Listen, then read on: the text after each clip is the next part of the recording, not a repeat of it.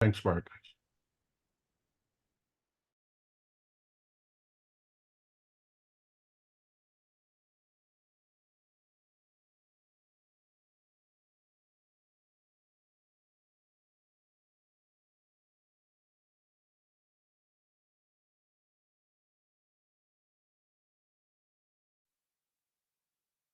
Disclaimer. The information and education material contained herein is meant to promote the general understanding and dialogue of GAN's processing. Such information is not meant or intended to serve as a substitute for a healthcare professional's clinical training, experience, or judgment. For patients and individuals, such information is not to be a substitute for professional medical, therapeutic, or healthcare advice or counseling. For medical issues or concerns, including decisions about medications and other treatments, readers, viewers, listeners should always consult their physician or, in serious cases, seek immediate assistance from emergency personnel. Prescription information, procedures, and use of medical devices information should be undertaken only by properly trained and certified medical personnel. We specifically disclaim any warranties, express or implied, including implied warranties of merchantability or fitness for a particular purpose. Such information is provided, as is, and is believed to be accurate at the time of its publishing, but it is the viewer's job to evaluate the accuracy of any information found in this presentation. Every case presented is of their own experience, applied by themselves for themselves, and it applies to their case only. Every person experiencing health problems should seek professional medical advice and consult their course of treatment with a doctor. The processes of plasma balancing described herein are a natural process which supports the body but does not replace medical advice or therapies one is already subject to.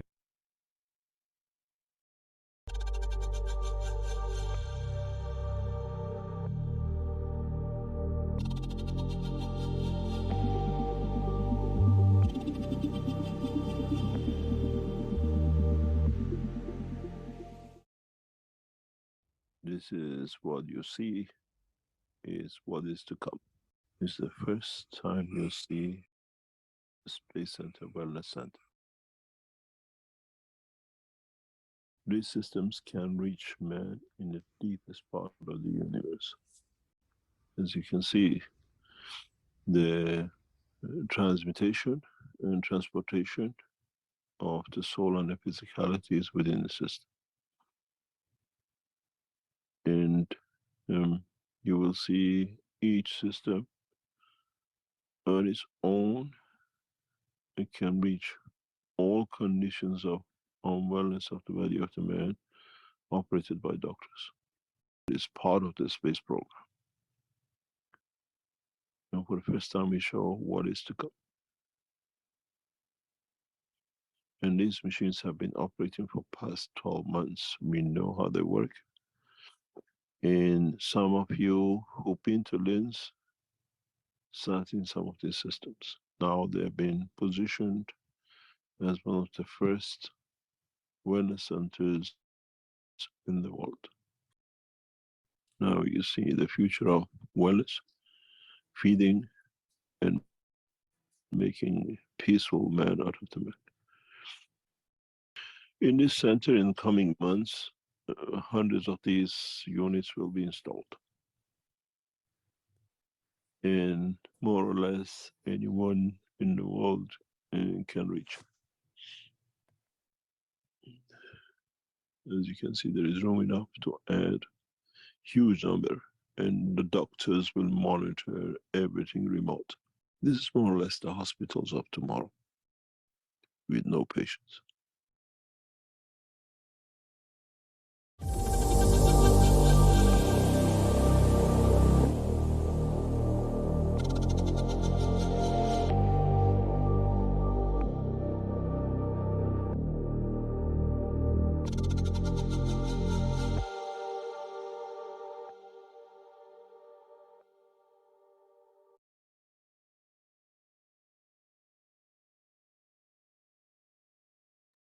And welcome everyone to the Keshe American Knowledge Team for December 10th, 2023. I'm your host, Mark Anderson, along with Alex Skoric, and along with every other knowledge seeker who is here in the physicality or in the dimension of energy. This is a roundtable meeting. Everyone has a mic.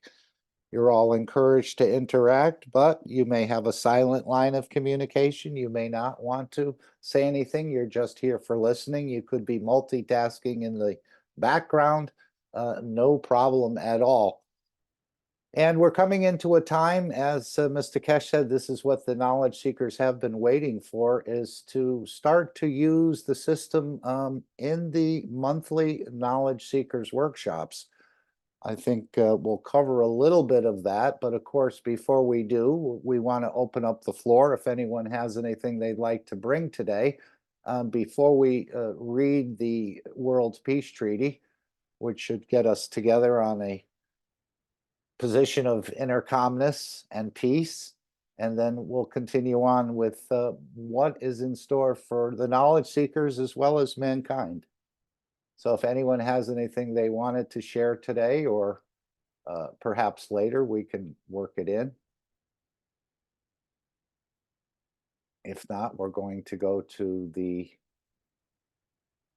World Peace Treaty.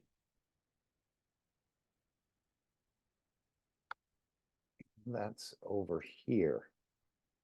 Okay, and this is the document. Again, it's all about finding peace within yourself, peace in the environment directly around you or on this planet. And then, of course, peace with the universal community. But that's what the wellness centers are set to do, to make a peaceful creature out of the man. And then, of course, introduce you more and more to this understanding of transmutation. I think Myrna has asked a question, and let's see. I titled it, Many Knowledge Seekers Were Waiting for This. I think these were Mr. Keshe's words. But before we read the peace treaty, let's hear what Mr. Keshe. Again, this is all about peace, and we see so many conflicts. We've had so many conflicts on this planet over the last 3,000 years, 5,000 wars. So until we upgrade or elevate the soul of the man, even with the advanced technology being gifted to humanity, within a generation or two, we'll go right back to what we're seeing today in the news, killing and eating each other. But let's, Mr. Keshe has made a comment on Gaza this past Thursday, so let's listen to that, and then we will read the World Peace Treaty.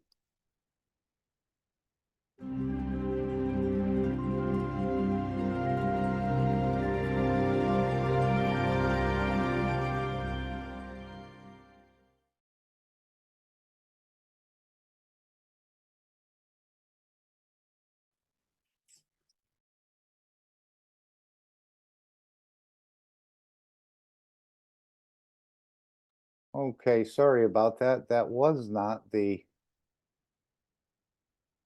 slide that I wanted to play. It seems that it has disappeared from my tray, but we're going to try and find it again in just a second.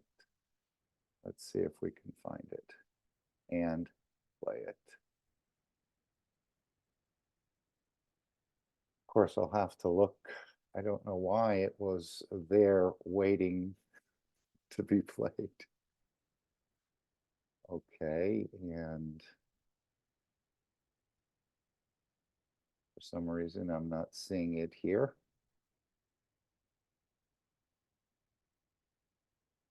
Here it is. Sorry about that. We'll just have to slide it over. And let's play this comment Mr. Keshe made on Gaza this week.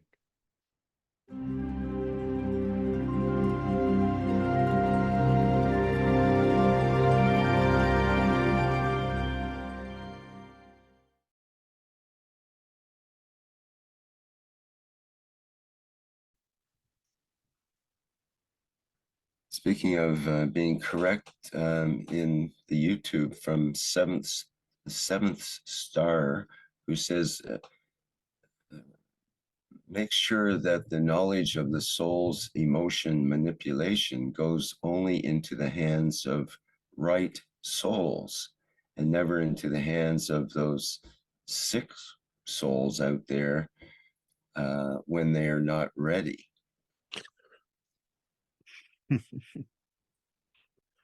So do you think you can direct your knowledge only to the The right It souls? almost, yeah, it all depends on whose benefit, huh? If it benefits into whose benefit. I had something extremely, I couldn't stop laughing, but the rage inside me was worse than actually laughing about it. Uh, when uh, when you listen to the situation with Gaza, this afternoon, the head of the United Nations has made a comment in a way that they needed a solution to stop this and make the state who was doing it a criminal state, and then all the sanctions by United Nations. And one of the ministers of Kevin says he does not understand what he's talking about. We can do what we like in a way, and we are immune from these things because we control the Americans that control United Nations. In a very different way of putting it. And I thought, how can we are different? And he speaks about the they taking women and children and hostage-ing them. And the head of the United Nations does not understand our hostages that are in their hand. And I said, my God, you're killing children in tens of thousands now, hundreds of thousands, and nothing. Is there any difference between your blood and their blood, their pain and your pain? And how irresponsible, how arrogant this nation has become. As I said, we're taking the love of God from the blood of Moses. You will see their suffering beyond their imagination. Even I come partially from that blood.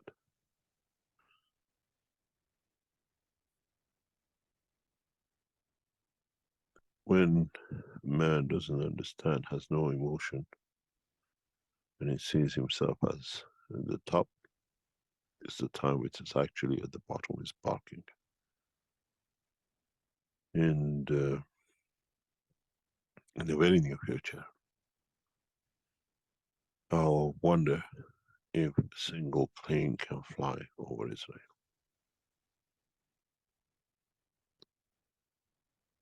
You will understand very, very soon. The nations who take gun policy, very soon they'll find out, very, very soon they'll find out who silenced those guns.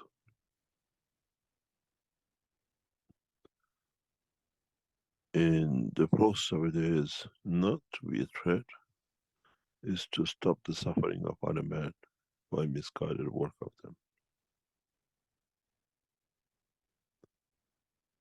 Doesn't matter if the gun shot in a school, on a train station, or in mass in Gaza,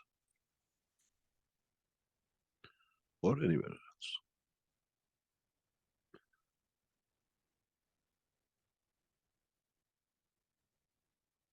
There should be no, man should have no access to tools of killing.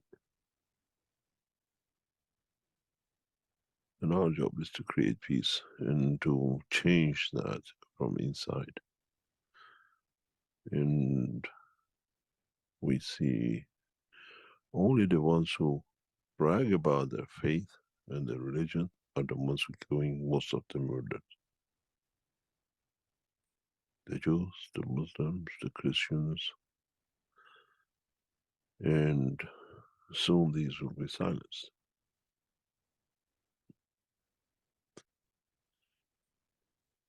If we do it, they say they've done it to us. If they do it themselves, they walk away from it. And this is part of what is to come.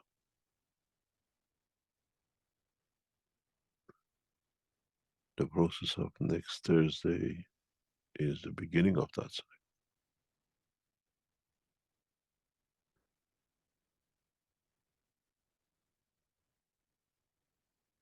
We shall see.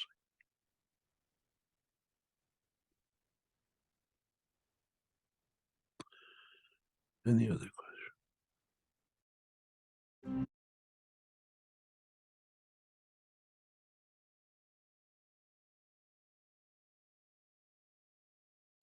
Okay, now we're going to read the World Peace Treaty now.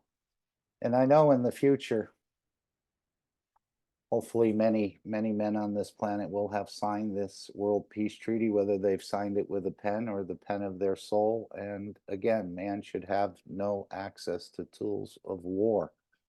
And perhaps in the future, we will turn every gun into a rose. I know Mr. Keshe has alluded to that on a number of occasions.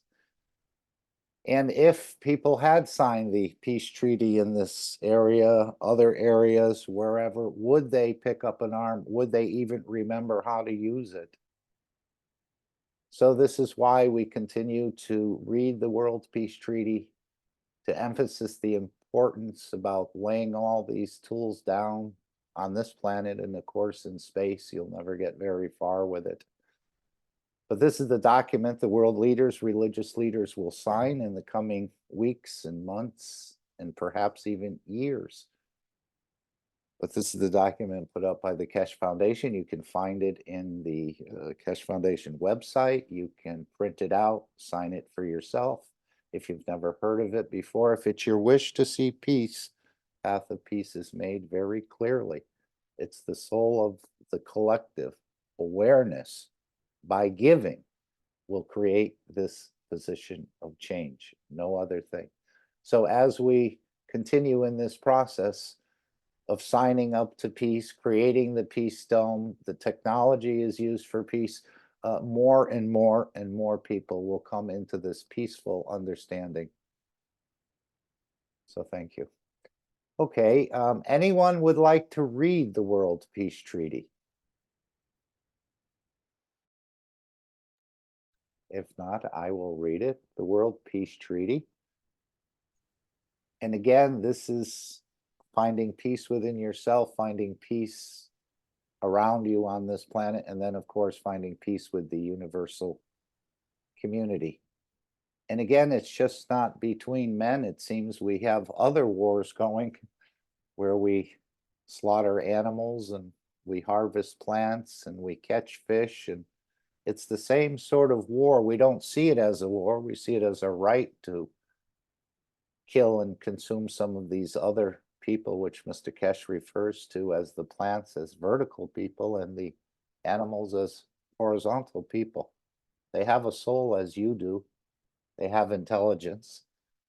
They can reproduce and they have emotions. And even the Creator doesn't abuse any of his own creation.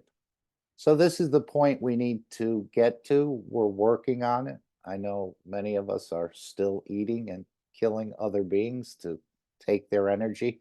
But with the new systems, with the new developments, I think you'll have the choice to walk away from killing and harming not only other men, but other entities, which we call plants and animals and fish and the rest of it. So this is the World Peace Treaty, very simple document, but it's a very powerful document. And again, it's between you and your soul, for you finding peace within yourself. We, as citizens of the earth, from this moment on, accept to lay down all tools of aggression and war. We shall never think about getting involved or incite war, or develop or use any tools of war on this planet or in space. And to this we all agree and swear with our, and you can delete as appropriate, whether it's your nation, your territory, your council, your religion, your city, your town, your body, and soul. Simply put your name, your signature, date, position held, and again, on behalf of the nation, the territory, the council, the religion, the city, the town, or as an individual. Have it witnessed. And of course, after signing this treaty, be proud to display this certificate where you consider being important to you, that everyone can see and know your ethos to fellow men and the mankind and other created beauties. And of course, committing yourself to peace is one aspect of it, but posting this treaty in a place where you consider important that others can see it, you can actually elevate others into this position They never realized they could wish for peace or that peace is possible, that you could sign or pledge a nation to peace or a religion to peace. You can stand and be that bridge to connect a religion, to connect an individual, to connect a territory or a nation, to work into this peace. So this is part of this document. This is part of the release of the new technology. Remember, it's peace in exchange for advanced space technology. So I would say the leadership of China has signed on to it.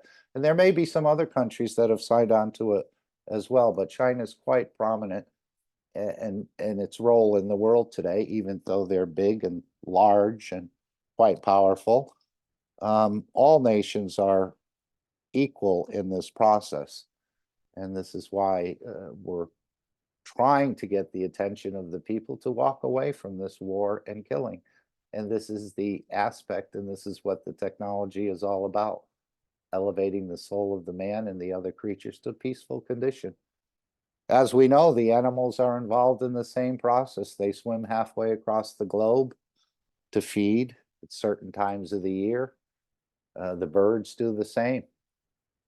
Fishes, whales, all the rest of it. So they're all in it. The plants seem to be a little bit less taking, as they've learned how to absorb their energies without even moving from a single point. And we have a lot to learn from the plants as well. But this is part of bringing peace to this planet, and I think it's our best shot. Of course, the technology will support this. And I think, as he said, become like the solar system, which is peaceful, as opposed to the sun, which can have some violent outbursts and ejections of plasma and moving all over the place and so on and so forth. But like the solar system is very peaceful for the most part environment. And this is where we want to go as we go out into space. Anyone want to make any comments on this peace treaty? They probably should drop it all over every country on this planet, but we don't have to use the physical paper of it. Again, we can use our souls, as we know, and use our energies to create that dome of peace. And that's what's in progress right now. And it's not always a day job. You go to elevate others, you don't look for the change. The change is for them to see, perhaps in the future time, but you make your fields available. This is what we're learning to do.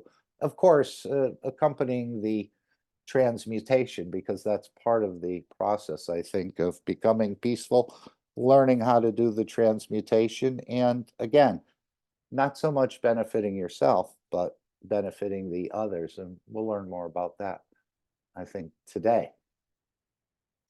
And as I said, what the knowledge seekers have been waiting for, let's see if we can just pull this up, which are these sessions that Mr. Keshe had talked about maybe over the last year or more, where he said we would, I wonder what it would be like to do a knowledge seekers workshop mostly in silence.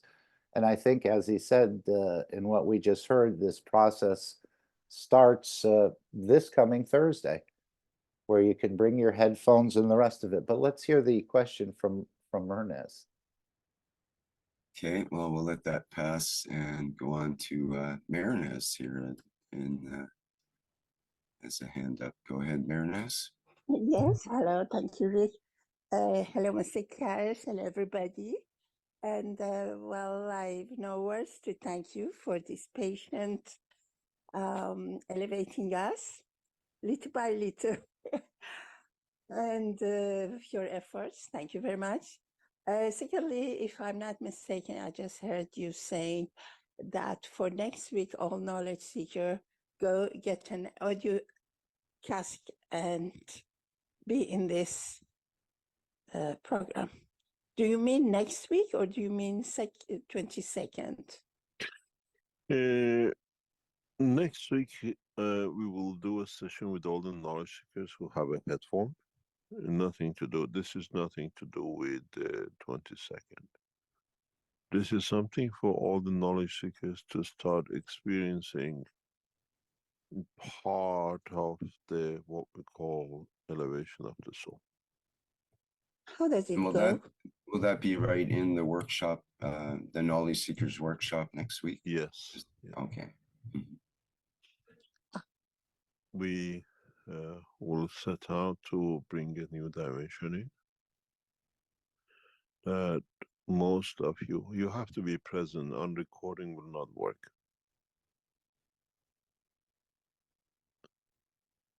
It will not work if you are recording it.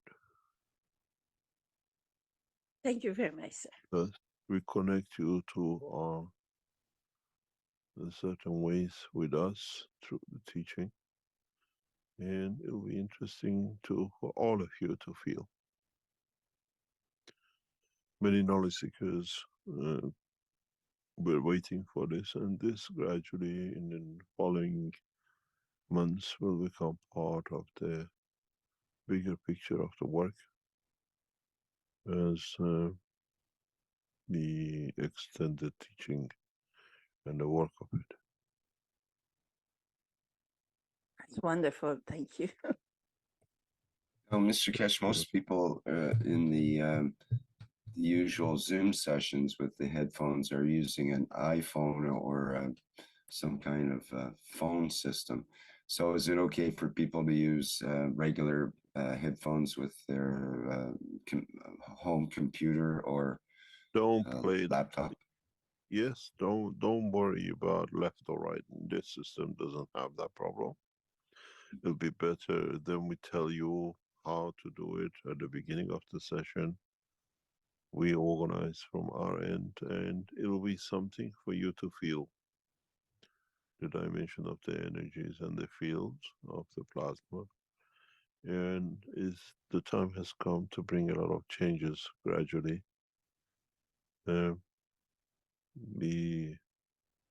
We will start a process of a lot of things.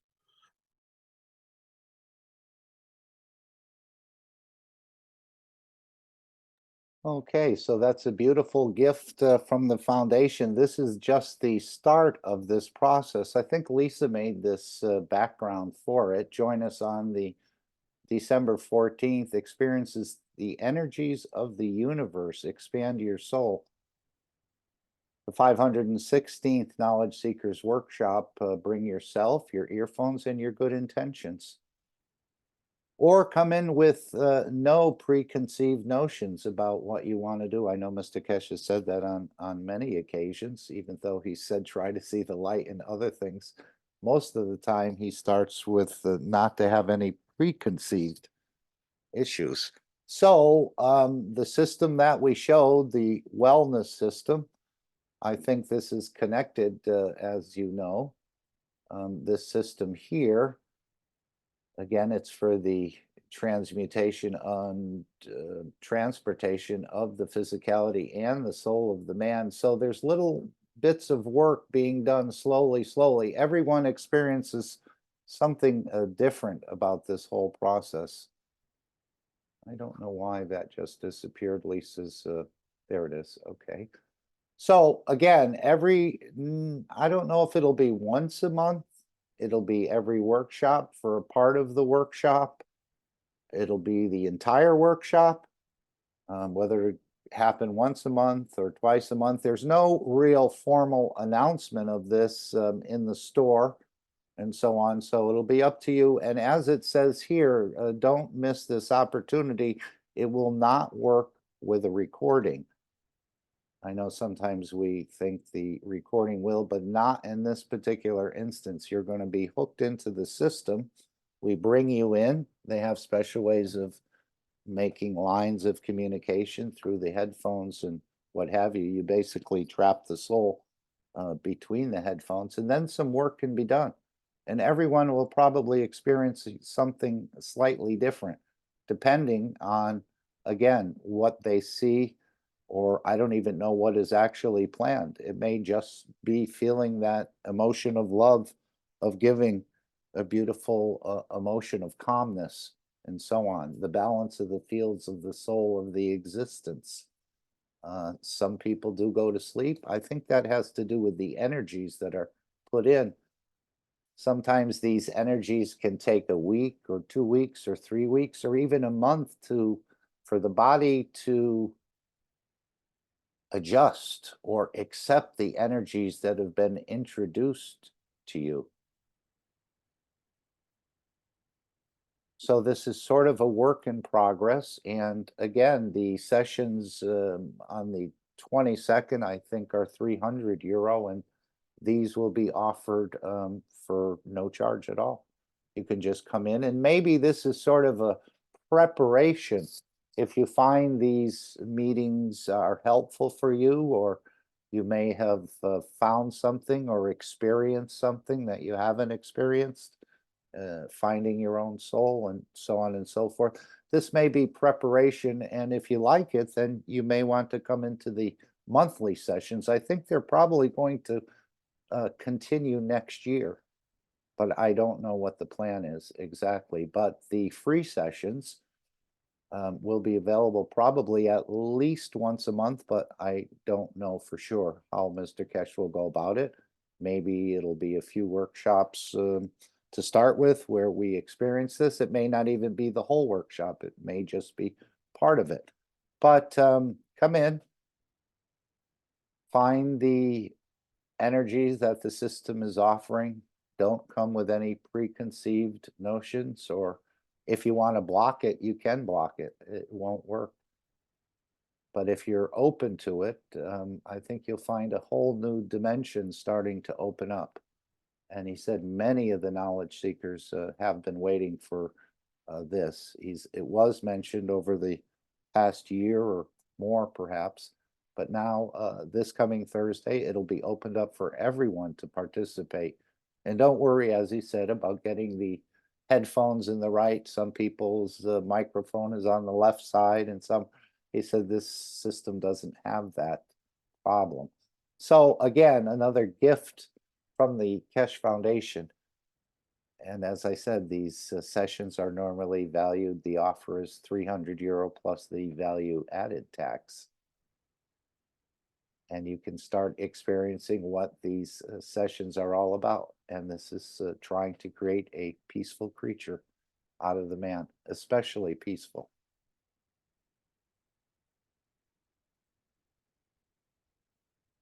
Any thoughts or questions? Has anyone looked forward to this? I know a lot of people have, but this is one of the new aspects added on to the workshop for all of us. Even people that have come in for the first time, they may experiencing something they haven't ever experienced before. And again, everyone seems to report something slightly different. One of the other things we've been doing in this workshop, of course, is reading from this paper, from the Chinese white paper, which they've put out. You can find this on the internet, A Global Community of Shared Future, China's Proposals and Actions. And this is something hard written down, offers for collaboration, offers for cooperation, working together, thinking about what the future will bring. Can we create our future? I think we can. I think working together and developing together, as Mr. Keshe said, it's going to take more than all of us on this planet to really unravel this knowledge. And as we become peaceful, as we become those peaceful creatures, I think the universal community will start interacting and perhaps show us how to build some of these more advanced craft, UFOs, if you choose to travel in this dimension of physicality in a way. Don't forget, the technology is accommodating both to your physicality and, of course, to travel in the dimension of the energy, the way the creator travels. So China is proposing this cooperation and collaboration. We know the technology is going to be coming out of China. I think it's far embedded already within China. Many of the top people at the top levels in the political scene, the scientific scene, the academicians area have all started thinking and commenting on this, and I think the leadership in the military and the government has decided to move ahead with this in perhaps a slow way, but also in a very rapid way. I know Mr. Keshe said the energy unit will be coming out of China. They have to show some more things, but it's not just going to be made in 10 or 20 of them or 100 of them. It's going to be made in the tens of millions of these energy systems, but there's something that has to be shown first. So we have a great manufacturer backer in a way with China ready to release some of this technology. I know they want to, as is the habit of mankind, is to concentrate more on the matter state, and we'll leave the dimension of energy for later because it's not something we fully understand.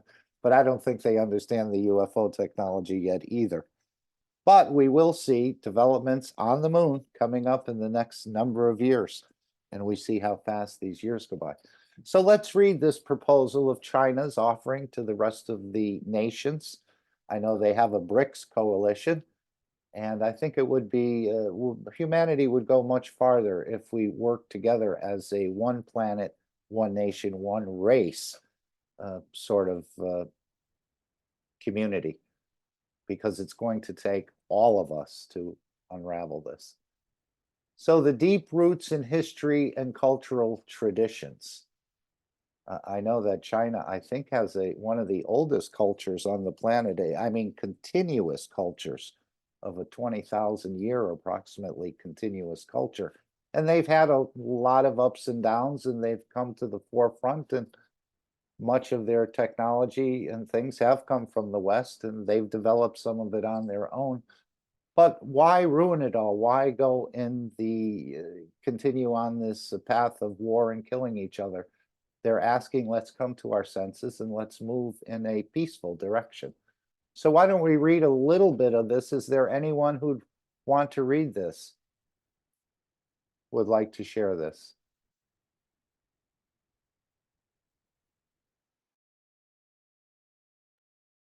Okay, I will read it.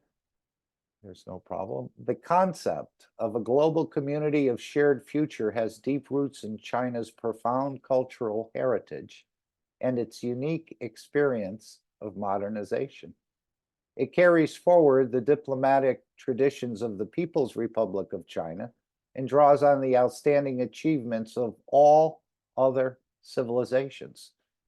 It manifests China's time-honored historical traditions, distinct characteristics of the times, and a wealth of humanistic values. Inheriting the best of traditional Chinese culture. China's fine traditional culture epitomizes the essence of the Chinese civilization. It provides inspiring insights to help understand and shape the world and address current challenges, and contains elements of the vision of building a global community of shared future. Harmony is the core concept of Chinese culture, which values the primacy of harmony and harmony with diversity, pursues the ideal of harmony and solidarity towards common progress, and embraces cultural diversity and global harmony. The Chinese nation believes all nations together are one community, advocates fraternity among all peoples and peace for all countries, follows the principle of interstate relations, that the strong do not bully the weak and the rich do not insult the poor, and pursues a world of fairness and justice for the common good. The Chinese nation champions universal benevolence, holding that the virtuous are never left to stand alone, endorsing good neighborliness with good faith and goodwill, and pursuing both friendship and interest while putting friendship first. The Chinese nation observes the rule that to establish oneself, one must help others to establish themselves first to succeed.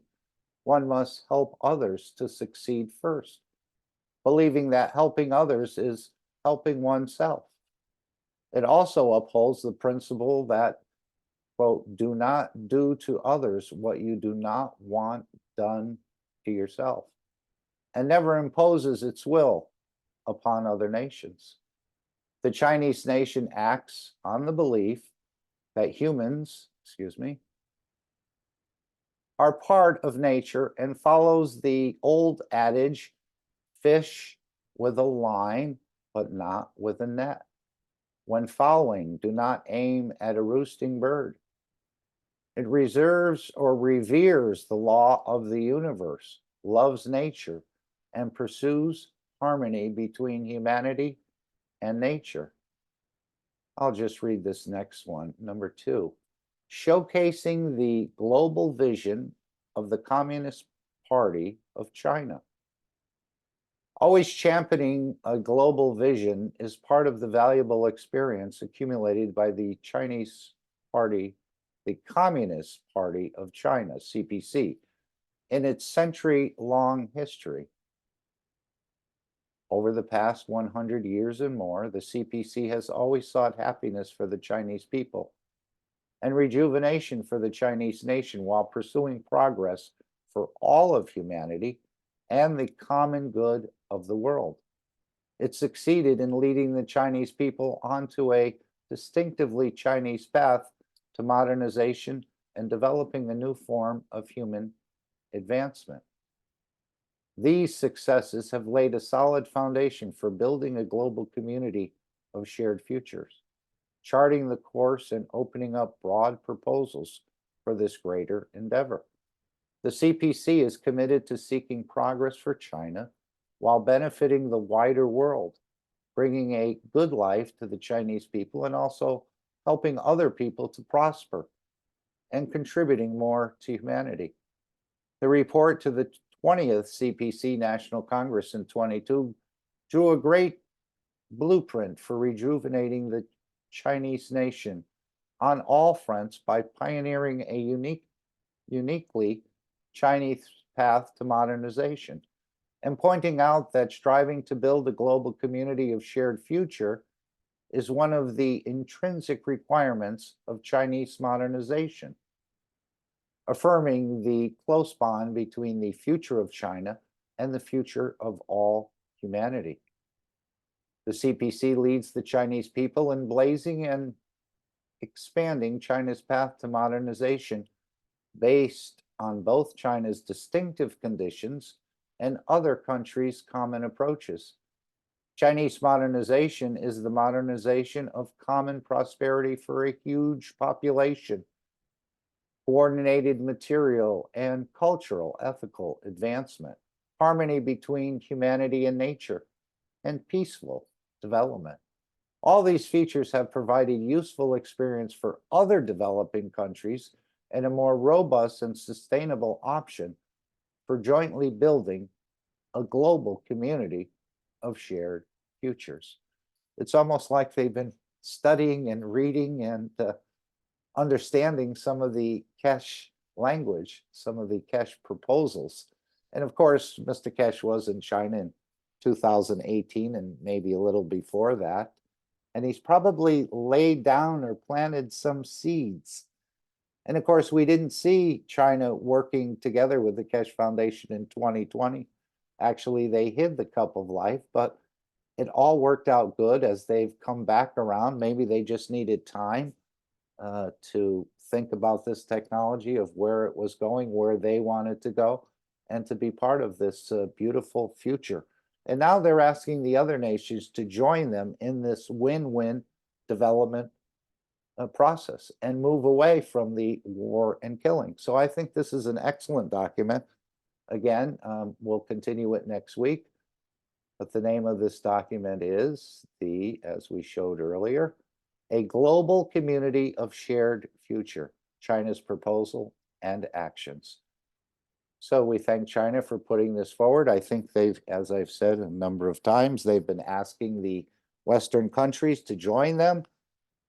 They've done so much in the Matter State with the high-speed rails and some of these other energy projects that they have. And of course, they can bring the technology to other countries, as we've seen with the BRICS. Once they understand how to build a bridge and you have these teams already in place, a bridge that would take 10 years under normal development, when you have, it's almost like an operating team in a way in the hospital. That team works together so well that they're just able to cut the time in half of some of these buildings. And we've seen the high-speed rail. I think they have the most high-speed rail. And now they're going for something that's even a little quicker. I was reading something that's on the train end of it. That's going to be hitting much higher speeds. And they've cut much of the travel, moving freight, moving people from 10 hours to 5 hours, from 27 hours to 10 hours, traveling around in China. So I think a lot of people like this. It's fast, it's quiet, and it's pretty efficient, and it's non-polluting. So these trains are very important. Of course, as we start to get into the transmutation and transportation, maybe some of these will become obsolete, but maybe they won't for some time. But this building and jobs and extending it to other nations to move away from war, move away from killing. This is the ethos that the Chinese seem to have picked up. Of course, they are armed, as we know, because they have to defend themselves from other aggressors that seems to want to cause a problem. But they'd rather put that into the development of the community, I think, and the collaboration, cooperation with other nations. So thank you for listening to this, and hopefully you'll read it, understand it more. This is something really in the matter state, but it's also beautiful to talk about working together, elevating the other, sharing technology, and the rest of it. Okay, any comments anybody would like to make about this? I'm not sure exactly where we are here. I thought what we would do is to go to the Keshe Foundation store and hear Mr. Keshe speak a little bit more about some of the issues that have been concerns with the store. Let's just see if we can do that here. I think this is the part after the break. So let's spend some time in the Keshe Foundation store. And I'm just going to move this over here. Oh, that may not work out exactly the way I was thinking about it. Okay, let's hear a little bit more about the store, some of the issues the store has had, some of the products that are going to be coming out. I know the communication bundles are ready to be released, and there are other toys in the store. We can cover that as well. So you're able to come in this coming Thursday. And of course, what's happening is the 22nd meeting, which is again in this series of connecting with the soul of the creator, which again is you. This is the one scheduled, meeting the soul of the lover on the 22nd. So if you like what you experienced on Thursday, and of course, everyone's going to experiencing something slightly differently, this may prep you for wanting to go in a little deeper, have a bit more work, a bit more discovery within yourself, a better understanding of yourself, start to communicate with your soul, and so on. So this is what's coming up on the 22nd. But next Thursday's meeting will perhaps be a preparation for you to delve deeper into this understanding of developing the wellness systems. Even though the system is quite developed, I think it's only in its infancy.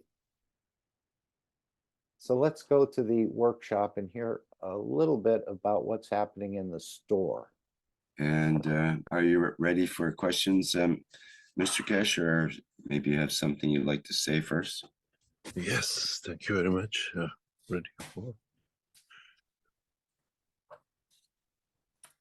There's a couple of announcements which I'd like you to inform.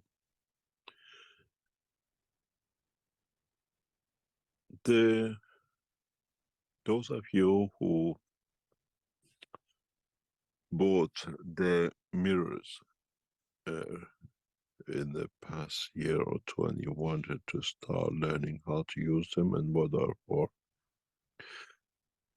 Those of you, if you have them when you join the 22nd of December session, bring them with you. And we will split you into the groups or section which have and they don't have. And we try to bring into the front the use of these, the new technologies, which now that our systems are developed, you can use. And you can bring it to manipulate and to be able to receive that then you can create the energies with. And as we always say in the plasma technology, energy is magnetic fields in motion. And how you can use this to create a condition of giving in receiving. The what we call in the past the 22nd of December session, it's most probably one of the most glorious days of the work of the foundation. In the very first steps that we start understanding how to allow the energies within us to be given, to be shared in a form of knowledge of the emotion of physicality and emotion of the soul together.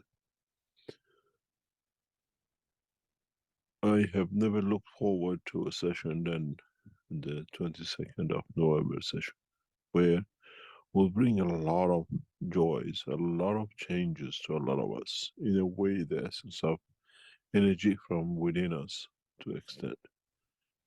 And if you have the mirrors with you, bring them, and we'll start experiencing a new experience.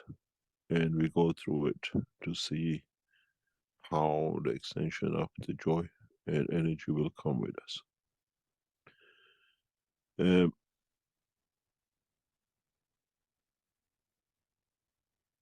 If there are any questions. Does anyone here have those mirrors? Have they used them or have they just put them? I know these are I think these take 2 or 3 months or more to develop. They go through about 40 or 50 different processes. They continue to re-nanocode, so they appear to be very powerful, and now it's time to start learning how to create, receive, and give energies through these tools. And again, they are all tools. Mr. Keshe said you don't need any of these systems. You can create the emotions and the energies from within yourself. But if people knew how to do that, I think they would already be doing it. So most of us, I think, will benefit from using some of these systems. Anyone want to make any comments on these mirrors or discs? I think he refers to them as mirrors. And there's still some available in the store if you'd like to purchase them. I'm not exactly sure where in the store they are, but they are in the store. Let me just see if we can find anything here. Not sure if I did see them listed again,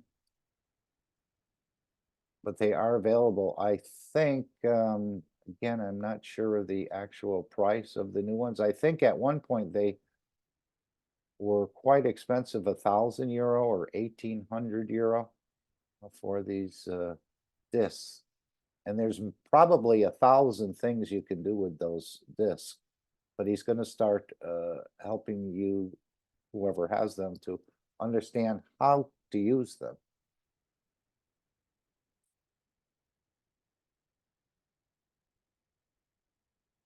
Okay, so that was that part. I thought we'd just play a number of clips of what Mr. Keshe said regarding the 22nd. So let's go to the 28th, even though there's more in there. We'll just listen to a little bit of this for about 10 minutes. And again, the Thursday session may prime you into wanting to join, if you can, the other sessions, the travel sessions or the space flight sessions that they're conducting usually once a month near the end of every month, where you can go in and learn about expansion of the soul, experience different things, maybe even the wellness in certain areas. But again, it's mostly listening. And that's what Mr. Keshe said when he said he witnessed the transmutation or the process of it with his son. And he told him, just listen and watch, or watch and listen. So we're in this, we don't know as much, I think, as we think we do, but at times we may know more than we do. As Mr. Keshe said, we're already doing it when we sleep. That was part of Jefferson's questions, which we'll play shortly. But let's go through this a little bit more on the 22nd. And then it comes a very big question for the mankind. Would this system developed by the man will take over the man? Where these systems will create their own souls, where these systems will create a dimension of existence that man never knew. What is interesting and what we see is that how our emotion can be fingerprinted in the dimension of the soul of the man. In the coming time, in the next couple of weeks, when we carry that emotion of love through the what we call the cycle of love of Mitra, on the 22nd of December, would we see the beauty of the creation within the man? How many of us will be touched by the true love of the Creator? And how many of us will see that elevation of the soul? And would that be what mankind has been looking for?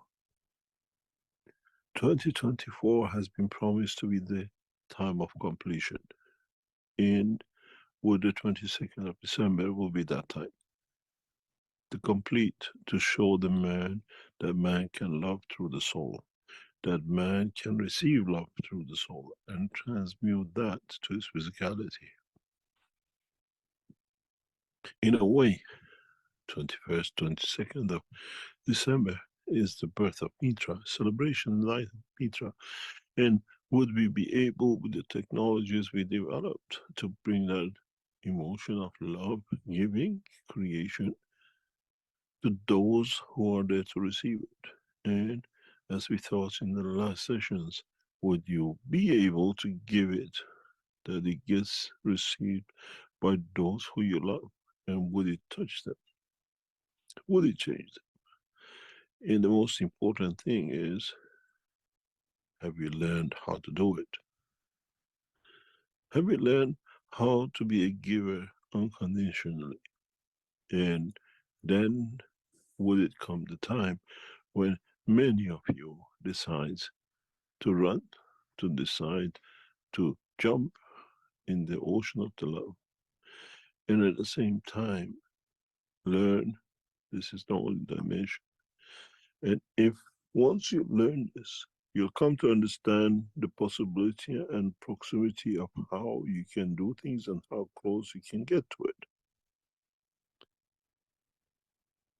The process of the emotion, control of the emotion through the soul, will be nearly completed this year.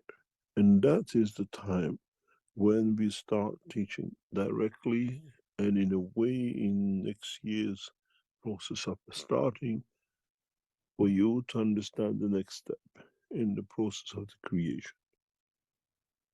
How do you connect? How do you create? How do you separate one field from the other?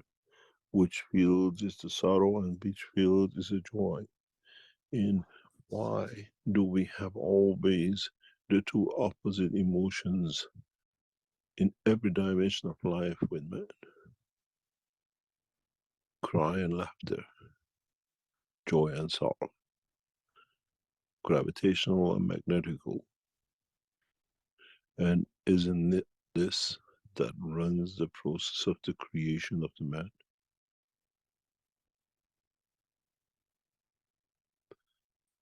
Every interaction has an emotion, and every emotion has its own dimension and the opposite direction to the flow of the same. Yang and yin. And this will become important for the knowledge seekers to understand how you create, and how from that creation you lead to understanding of the totality of your own self and nobody else's. It's like you don't know what it means to be and to love like a father till you become a father. And now it's the same process for all humanity, the mankind or the womankind or any other kind of animals. How do we create to love unconditionally? Through the process of the emotion of the dimension of physicality of the man, that it touches us and it changes us.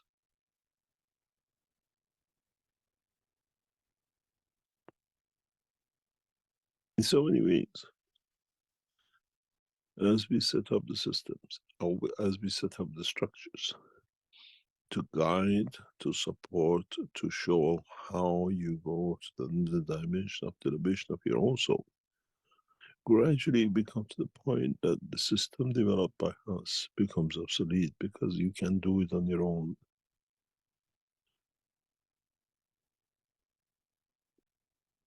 You can create that dimension. And how you control everything. It's no use trying to copy because you have never understood. And it'll be every use that once you understood, you can use it in any dimension and direction. So this is what's happening on the sessions, in the monthly sessions, and you can get a taste of that on this coming Thursday without having any cost. It's a free gift from the Keshe Foundation. And if you like it, if you've experienced something, and sometimes you don't experience things, as I said, these energies that you're interacting with, sometimes the body can take up to a month or maybe even longer to accept and process those energies. A lot of people want to go into the system more often and more often, but I think Mr. Keshe indicated that sometimes when we start to see things change, we don't have people go into the system that often or that regular because we allow the body to take over the work. So again, it's just opening up a whole new understanding of ourselves, the beauty of the creation, and what we can do with it. And as he said, it's for no one else but yourself. But then, of course, once you understand it, then it becomes this process of giving to the others, not in the dimension of physicality so much, but the dimension of through the soul, of loving, of elevating others and creating plasmas that can elevate them. And as I said, don't look for the change immediately. It's for them to see it in the future time. So let's go to another clip here. It's about 54 minutes, I think. We'll just start here, around here. And then we will get the transcript up to coordinate with the 54. We can. No problem. There it is. Okay, and again, this is more on the, I think there's more in here on the 22nd. Yeah, here it is here. But I just thought we'd play some of these clips, and thank you for the creator of this transcript. We've been using it weekly. We've been using it in private classes, and I think many people have found this very helpful to understand or even to make videos from. So thank you to the creator of the transcript. So let's go to start this here. And we'll go back to the transcript. Understanding the elevation of the soul. Through the process of understanding the elevation of the man himself in the dimension of physicality, is one of the points which is always been.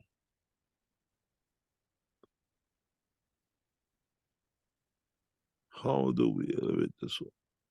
How do we come to see it that is ours?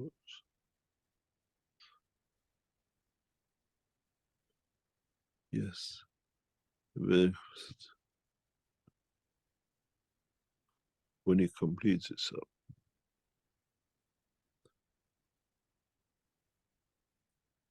In a coming time, we can, through the plasma systems, make you laugh, at the same time make you cry, and not much further. You make and you develop that and you test. And that's become a bench work for those who want to elevate their souls without dying.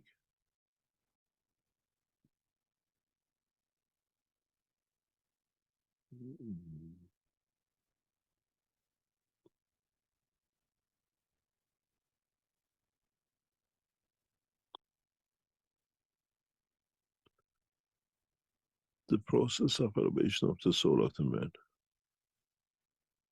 has to come with a full understanding that I'm not the only user and I'm not the only one who will be allowed to use.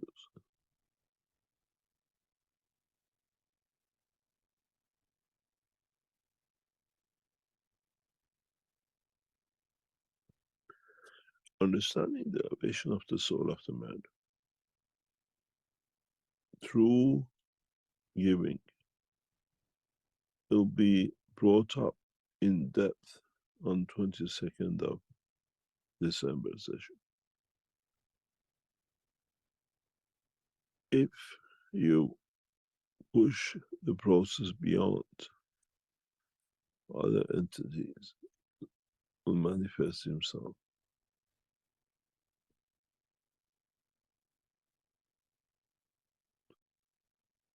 Developing systems that man is used to, but creating new conditions of the universe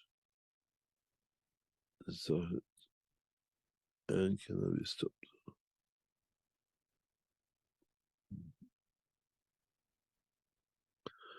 Elevation of the soul of the man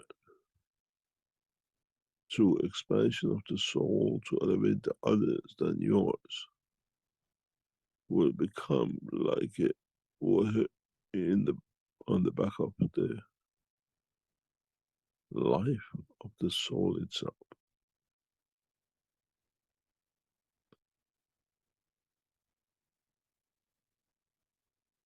Once you understand this, you come to understand how to transmute.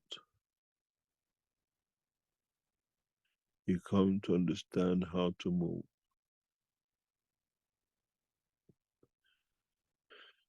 You don't need to go up and wait for the earth to rotate and come down where you want to be. Where, with a new cycle of development through literally invisible channels, we connect you to the part which is missing. And what you need to do to elevate this, to become the soul of the creator for a new cycle of creation in the universe.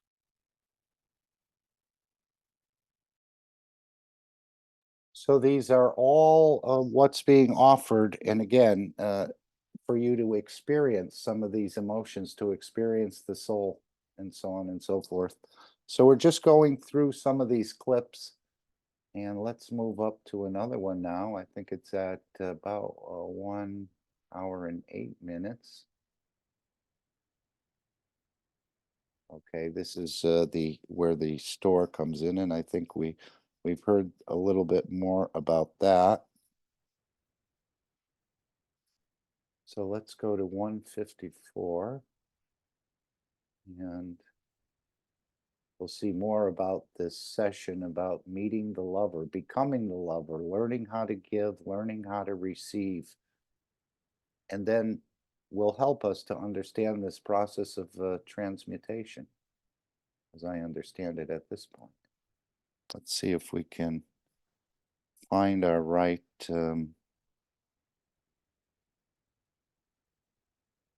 okay, that is the beginning of the cycle. Okay, I think we'll go to where Jefferson posed a question here. And it's about soul travelers, how to do it. And we'll hear a couple clips by Mr. Keshe on this. Again, a lot of it has to do with ourselves,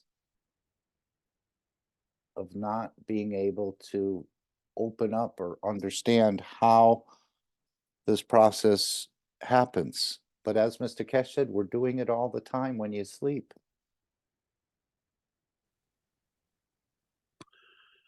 Any other question? Okay, again in our Q&A from Jefferson. Says, my name is Jefferson Modesto. I'm from Brazil. Thank you very much for your presence among us. My question is the fact that we can't expand the soul beyond the soul of physicality and physicality due to us not knowing how to do it or not having enough energy in the soul? How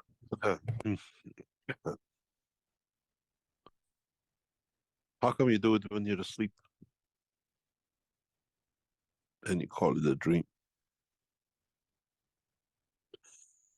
It's you who has put that limitation on it.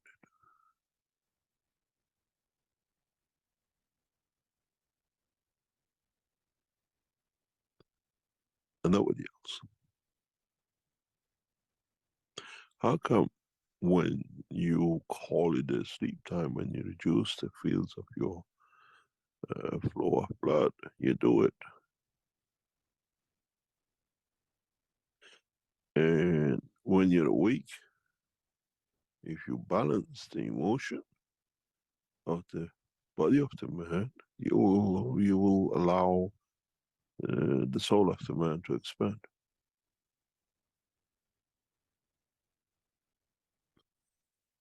In the session of last week with knowledge seekers, we showed partially how to do it, to try to expand, to be able to create that light. It's you who has put that ban and limitation, not your physicality, not your solar physicality, and not even your soul.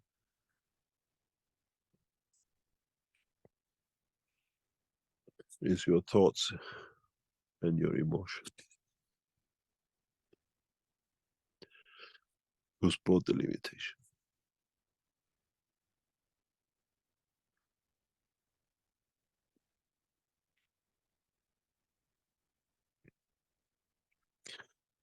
Have you ever watched your children when they're asleep or they go to sleep and you're awake? Have you watched your dog when he's asleep? When they dream, when they laugh, when they move, when their eyelashes move fast, when they cry jumping out of sleep.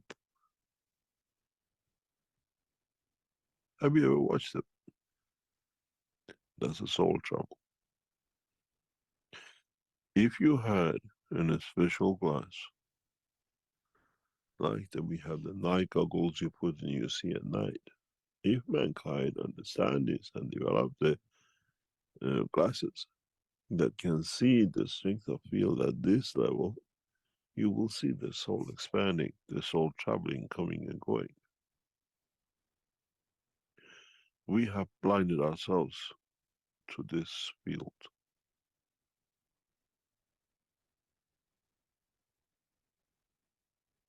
watch the eye of many, many children when they're born, and their eyes stays blue or grayish blue, and they stay in that blue. And especially the first days they're born is light blue, bluish, grayish, bluish.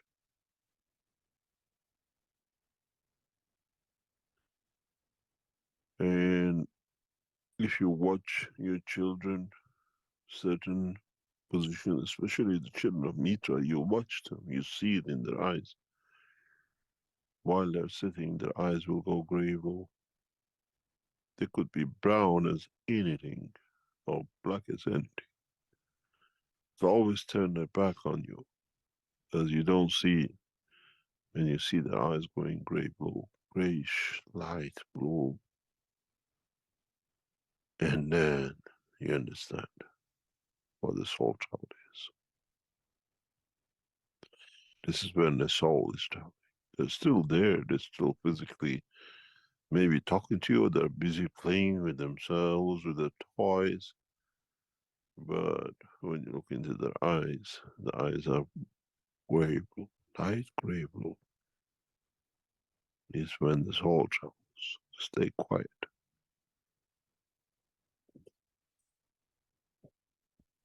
They're learning to live with both dimensions.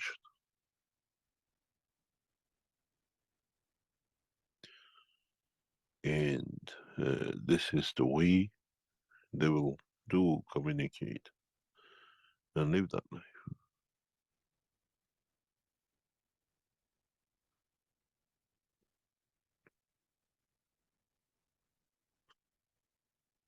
And we get that many of us at the point of death, when the soul travels, when the soul is departing from the body. You see that. One day I explain why this color.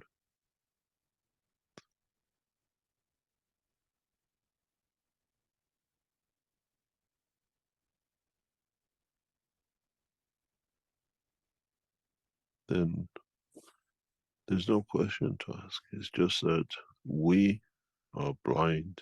We have chosen ourselves to be blind in the dark. We have chosen to be blind to the fields of our soul, the expansion of our soul, observation of our soul and the others who come and go with it.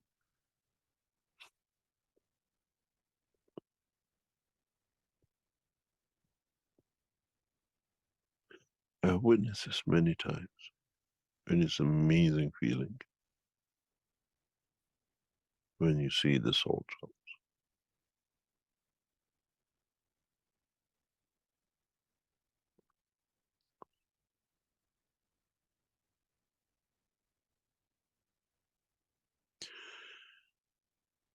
I watched it once with one of my sons, and he said, "Dad, how is this possible?" I said, "Just learn.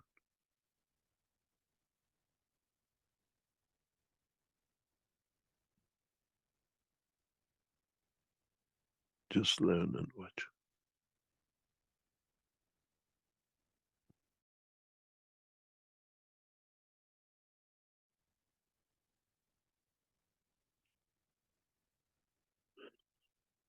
Any other question?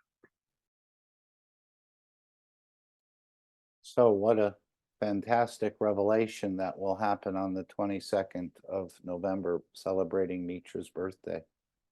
Understanding more about yourself. These are secrets that many, many, many wise people have tried to unravel. But as he said earlier or later in this workshop, no races have been able to do it. There's only been a few.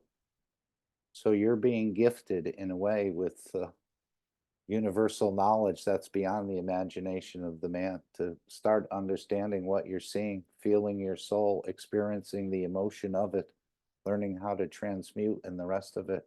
Again, it's a process that will take some time. As he said, we're going to start this new cycle of teaching next year, but it's basically beginning now, next Thursday, the 22nd, and going forward.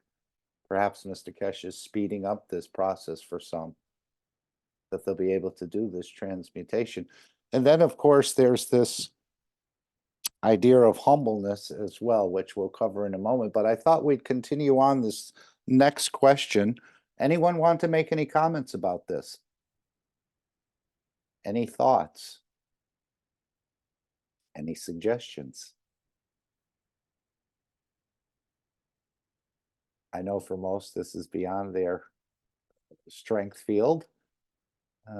But as you say, it's for yourself and no one else. And you don't have to show it to anyone. But apparently Mr. Keshe has witnessed it. I don't know if the son was witnessing him doing a transmutation, where he said, just watch and listen. Or it was the son doing the transmutation. But Mr. Keshe says he's experienced this many, many, many times, where the eyes go light, the skin can change color, and so on and so forth. So these are revelations that no race has unraveled, I think. So let's continue. How, I think this next question has to do with someone who's working with children and how you reach the children. They may be handicapped or whatever it is, but as he said, if the child had no ears or no mouth, how would you work? How would you touch them? And this is through the elevation of the soul. We had a question from the Alexandra of the Brazilian community regarding children. She says, good afternoon. I work with children and it has been challenging to contribute to their good. I would sincerely like to learn how to contribute to the elevation of these children's souls in the short period of the day that I'm with them when they are under my responsibility. How can I touch these children's souls? Give from your soul. Just instead of sitting there and talking to them, just elevate their souls. Make it available for them. How come you make it available, the education of mixing the colors, and you show them? Sit there and elevate them. Don't expect to see a result, because you'll see the results, or they see the result of it in the time to come.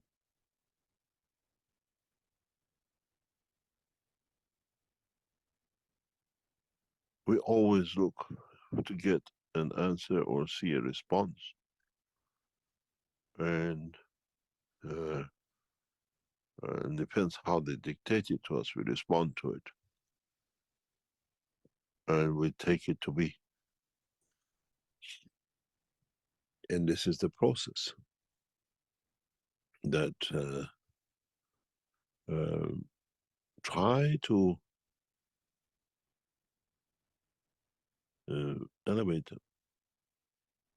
Try to leave your soul to make a decision. It's very hard.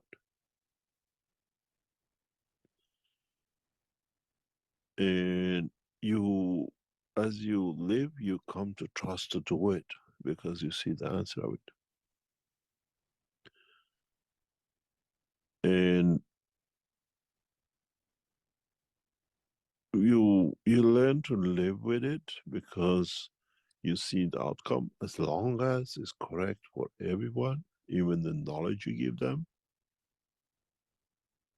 You find out they come and pick up the color you were thinking, says, oh, amazing, because you gave the knowledge to through the soul.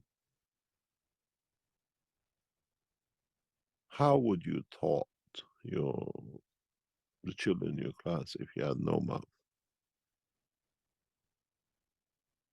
Would they stay illiterate, or would you teach them with your soul?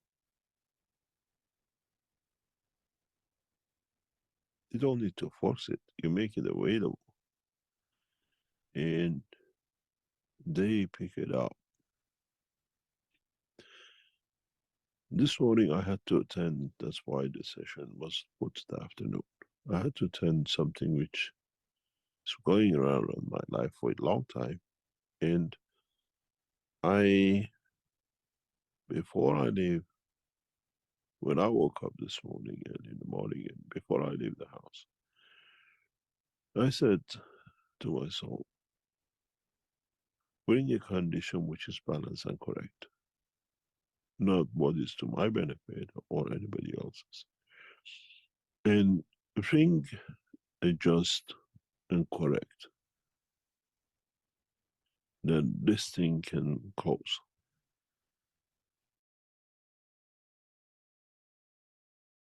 So you can see it's anyone you want to work with in this condition. So we're just learning some of the techniques of how to use our soul to elevate the others without even saying anything to them or explaining anything to them. And it's not for us to see the change immediately. It's for them to see the change in the coming time, which they'll notice and they'll pick up. But you're starting a process, as I understand it. And of course, humbleness has a lot to do with this whole process. So we're going to go back and just hear what Mr. Keshe mentioned about humbleness. He said, this is how you make the connection. I know he said when you wanted the lamb to feed you, you have to become more humble than the lamb, and the lamb will feed you. So this is a huge understanding, and this humbleness, which is not always easy to do. But again, the creation process is of the weakest fields, or maybe the lowest fields, not so much the weakest, I think he said. It's the lower fields, and this is where this humbleness comes in. Let's hear this. Manipulate the DNA of the man as much as he can manipulate the RNA, the information line, the line of the soul of the creation. And this will be one of the biggest challenges for mankind to come.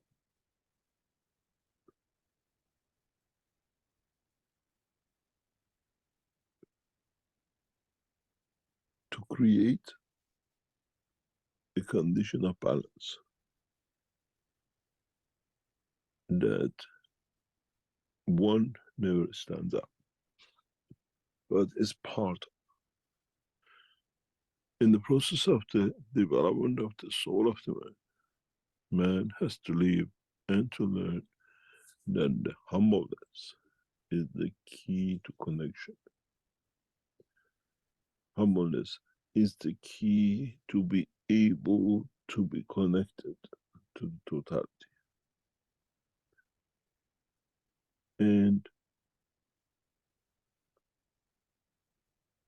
for it to be tangible for man to see, because man is physical.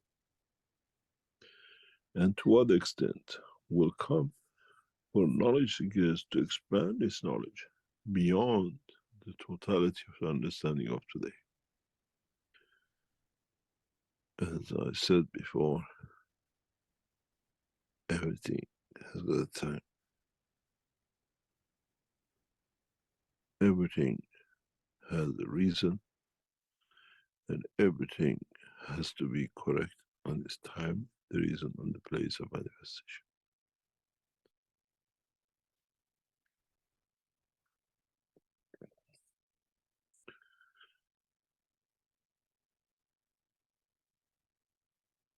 If you as knowledge seekers, as many of you are listening through headphones, try to connect to all the souls through the emotion of what you feel. Try to connect to the souls and how you communicate with them. How do you communicate with yourself in the dimension of the soul? Even though the dimension of physicality is very apparent and clear all to us.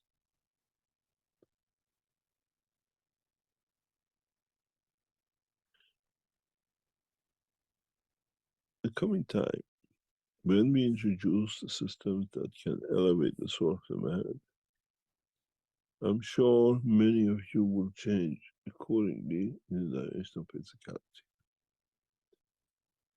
In a way, you will see that you can recognize, just because the fruit is the less or is the same as what I know, this is what is going to be and how it's going to taste.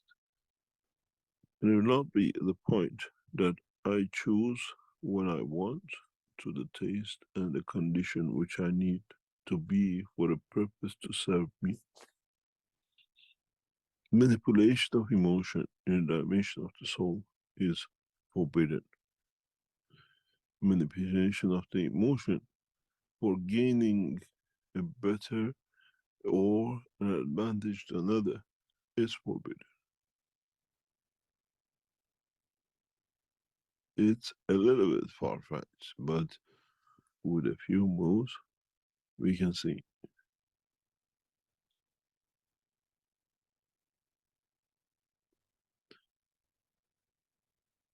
In the coming time, the systems which will carry the emotion will be so fundamental to the work of the man's daily life that the sooner man learns how to control this, how to be able to manipulate, will dictate how much further in the process of the creation you can go.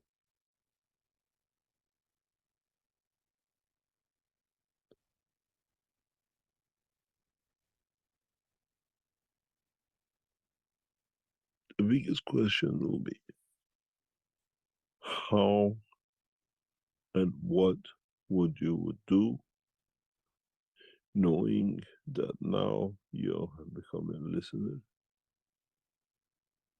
and from now on you become the receiver.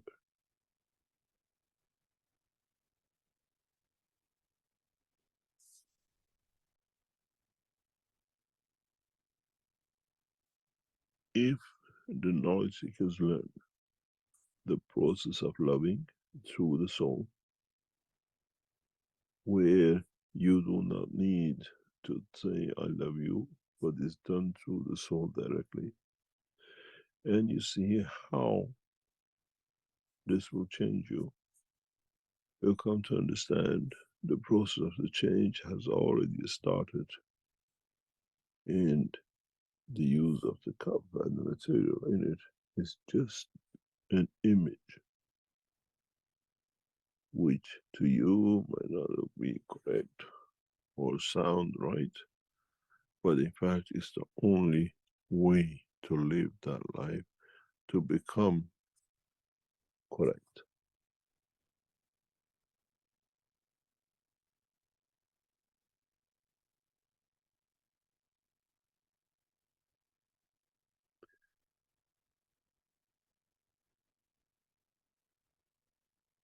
Try to learn how to expand your soul. As I thought in the last public teaching, try to put your hand on your face, and with it, in that instance, in that second, you'll change.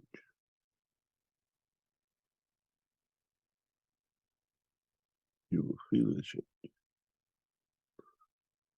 and you allow the change to take shape the way it suits you, but the other one has already chosen what could be what I enjoy.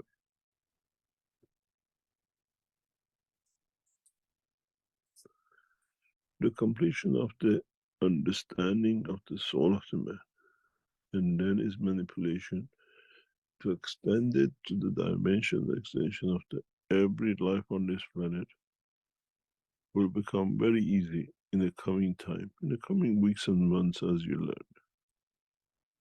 you will find out you pass an animal, you'll know its pain, and then you know how you can remedy it.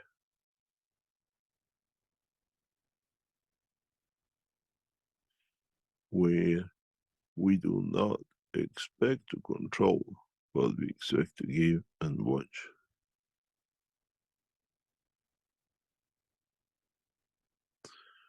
The process of transmutation through the soul of the man is one of the most fundamental ways for man to learn and to be able to use it the correct way.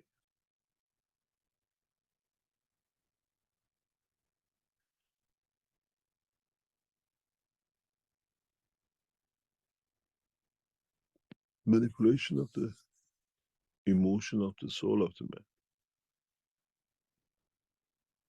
man. By man himself, it'll become one of the new cycles of life which we start teaching. You manipulated the ganses, you create the cups, you create the pens, and you see how it just helps. Now it's time to teach the true knowledge of the Creator and how this knowledge will come to affect every single one of us.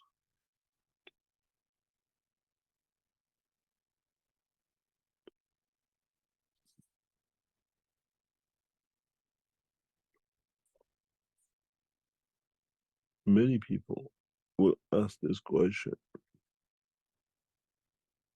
am I good enough? Would I be able to do it? Or just I live till one day I understand? And every man has the capability to reach the same point. It's just which way you choose to be there.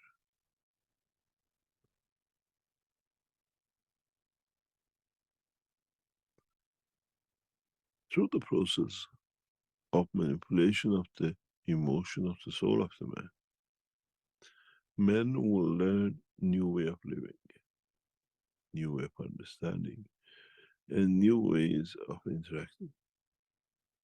And what is our request from you as knowledge seekers is to find out which part of the structure you fit and how you can serve and how you can change that by doing in a usable energy field.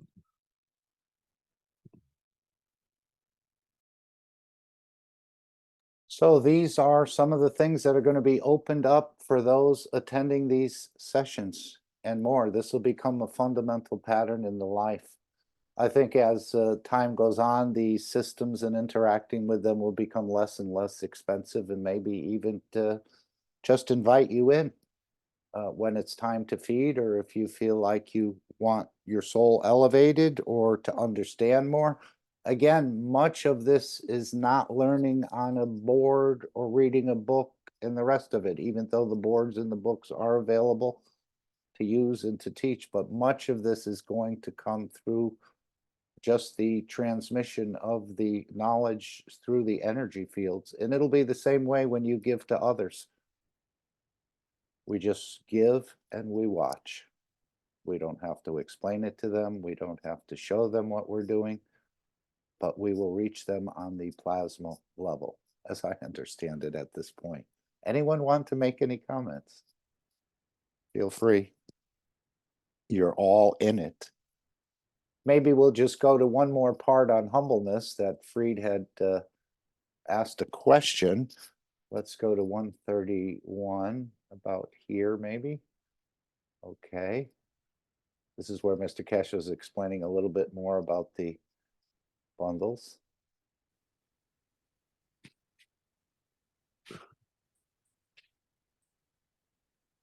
Any other question?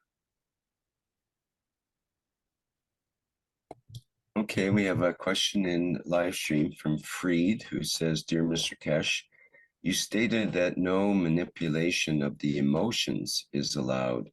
Is it then that we completely accept whatever emotion shows up in our daily life and expand this to all-encompassing love?"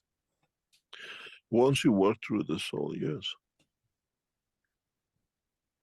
Once you trust this is from my soul, this is what the emotion created. Because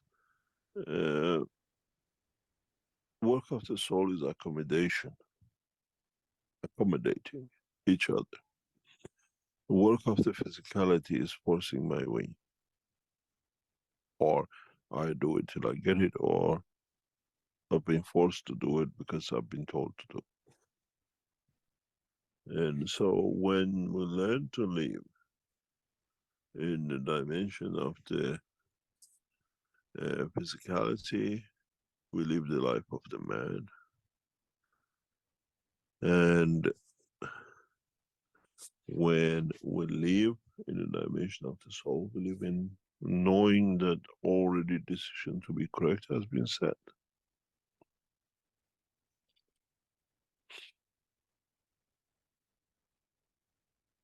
He goes on to say, and would this lead to the humbleness and elevation that you also spoke of? It does, because we know the facts. Yes. Because we know what is done is done with the carbohydrates of meat. So you can see all these fine points that, again, it's for you to internalize, not for me to tell you how it actually works, but for you to play with your own system. That's the beauty of going to you as the magravs. You don't have to make another magrav. You don't have to make another cup, another plate, and nano-code it. You can reset your own system and approach something differently. Perhaps it's for feeding, for wellness, for elevation of the others, for travel. I mean, this is the system that you're going to carry with you through eternity. You're not going to take a copper magrav in your pocket, nano-coated or not. You're not going to take any plates and the rest of it. So by learning to work with your own system for expansion of the soul, for elevation of the others, is the key to part of understanding the whole totality. And it's for each and every one to find that out for themselves. And only you hold the key to it. I wanted to go to the end. Perhaps we'll hear Mr. Keshe. He mentioned something about putting the Ganses on the refrigerators, and I have a little story to go along with that. Let's see if we can find this part. Maybe I should put in a word and find it. Yes, we know about all that. And of course, don't forget about, as he said, don't forget about the cuddly toys in the workshop. We'll show that.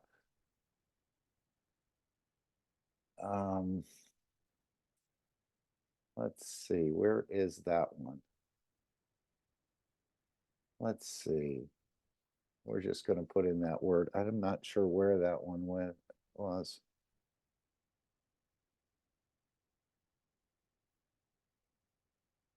See if we can find refrigerator. No. Okay. How about the GANs? Maybe we can find that word here. Okay, we're just going to scroll through these. Okay. Because I had a change of color of the Ganses. I didn't realize it, but I had put it on top of my refrigerator. And it went from a green color. Let's see. Okay. Is it right here? I'm not sure. But anyway, Mr. Keshe talked about putting the GANs on the refrigerator and how it was changing colors. Yeah, there it is. Here, okay, so if we go to 220, we can hear him explain this, and then I'll just show my example.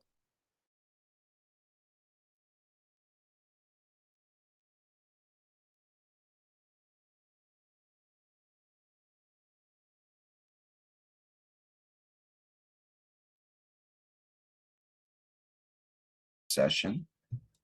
Thank you. Preferably, yes. God knows what you have created and you get connected to.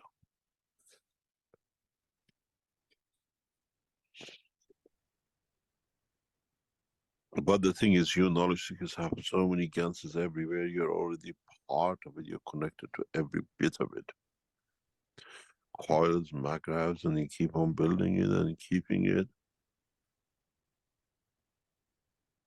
I have a special jar, one of these 5-liter jars.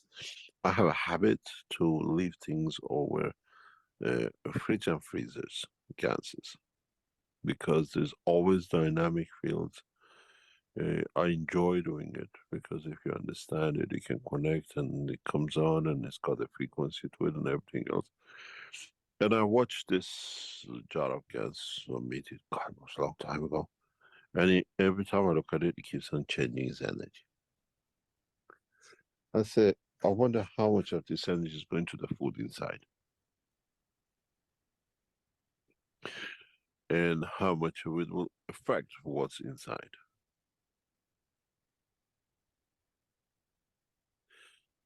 And this is a part of, in a way, I don't need to drink ganses. The ganses already energy is gone into all the food in the fridge and freezer. And it's the way it is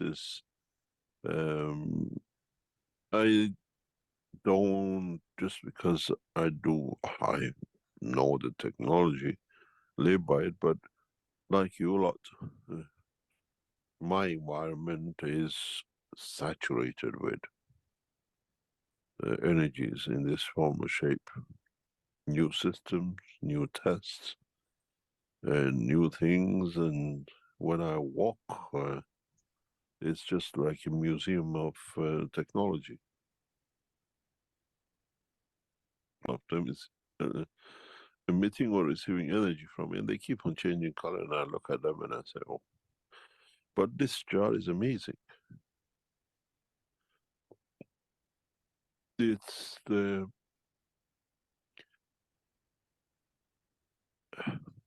something which does not exist in the nature, naturally, in the body of the man. And I have, over years of experience, managed to replicate it. To the scientific world, it's worth trillions. There's every man will give their life to put hands on it. But it's there, and I watch it, how it changes, how it interacts, and how it interacts, and the reason it interacts. One day it's blue, one day it's green, one day becomes gray, one day is this color, one day is that color, one day is got a mist over it. And I watch it. In the world of medicine, or in the world of biology, they call them enzymes. I have a knowledge to produce these things which are not natural, is only created inside the body of the man through certain chemical reactions or whatever, and then tell you it does not exist. We cannot, it's just a process of the body of the man which produces them for the need of it. And I produce them very naturally, and I see their energy around me. I feel their energy. And impossible to do a test which is a natural test. If you Okay, so this is the first time I've had any GANs change color on me. This was the knee GANs that I originally got, and you empty out the 250 ml of the container into a jar, glass jar. And then you add 250 ml of distilled water. Well, I've had it a number of weeks, ever since returning from Manchester.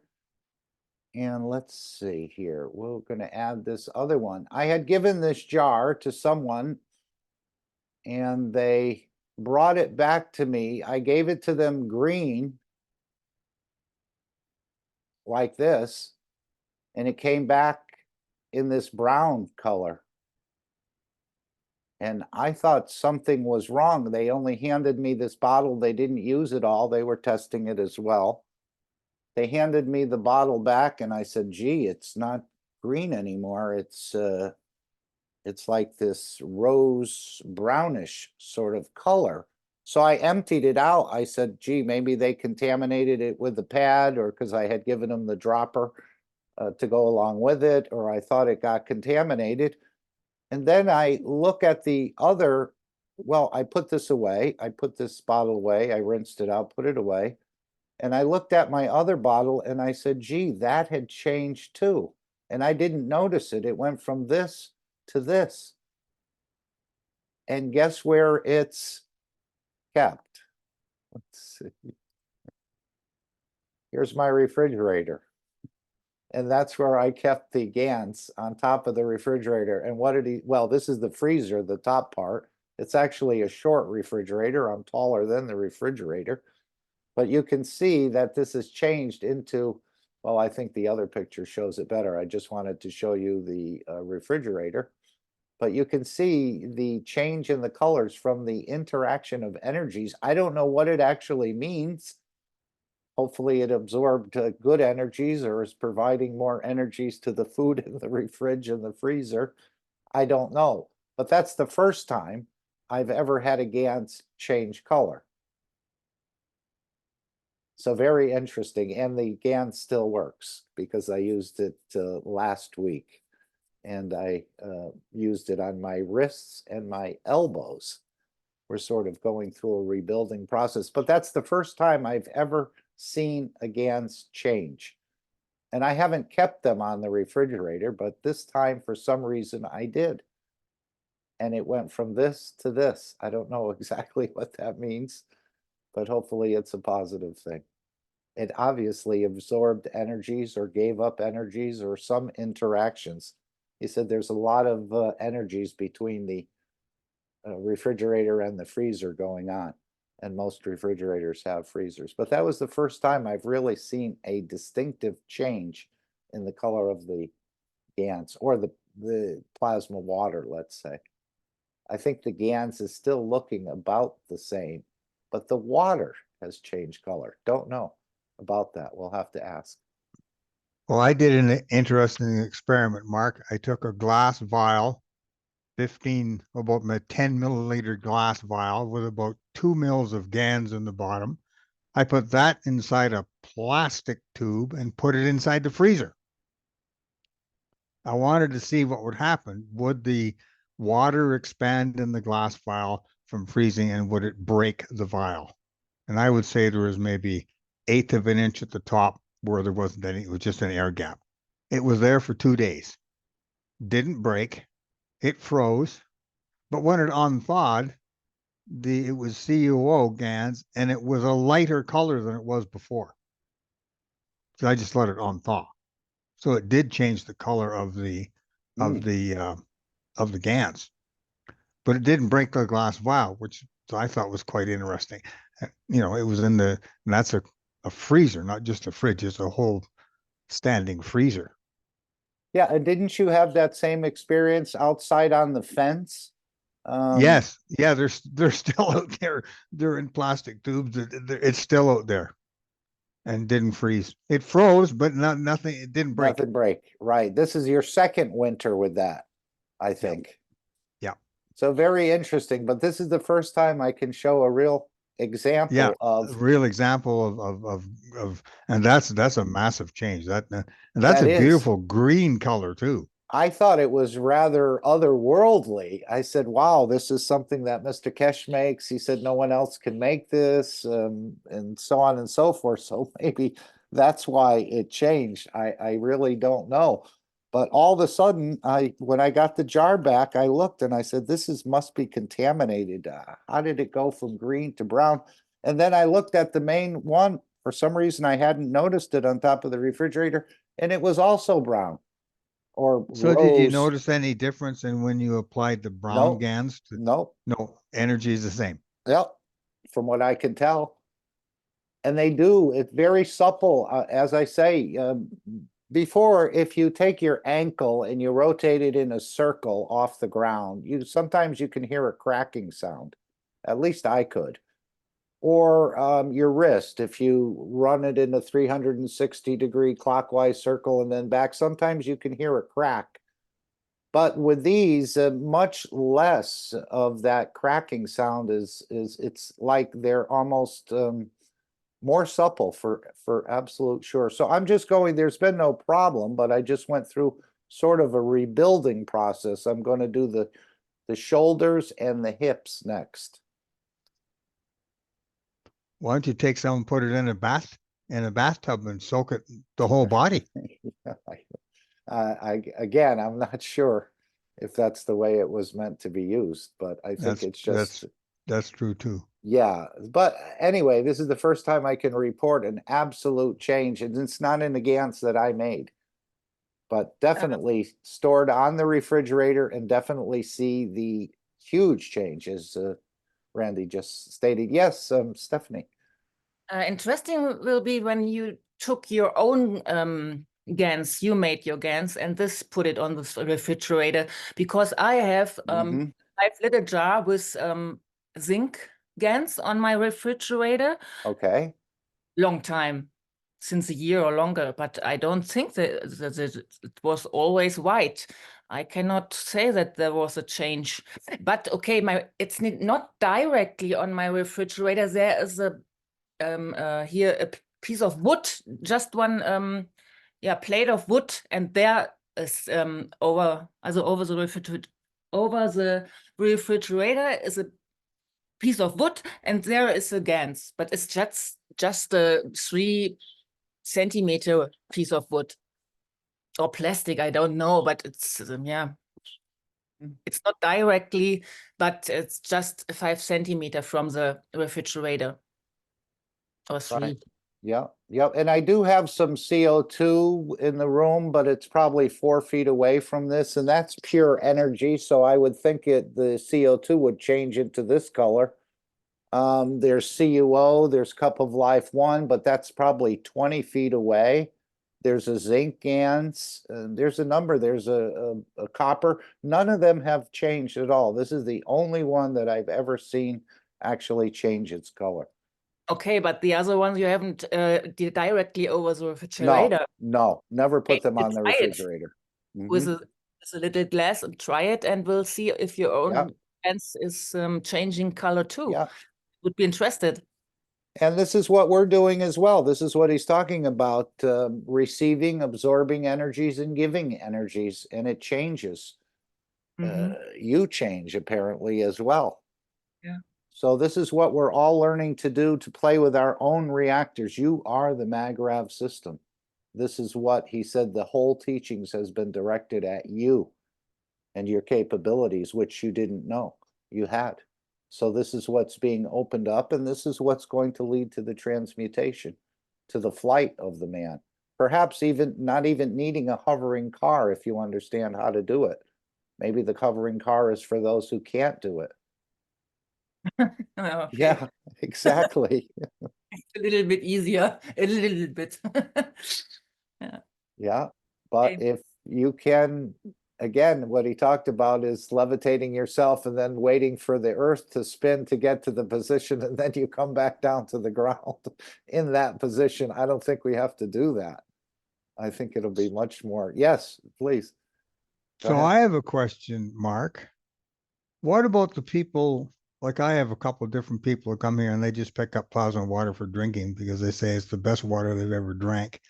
When the machines are turned on, are they getting affected too because they're drinking the plasma water?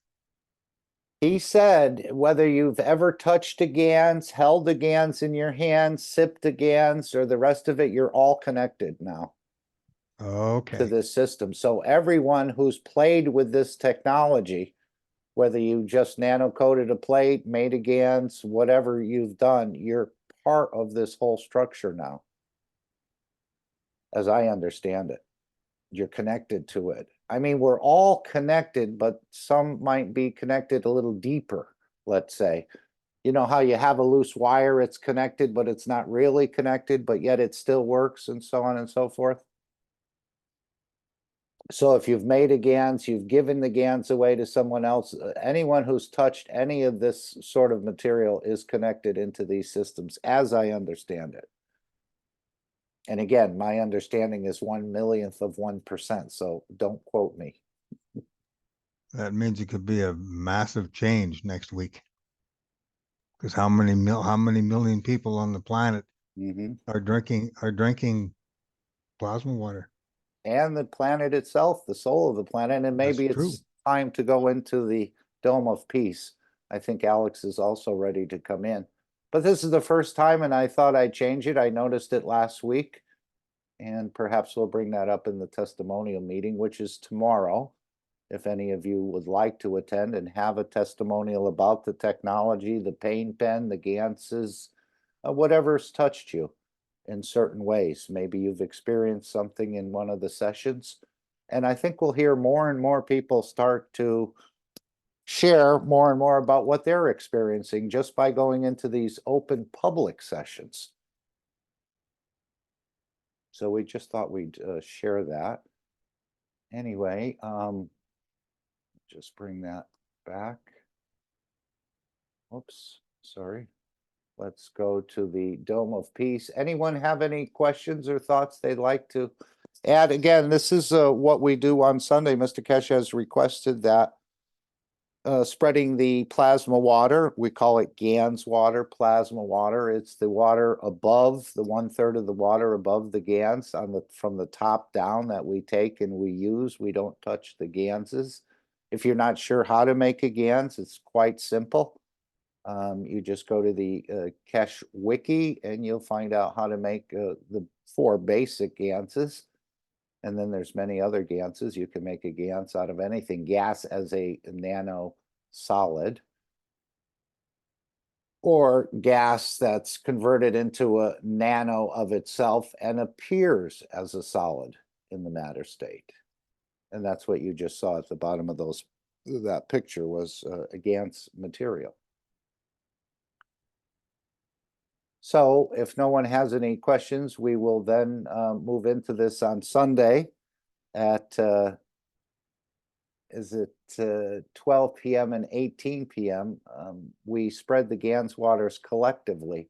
And I know he said this was about linking the wellness centers together, but it's something for our physicality to do. And also that it would elevate the soul of the planet. Apparently the planet is short, and this is the way you elevate the entire planet, by spreading the GANS water. I'm sure your intentions are in, usually I take a liter of it on Sunday and mix CO2 and ZNO, and that's what I spray.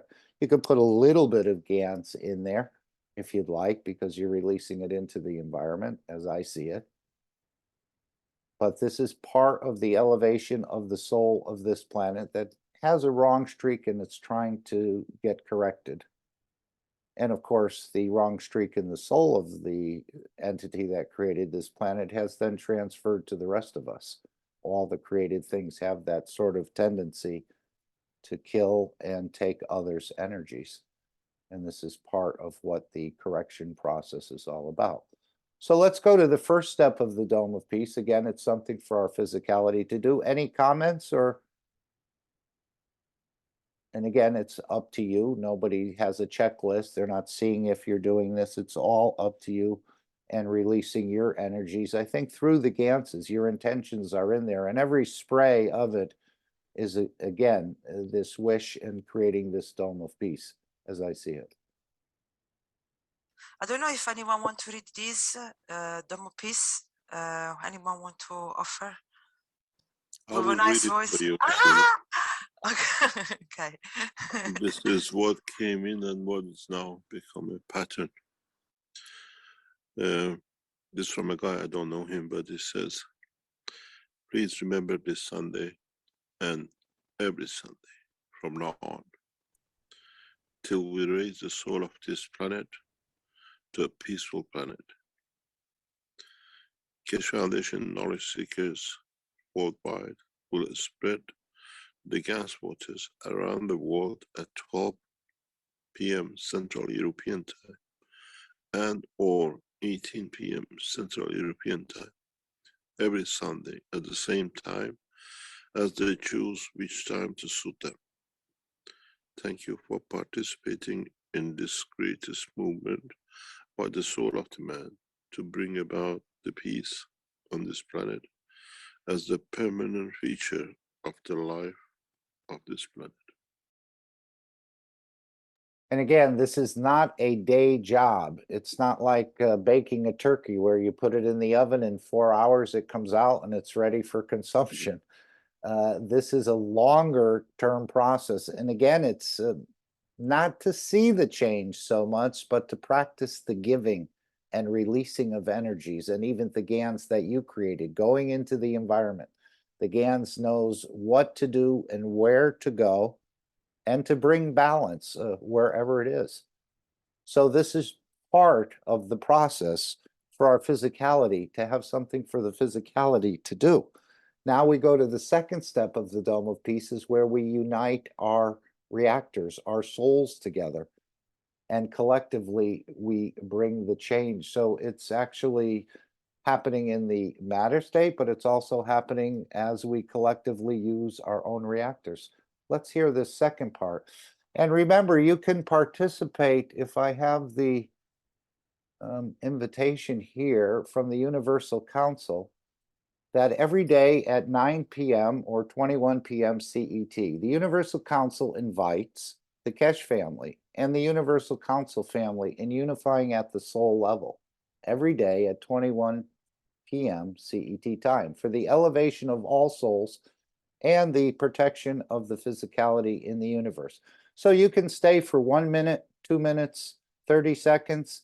You can be multitasking, as Mr. Keshe said. You see the change of the eyes of the child, but he's still talking to you and he's still playing with you, but he's learning to operate in both dimensions, even though he's still here in the physicality. So we can do many, many more things with our energies than we ever thought possible. We all think it boils down to the physicality and rolling up your sleeves and getting the job done. Real rough and tough kind of thing, the physicality.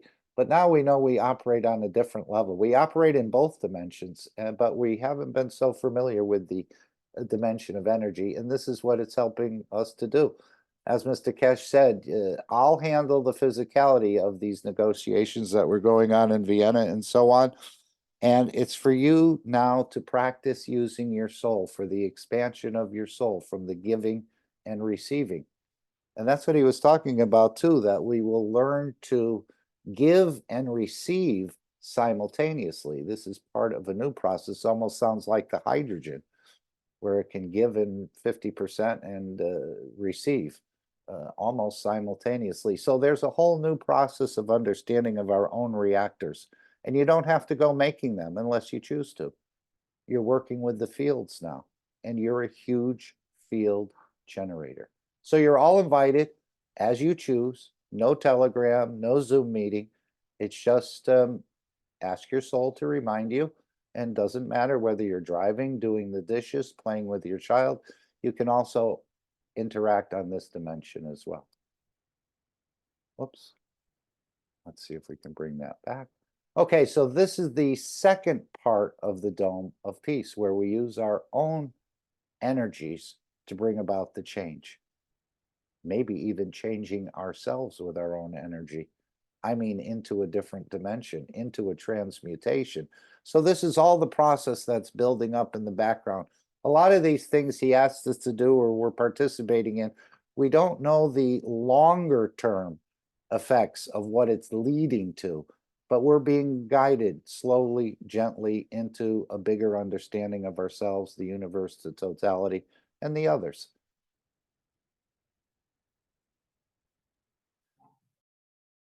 Anybody wants to read the Dome of Peace? I mean, Beautiful Souls. Anyone? Here?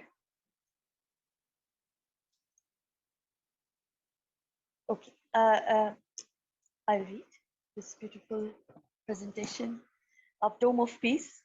And the Dome of Peace is already here. All the knowledge seekers, truth seekers, lovers of humanity has built it in a way, spreading the guns, loving each other as shareholders. So I will read this as please remember, every Sunday from now on until we raise the soul of this planet to a peaceful planet, Keshe Foundation knowledge seekers worldwide will spread the Gans waters around the world at 12 p.m. CET and or at 18 p.m. CET every Sunday at the same time. as they choose which time to suit them. Thank you for the participation in this greatest movement by the soul of man to bring about the peace on this planet as a permanent feature of the life of this planet. Mr. Keshe suggests we add the next step to create the dome of peace with power of the souls, as we have already going through this with the two eyes. And we ask you to spread the waters each Sunday. Now we give you a new path. Now try to unite each other's souls. Try to elevate the soul of humanity through your own soul to a level that no one can touch, the embodiment of the human race. So beautiful.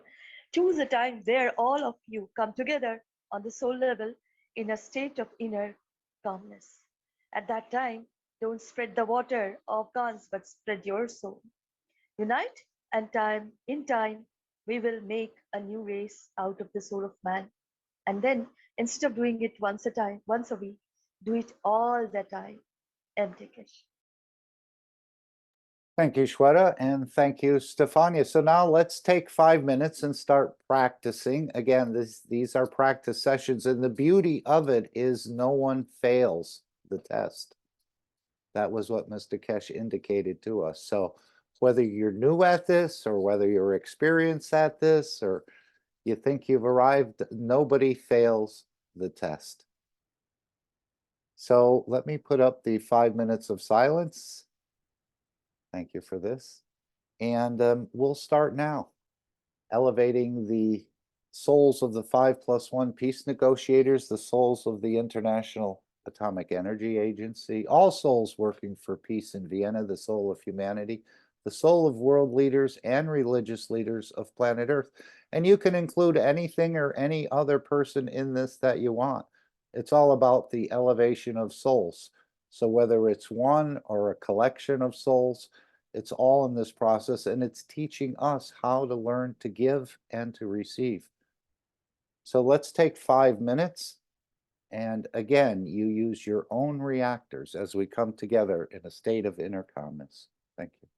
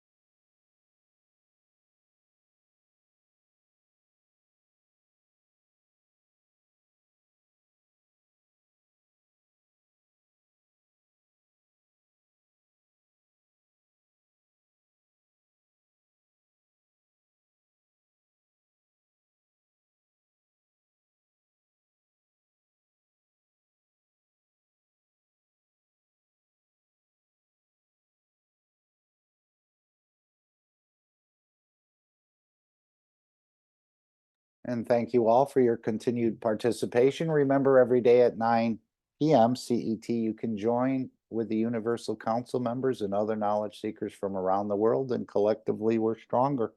You can also meet with the Brazilian team for their daily intentions, which are 2 a.m. CET time. I think that's on the Telegram, and you can find that in the social medias or on their channel, or on Wednesday for the elevation here of the peace negotiators and so on.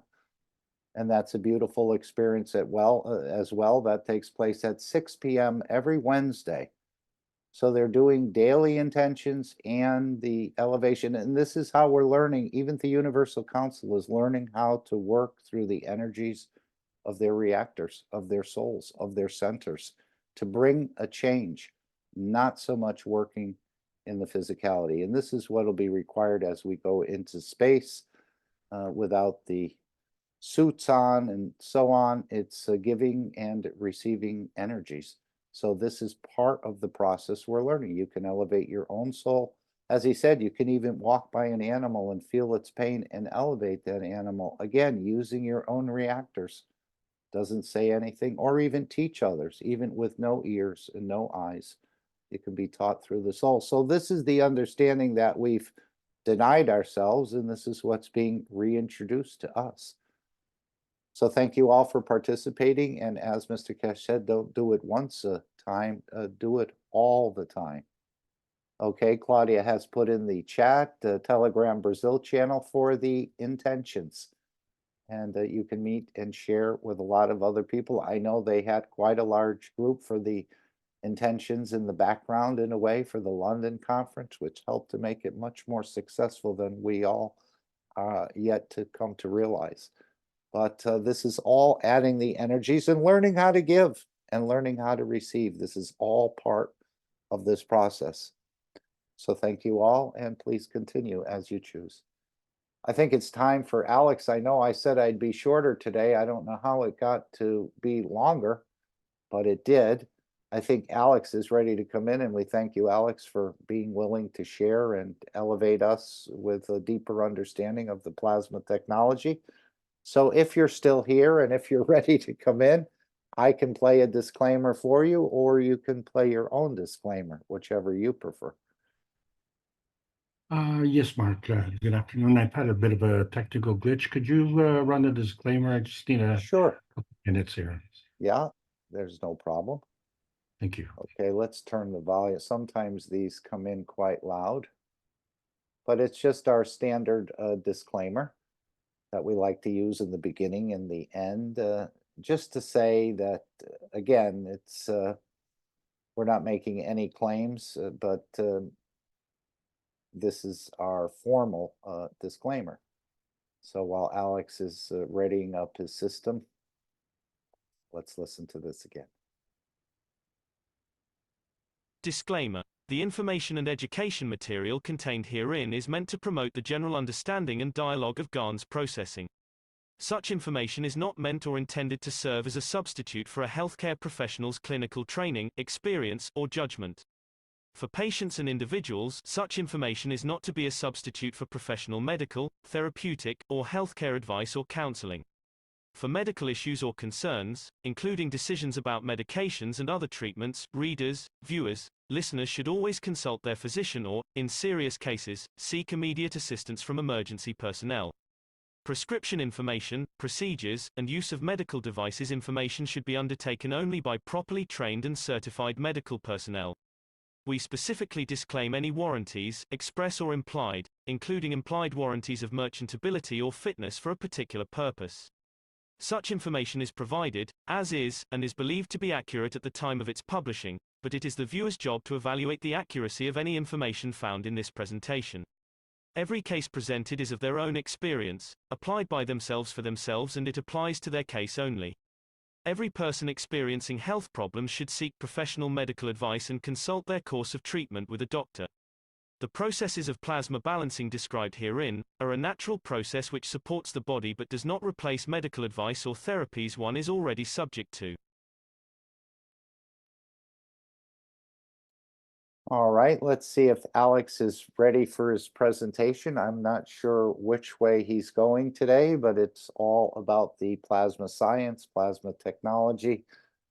Understanding, again, more of these movement of energies or emotions, which is our energy in motion. Okay, Alex, we're seeing your screen. Thank you again for joining us today and for bringing us this teaching.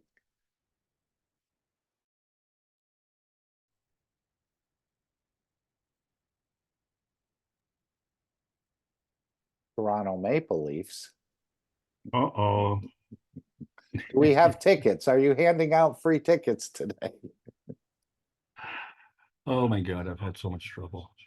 Okay, me there's no try- problem. We work Let me with, try this one more time. And we'll see if we can get this done. that other one must have been for the sports club or something you're in. Oh, I don't know. It's just amazing. How you can get it all set up and then it can kind of disappear on you. Well, that's exactly what happened. I had some files disappear. Mine too today.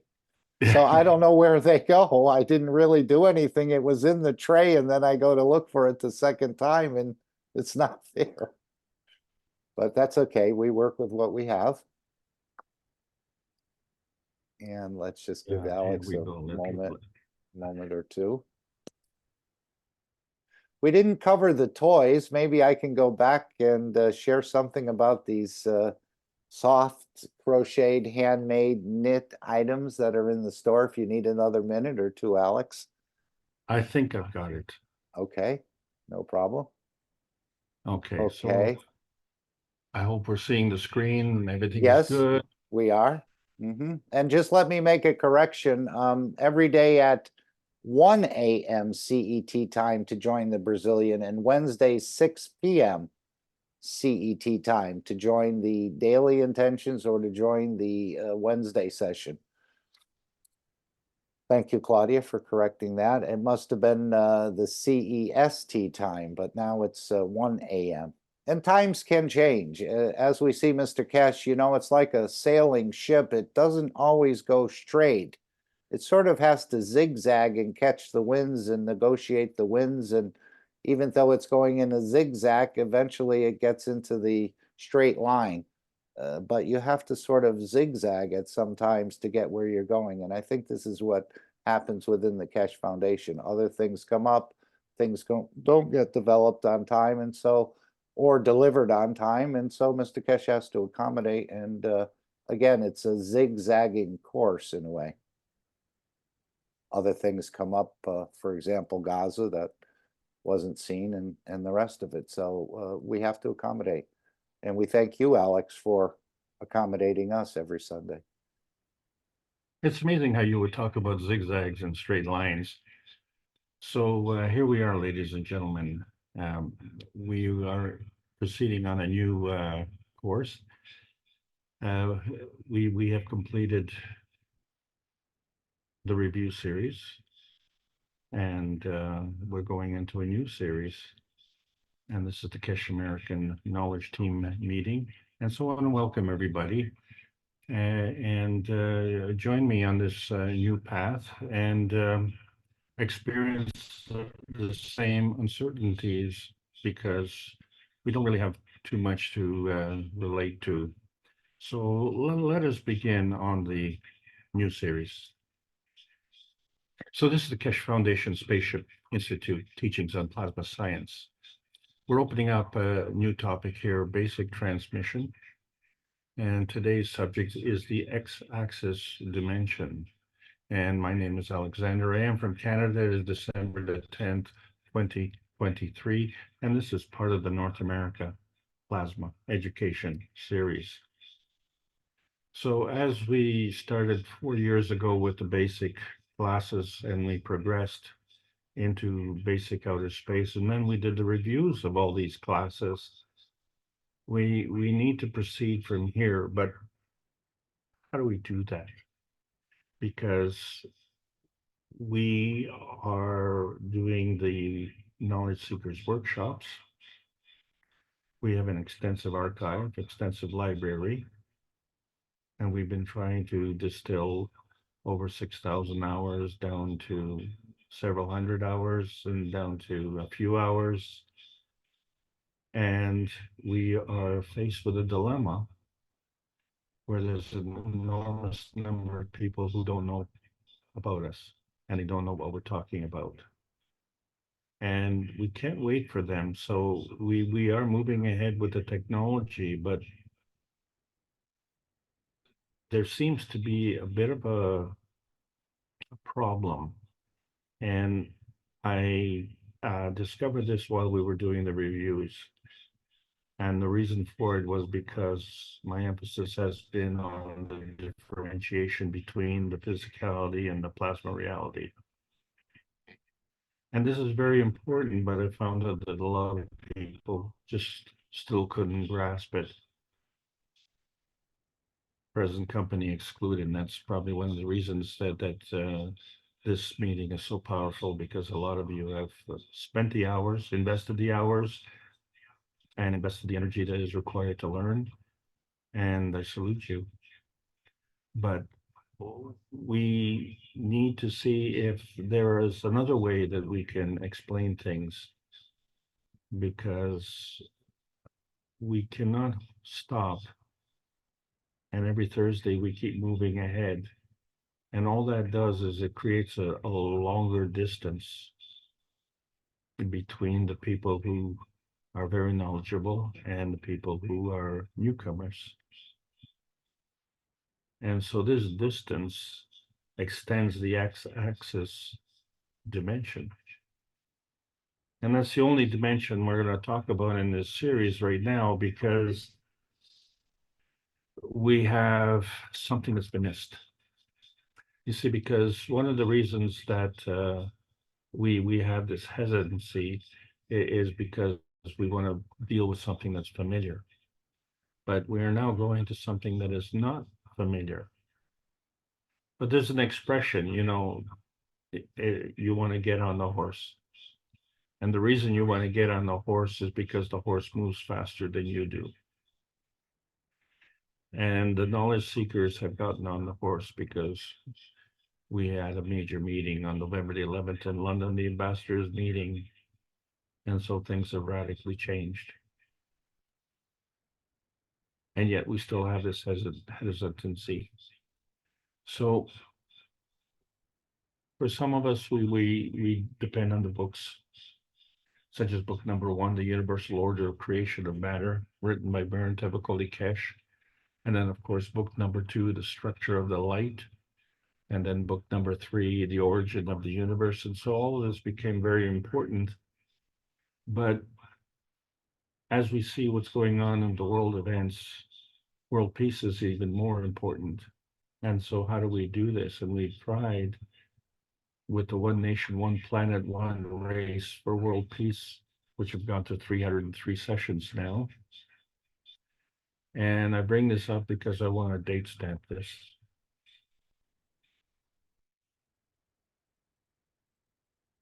We're still searching for outer space, and we want to get on that plasma highway to that pie in the sky. And I keep referring to this because the plasma highway is the fastest way to go. But that's not what we're going to talk about today. We want to talk about the transmission highway. And the transmission highway basically goes through physicality. Well, in the basic transmission, that's what we're discussing now. And so how does this compare to this universal embodiment that we see when we see the universe is so vast? And this became a problem for me when I was young, because we were looking at the speed of light as being the fastest transmission. And we often wondered if that is true. But there was another problem, and that is the faster that you go, the bigger you got. And so if you were to go at the speed of light, that you would be so big that you would basically almost be the same size as the universe. And so it became kind of difficult to be able to travel through the universe if you were in a big space, but you were as big as the space, you didn't have much room to maneuver. So there was a question if this was true. And I bring this up for a specific reason, because you see, when we look at different spaceships, we find that some are physical and like our Earth or flying saucers or even our own body. And then some are kind of plasmatic, which we see and we don't fully understand. But this all has to do with the creation of the universe, because the universe exists from energy. And then this is the key. And so as knowledge seekers, our duty is to try and convey this knowledge somehow. So when we look in the cover of book number 1, we see the combination of matter, dark matter, and antimatter as it comes through and forms a maggrav condition. And so this energy is always positive. But the charge of the energy reflects the motion. And so all things are working in combination.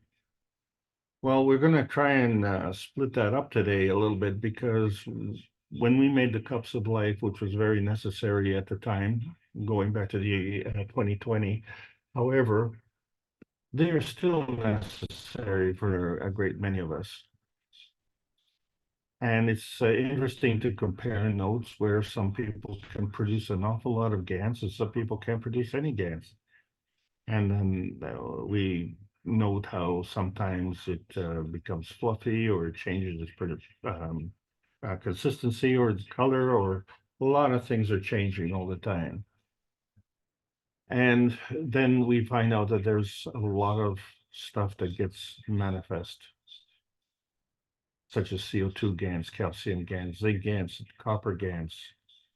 But then there's amino acid GANs and water GANs. And this is all in the cups of life. And so we were developing these skills. Well, how do we move from that? And so I think we have to revisit some of the histories.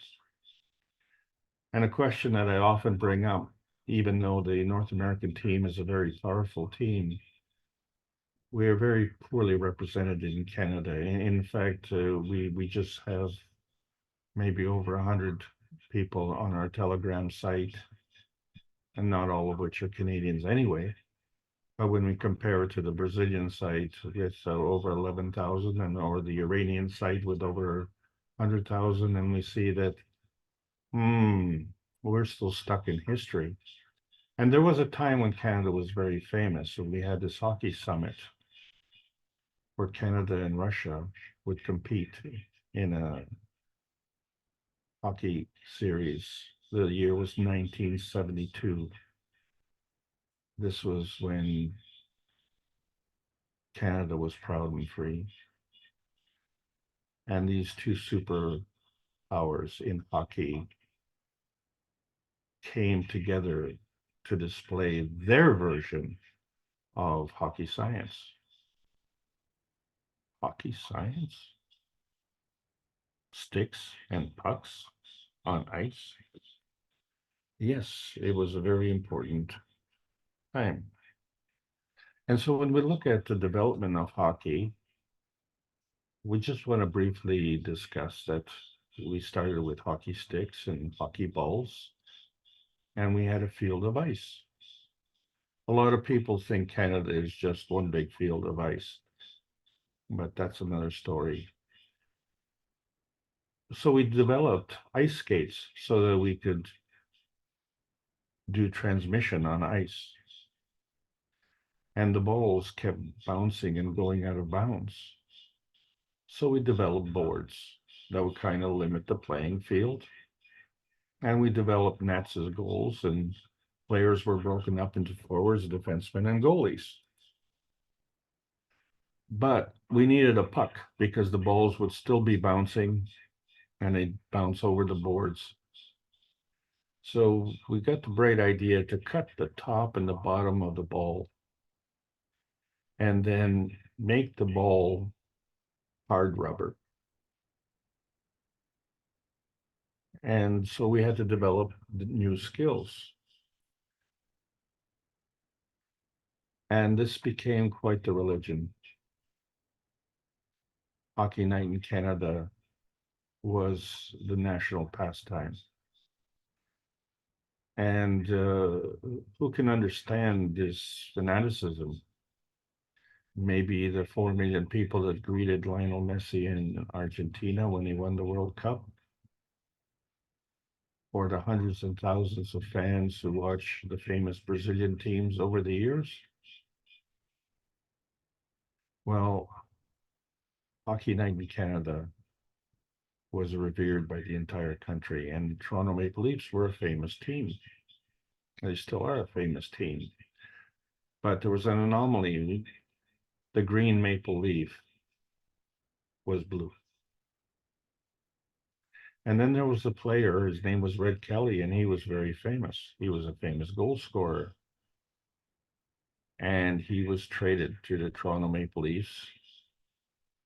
And so he became a blue leaf. But he was still Red Kelly. And a wise coach put him on defense.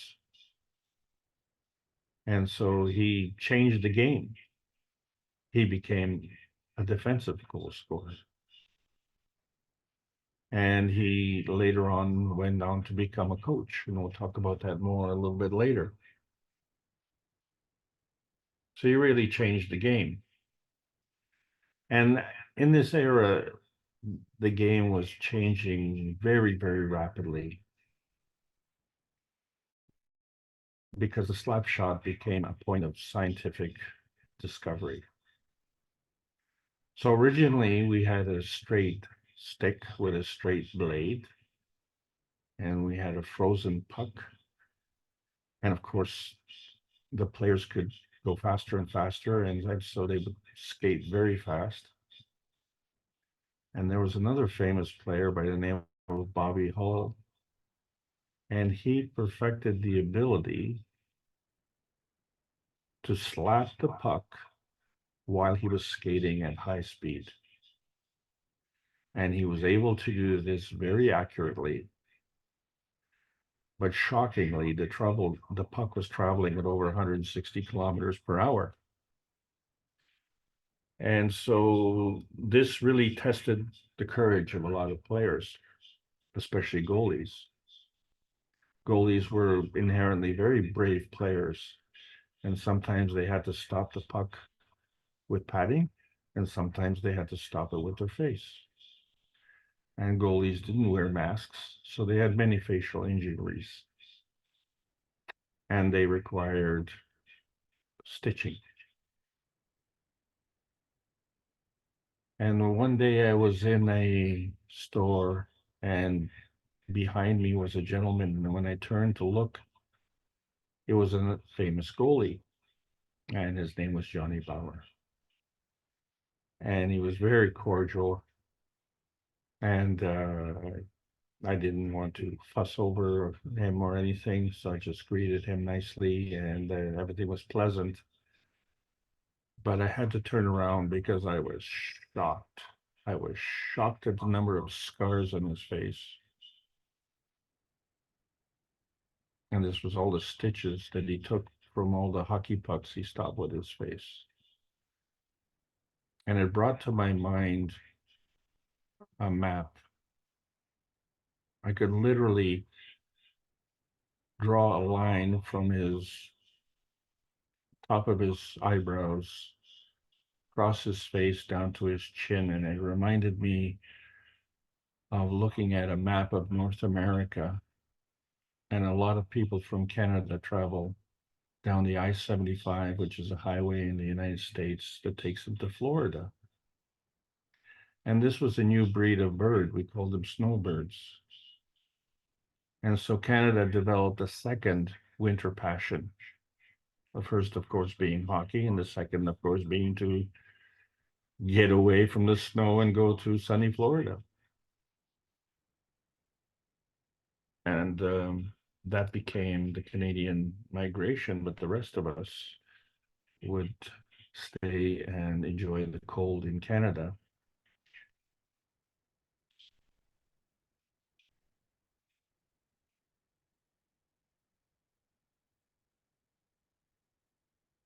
So the game developed a very scientific notion.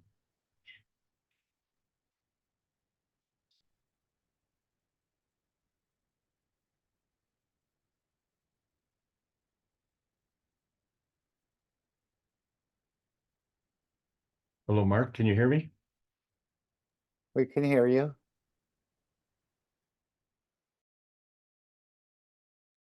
Alex, can you hear us?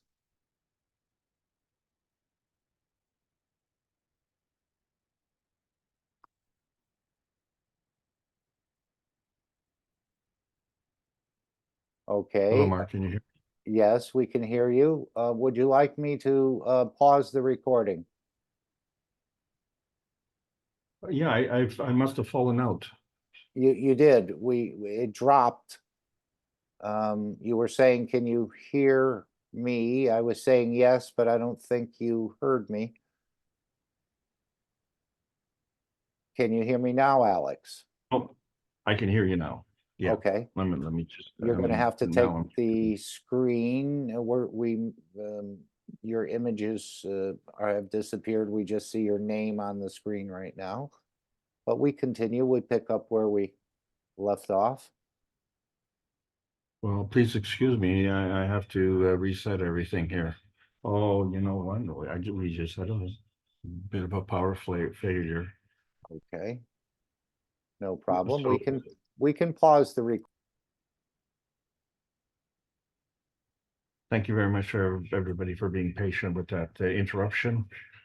So when I seen Johnny Bauer there, I was shocked with the number of scars that he had in his face. And as I say, it reminded me of a map of North America, which a lot of people in Canada would drive down to Florida in the winter. And so it started at his eyebrows and drove down his cheek, down to his chin. And this was the path the snowbirds would take going down the I-75, which was a famous highway in the United States. And so we developed a second pastime in the winter as snowbirds. But our passion, of course, was hockey. That was the big deal. And so we're learning about the science of hockey, if you believe. And so we introduced the curved blade. And the thing about the curved blades is it put a spin on the puck. So we had this flat puck, but by putting a spin on it, it did crazy things. One, for instance, the puck would kind of dip and skip off the ice like a flat spinning stone. You know how it would skip on the water? But they started to play with the curves, and they would increase the curves and make them more extreme. And they practiced and practiced, and it became quite a science. And each player would doctor his stick. And then, of course, they had to tape up the stick. And then, did you put the tape on the stick clockwise or counterclockwise? And it was amazing what would happen. And of course, you never knew how the pucks would react. And some pucks would actually rise during flight. And this was when goalies became extremely terrorized because, of course, the puck was coming at their face. And so there were a lot of goalies who were really taking a lot of injuries. So they started to develop these masks, and then, of course, the mask prevented these injuries and prevented stitches. But the pucks would really fly into the stands, and now spectators were getting hurt. And of course, what was very interesting is this was contributing to the Canadian sensation, and the sports reporters were not only reporting the score of the game, but the number of spectators that had to be sent to hospital by getting hit by flying pucks. It was quite exciting times. And to compound that, when Red Kelly became a coach, and he took the Toronto Maple Leafs into the playoffs. Another scientific advancement, he introduced pyramid power. And these pyramids were made with sticks. And so they were like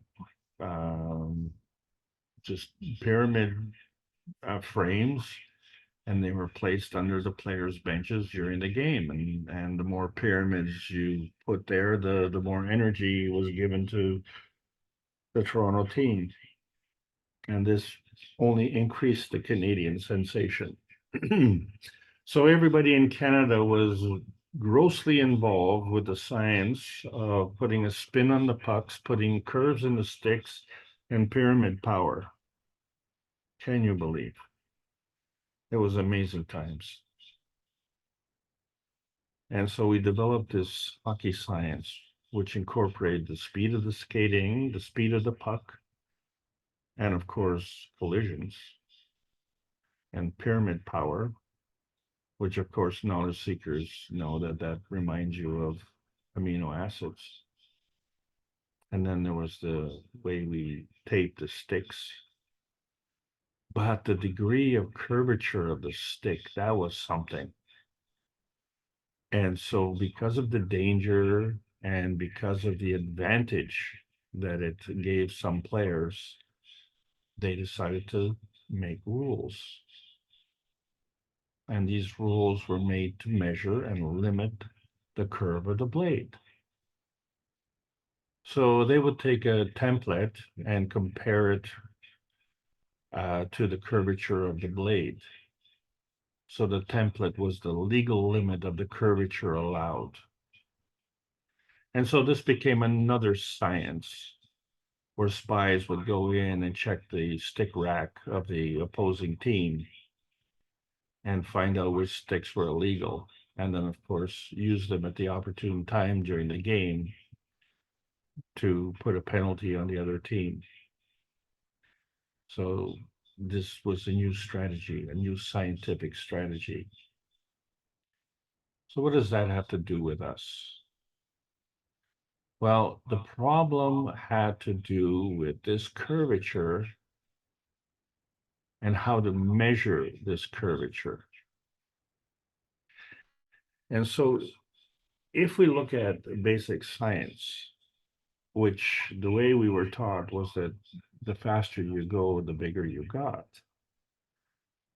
This was something that I just couldn't understand. And I was seeking an explanation. And honestly, it took me 40 years to get an explanation. And that's very embarrassing. But the thing about it is that if you could measure a hockey puck at that was standing still, in other words, 0 kilometers per hour, the premise was, according to scientific theory, was that a hockey puck traveling at 160 kilometers per hour would actually be bigger. And how is that possible? And so the answer came was when you take the stick and you cut it down to be a measuring stick and you measure the diameter, that if you could measure the puck at the low speed, and if you could get on the puck somehow while it's traveling off the blade that Bobby Hull was sending into Johnny Bauer's face, if you could measure that hockey puck, you would find that it would be bigger, not much bigger, because the point is that as we approach the speed of light, then it would get really, really big and it would be really noticeable. But you see, the answer is that if you want to measure the circumference of the hockey puck at 0 kilometers per hour, you have to take the diameter of the circle and multiply it by pi, which is 3.14 and a bit and a bit and a bit and a bit. Very, kind of unspecific, but, it kind of gets you there. And the thing is, if you wanted to measure a hockey puck at 160 kilometers per hour, the answer would still be pi times the diameter. So the question posed to both, and they had different speeds, the answer was the same. How is that possible? Until it was pointed out to me, you see that the measuring stick that you use to measure the hockey puck at the faster speed also gets bigger. And it gets bigger at the same rate. So you may be thinking that you have a specific measurement, but because you're traveling faster, you're getting the same measurement, but in actuality, it's bigger.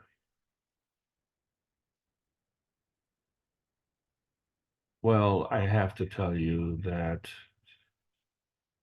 this revelation caused me very severe anger.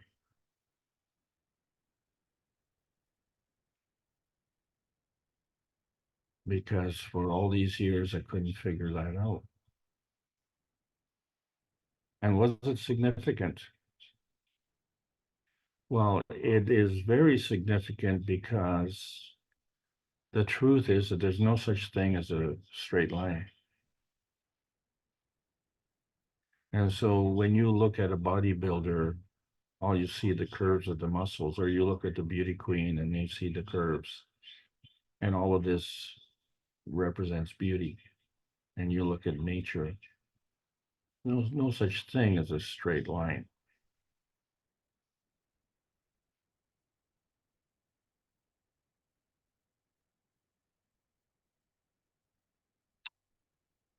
So our Canadian religion for spacemen and for snowbirds and for hockey players trapped in their defensive zone became a mantra. Get the puck out of here. And for those of you wondering where this came from, now you understand. For Canadians in that area, this was the most important thing.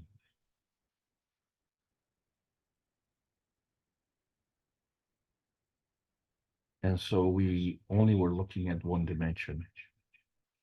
We were looking at the x-axis dimension. We were only looking at one thing, ignoring the other thing and anything else. And so as we look into the future, we have to see that there's more, because we have a scientific responsibility to understand all of the dimensions. And then we also have a spiritual responsibility to do the same.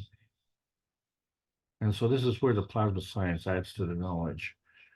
And can we affect the rate of change?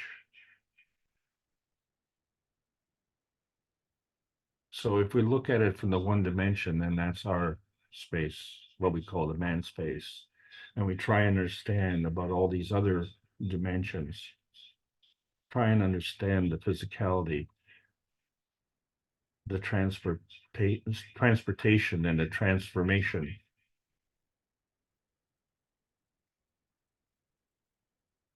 And the soul, the emotion, and the physicality. We really have to undo a lot of the stuff that we've been brought up with and has become a part of our life. And this was the hardest thing. And so we've tried to differentiate between the physicality and the plasma reality.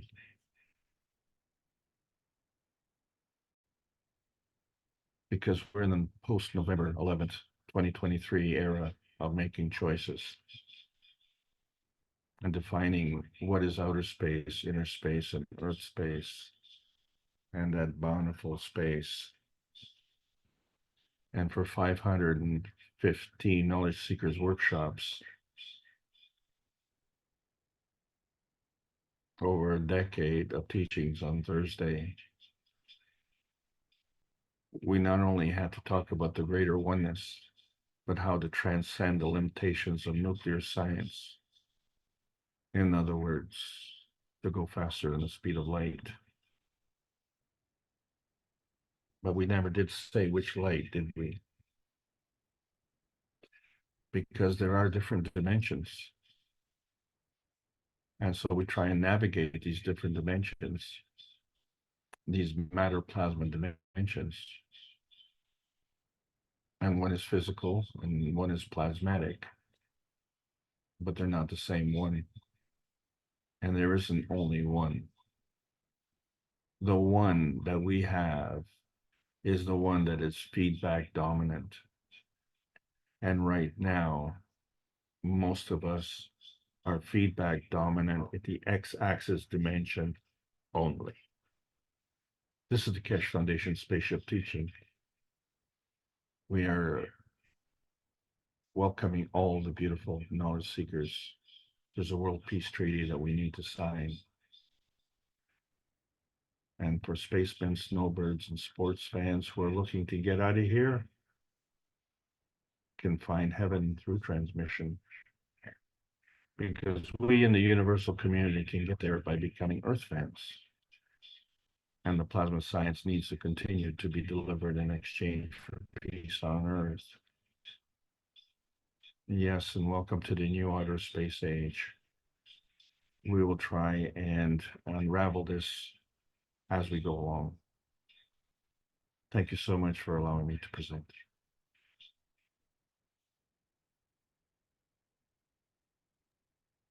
Well, thank you, Alex. That was rather brief. I don't think you got to put your whole presentation together, or there must be something that was short there. I think that's We're one. to the point, my friend. Yes. No problem.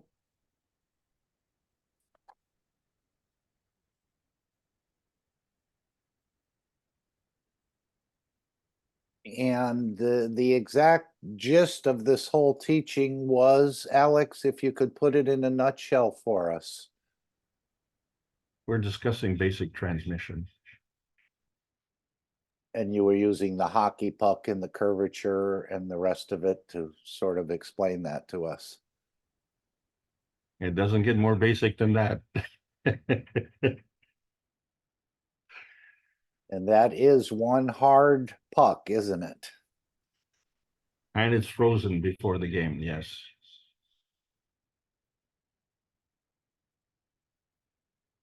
So are these energies that we absorb and more or less release very similar to people playing with a puck in a way? And of course, we're definitely going to go past the speed of light, I think, with the energies that we absorb and release. Almost as Mr. Keshe said, we'll be able to do it simultaneously. As you're giving, you're receiving. So there's something special that we're going to start learning. As he said, these new systems and this new cycle of teaching is going to start this coming Thursday in a way. And it's more about finding about ourselves, our own reactors, interaction, and only you can open that up. I don't think anyone else can actually open it up for you. Although I will say that I think, as we know, Mr. Keshe can reach you remotely once you've been cataloged in a system. And I think I've experienced that, or even before some of those sessions where we were in Rick's group and he wanted to try a test, and definitely can reach your soul through just the headphones. And I had a small taste of that and what it was like. And to feel my soul sort of moving in the top of my head, and I kept saying, come on, expand, expand. And sure enough, all of a sudden, I was in another dimension, in another place. But I haven't You see, been, that's yeah. Well, that's a key point. You were talking about the expansion. And this is how it was explained to me. You know, why I was angry was because I was sabotaged in my knowledge as a youth. And you know, I just couldn't rationalize it. No one could explain, you know, these anomalies with respect to science. So the expansion of the universe, the speed of light, the rotation. How can a flat puck you know, rise, you know, and hurt the goalies and hurt the fans, and you know, it became quite the adventure. You know, going to the hockey game was you were putting your life in your hands, and it was exciting, and everybody, you know, this is what everybody was talking about.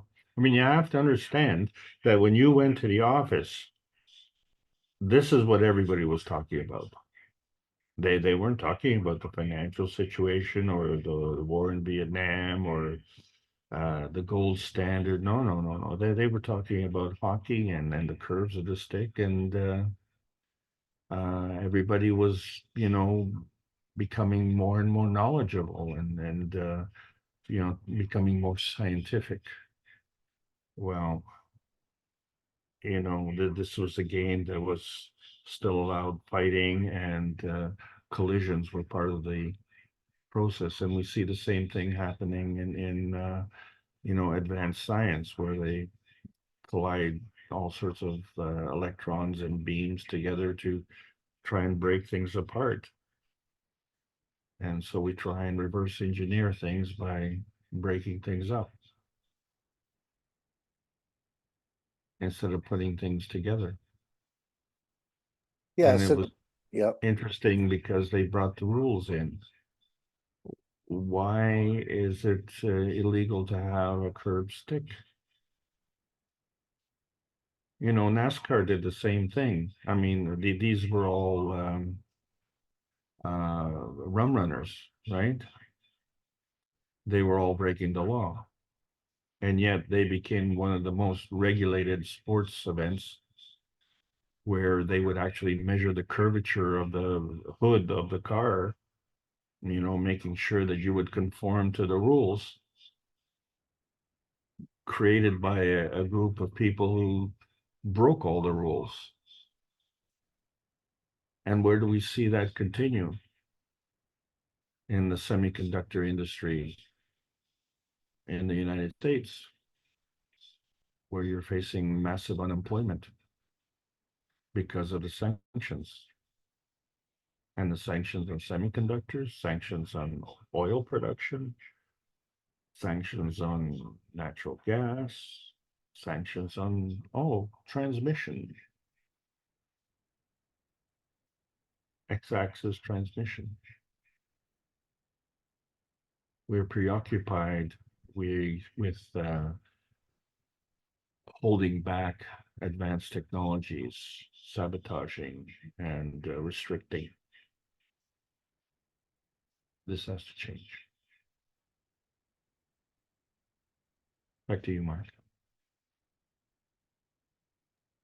Okay, I was thinking about what Mr. Keshe said about giving in this process of pushing it to the point where actual entities could manifest themselves in your presence, or perhaps in the eye of the soul. I'm not exactly sure. But he went into that flipping of the alkaline to acidic and so on. If you get to a certain point, he said you can push this process. Entities will manifest around you, or you'll be able to see them in a way. So how many people in your society, in your, you know, your circle of friends or acquaintances, can you talk about that? Well, I talked to someone last night who was kind of close to me, and I was explaining a few things about the plasma technology and about the Pope's involvement in the Ukraine, and he said, "Oh, that's I don't want to hear that." He said, "A very good Catholic," and he said, "I'm going to go play a board game with my son. Thanks, goodbye." So, gee, I just brought up one little point about one church trying to rob another church, and it was just too much. And So you can see that, you know, if we have over 90% of the population doesn't understand the plasma science, and they just get introduced to it, how are they going to react?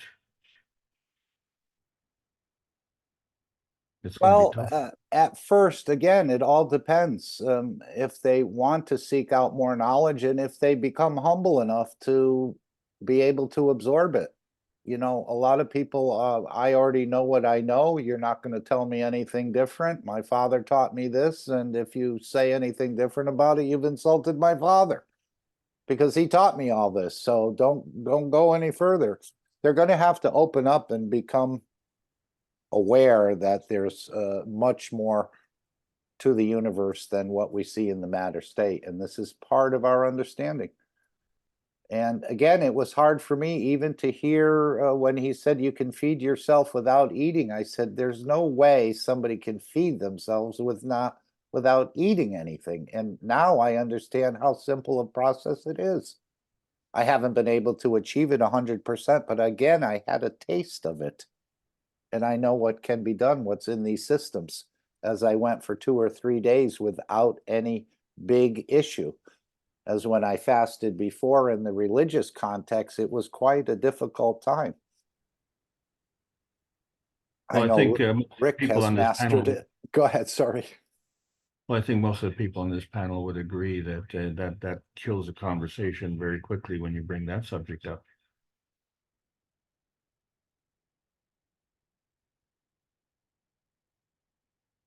Yeah, most of this is beyond the understanding of the mortal man, let's say, even though man is not mortal. Yeah, I thought it would be quite good to, differentiate between the physicality and the plasma science. And well, in my opinion, we weren't as successful as I thought we would be, because it seemed pretty obvious that, if you can't see something but that energy is there, you have to acknowledge it. Well, they just weren't acknowledging it. That's the whole point. So I'm looking for another way to do this. And what I've discovered is that if we are so physical, then we can't differentiate between different dimensions. Because within the physical dimension, every good carpenter knows length, width, and depth. Those are your 3 dimensions. What else is there? So this becomes a Agree. challenge. Absolutely. So we as knowledge seekers need to adapt and adjust in our teaching methodology, because we are discussing things that we can't really relate, but people continue to want to relate with something that they can better understand. And maybe we don't have to use our words to try to explain it to them. As Mr. Keshe said, you can transfer things in the plasma energy dimension, and don't look for the change then and there. It's not for you to see it. It's for them to see it in the coming time.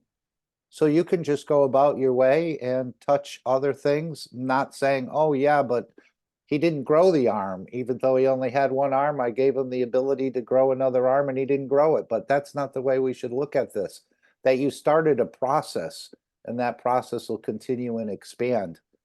And again, that can reach out to the animals, the plants, and the rest of it. I think we're going to learn to use this dimension of energy in a much more powerful way.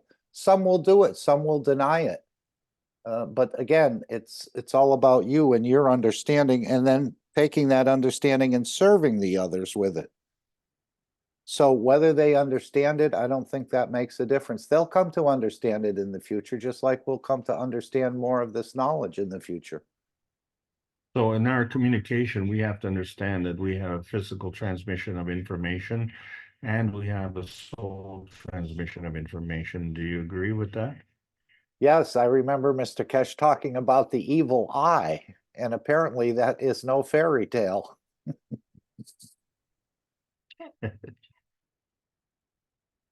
And somebody can look at you in a certain way and create some very strong senses within you, either to quiet you down or to, again, put you back on your heels in a way.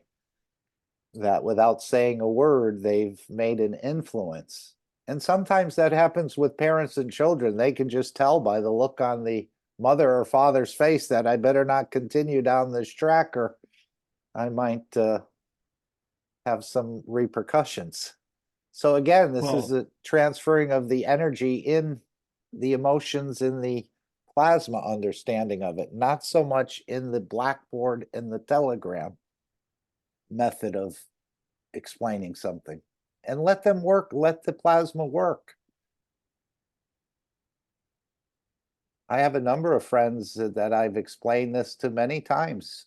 Even with the wellness unit, I had talked to one of my friends for 4 years about whatever. And now that it's out there, he just got diagnosed with a cancer on his liver and something in his colon. And I explained that, you know, that the systems are ready and that you can set up a meeting in Zoom and the rest of it, and never heard back so far. But of course, his girlfriend worked for a doctor for many years, so I think there could be an influence there. But I thought this would be what a perfect timing. But we'll have to see. And I don't think anyone will be able to deny it once they start hearing the testimonials. I mean, you can only say it's a miracle so many times. You know, this person grew a toe or grew a tooth or recovered from a coma. You know, you can only say it's a miracle so many times. They're going to want to know how it's been done. And once these testimonials, I think, come out, more and more people will start to say, wow, there is a different understanding of energy. And it's just not the AC or DC we get from a battery or plug into the wall. So they're going to start to want to know more because they're going to have x-rays, they're going to have testimonials.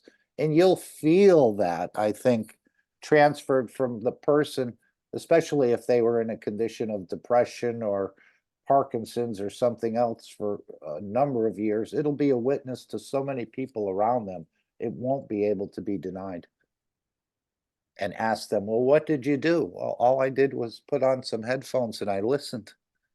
Yeah, there were a few other things we had to do, maybe use some GANs or use something else, I don't know. But the basic thing was just listening. As Mr. Keshe said to his son, just watch or listen and watch. And I think this applies to us as well. It's not so much reading the book 100 times and understanding it. The knowledge is getting transferred plasmatically. Right. So what kind of transmission is that? You know, and can you explain that to someone? Slowly, gently. As he said, you put these energies into a body, you can't continue with the process of, let's say, for example, they said to somebody, okay, we're going to give you 10 sessions. And they go through 3 or 4 sessions in the system, and all of a sudden they start to see a change. Well, I think the wellness centers will say, okay, that's enough for right now. Let's let these energies settle in, be accepted by the body. But the person said, well, wait a minute, I paid for 10 sessions. How come you're only giving me 4 and telling me to stop? This is some of the things I think are going to arise, but this is, as I understand it, once the process starts taking hold in the body, they sort of back off from the system a little bit and allow the body to do its work because it's been adjusted in a way.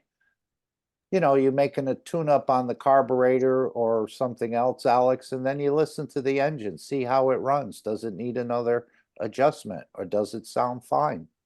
Is it reporting fine? So these are the type of things that are going to happen in these wellness systems. You know, you might have been told you need 10 sessions, but you only took 4, but already the change is happening. So we're not going to continue. Yes, Randy, go ahead. I think that also has to do with just how the person's viewpoint of what healing is. You know, lots of times people say, oh, you're going to need 6 months to heal this or whatever, and the person does it in a shorter period of time. So I think that biggest outlook in any of this is your own personal outlook of, okay, no, I'm not going to do that. I'm going to do it in a shorter time. When I was in my preteen years, I drove motorcycles, and I broke my foot one time, and the doctor told me that I'm going to be laid up for 2 months because it take that long to heal. And I simply told him, I walked in here, you're putting the walking cast on, and in 6 weeks I'm sawing it off and I'm going back on my motorcycle. And he did exactly that, because my own self-determination of saying I'm not waiting that long, I know influenced the ability for the body to heal. And I always used to tell people, you're the captain of your ship. If you don't like the part of the ocean that you're in, change direction. And then I think that has to do with our own aspect of healing. I mean, we're in the soul's in control, but how many people even know about souls? This is Right. the other thing. Oh yeah, that's been totally hidden. I was just thinking, in some of these sports stadiums, this will be a real wake-up call for many people. They may have a wellness system, let's say, or some sort of vertical or horizontal or some other system. And as with hockey, they often get into fights. So one guy gets a broken hand because he punched the other guy in the face, and it's reported to the fans, and the guy has to leave the game, and they got an x-ray and they confirmed his hand was broken. And then 25 minutes later, the guy returns into the game. And everybody says, how could he play with a broken hand? Well, the hand's not broken anymore. It was Right. repaired in the locker room. So And again, when we're not healing anything, Randy. We're right, balancing exactly, and we're bringing things back processing. into balance. Correct. It's bringing things back into balance. So when And they I had a good laugh when Alex was talking about the pyramids, because a friend and I were building pyramids in his garage during that time, and we sold thousands of them for $25 each. It was amazing. Right. So you see someone in a stadium with 80,000 people get taken out with a broken arm, and they go in the locker room and it's repaired. And the fella comes back on the field, he's a star or whatever, and you can hear the roar of the crowd. And they can't Yeah. believe it. He just got diagnosed by the doctors with a broken arm. How could he possibly be back? He must be. And then they explain what happened, and they show the system. And this And may it's be. also, Yep. go ahead. No, I was It's saying also it. the same. Go Yep. ahead. I'll let you finish. No, I think this will be brought into all sports arenas. Somebody gets hit Well, it's by the a same thing baseball. Yep. when the home team is playing in the home arena, and you got your own fans, the collective energy of the home fans saying to the guys, go, go, go, go, go, absolutely affects the energy of the players. Yep. So I think some of these injuries will be dealt with within minutes rather than hours, or having to go to the hospital and be put in they'll just bring them back in the locker room and do some processing perhaps, and they're back out on the field. I mean, it'll just melt the fans. It'll just melt them, that how could this possibly happen? And then maybe the player will give an interview, won't he? And touch 80,000 people in one go. See, one of the things that the rest of the community doesn't understand about hockey is that we allow fighting. And, the other countries don't allow fighting in soccer because they don't just get 5 minutes in the penalty box. People die. And it gets to be quite vicious. So fighting is absolutely forbidden. But we allow it, and then so I just want to put a hypothetical question to you: if a player were to receive an injury and he were to be processed in a wellness center, what would happen to his aggression, and how would that affect his approach to the game? What's your opinion on that? I think he'd still be aggressive and he'd still want to win, but he may take some time and contemplate about this win-win scenario, is what China's putting forth in the white paper and the collaboration and cooperation, and maybe just play the game for the beauty of the game. rather than some people have to win and be elevated and the others have to lose and be dejected. Maybe we'll all come to a higher understanding that it's play it for the beauty of the game for an hour or two or whatever you'd like, rather And than maybe- the we're winners and you're losers, okay?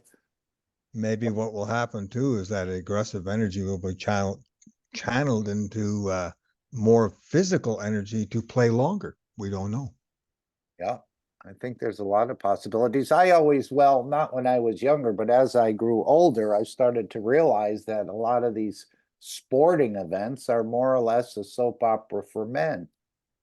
My team, my player, he got hurt, and what happened to him? And you saw the guy.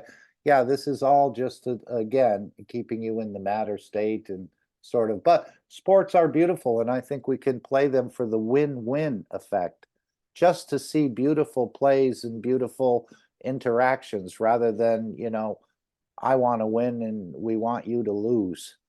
We'll have a win-win, as we're finding out we can do in the political or the development world. So that's what I'm seeing part of this being brought into. I don't think the world of sports will be over just because the plasma technology is here. It'll enhance it. And it'll enhance our understanding of working together for the beauty of it. I think this is what China's asking people to consider. What is our future together? We're not going off this planet very quickly. I mean, on our own in a way. So the nations are going to have to work together and, of course, work into this one planet, one nation, one race. And I think it'll be beautifully fit in with the technology as it comes forward. And where there's no lesser developed and there's no greater development of nations. They're all kind of developing pretty much on the same track. Unless, of course, nations don't want it, then they'll have to serve their people the donkey rather than going to the car dealer. Or the floating car, the levitating car dealer. So yeah, we're about to see some things, and technology will get released slowly, and we'll bring it up. We'll bring the knowledge seekers up to be able to do this more and more.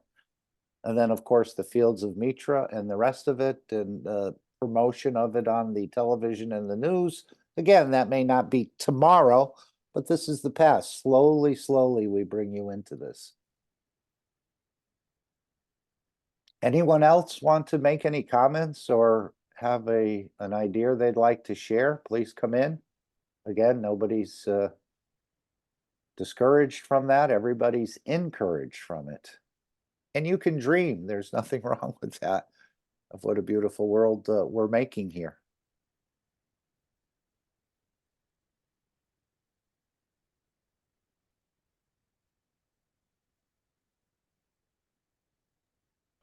Hello. Yes, Lisbeth. Hello. I'm sorry for come later. I only remember for this week, next session to Mr. Keshe is very important for all knowledge seekers. Is present, because it's like a massive test for the systems. Yes, this is what we've all been we've all been waiting for this. Yeah. All Keshe family waiting for this. Yeah. It's remembered for all chats. Yeah, we covered it a little bit at the beginning, and we made that small video. This is what the many knowledge seekers were waiting for this. I think we titled it. And so again, you're getting a gift for Christmas and beyond, where you'll be able to go into the system. Yeah. Give before Christmas. Yes, and after. I think he's going to continue these. Maybe once a month, the Knowledge Seekers Workshop will. And again, I don't know if it'll be for the whole session, part of the session, how it will work. But I think it's possible when I start the session, because I don't know how long is needed, 2 hours or 3 hours. And after, it's like all sessions, I think, I don't know. It's like all session, many people maybe give the testimony about that moment. It's beautiful session. Yeah, that's what he's saying. It's something for the knowledge seekers to feel. Yeah. All the knowledge seekers start experiencing part of the elevation of the soul and experience a new dimension. So this is what will be Yeah. touching the people who participate. And as he said, or as we saw on that,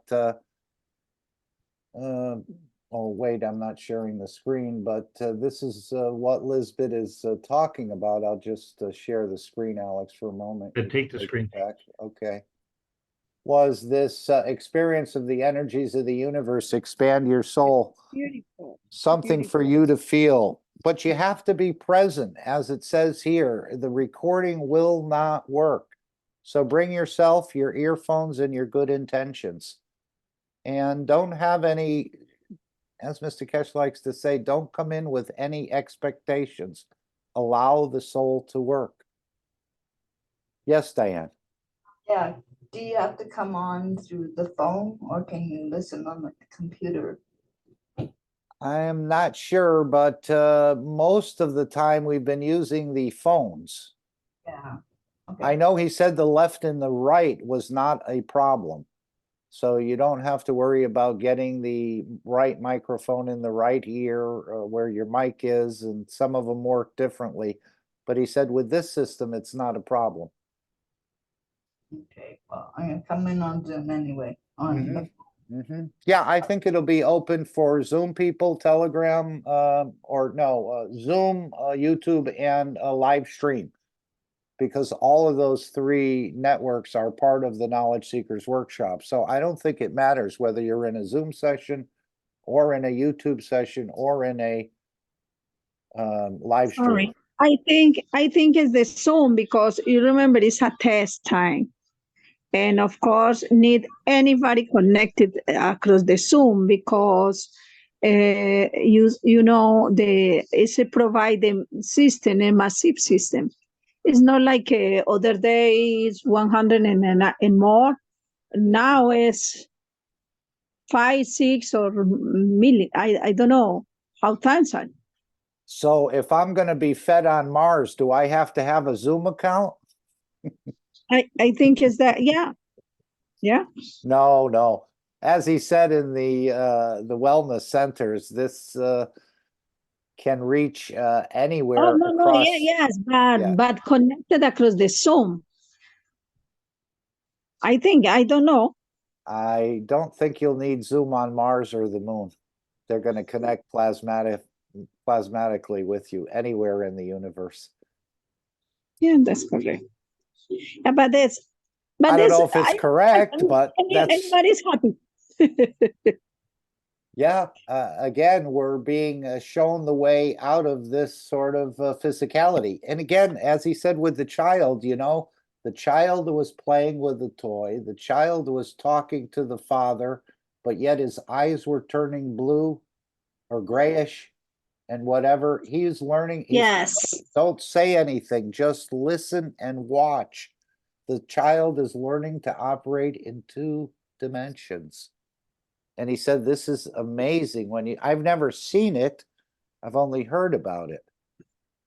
But the child was still talking to the parents as he's in another dimension. That's what Mr. Keshe said. When we have the ability to develop these glasses, like he said, night vision, you'll be able to see someone sleeping and the soul coming and going, or other things. I know he said once we develop certain systems in the future, we're going to look into the universe, into space, and it's a much more active place.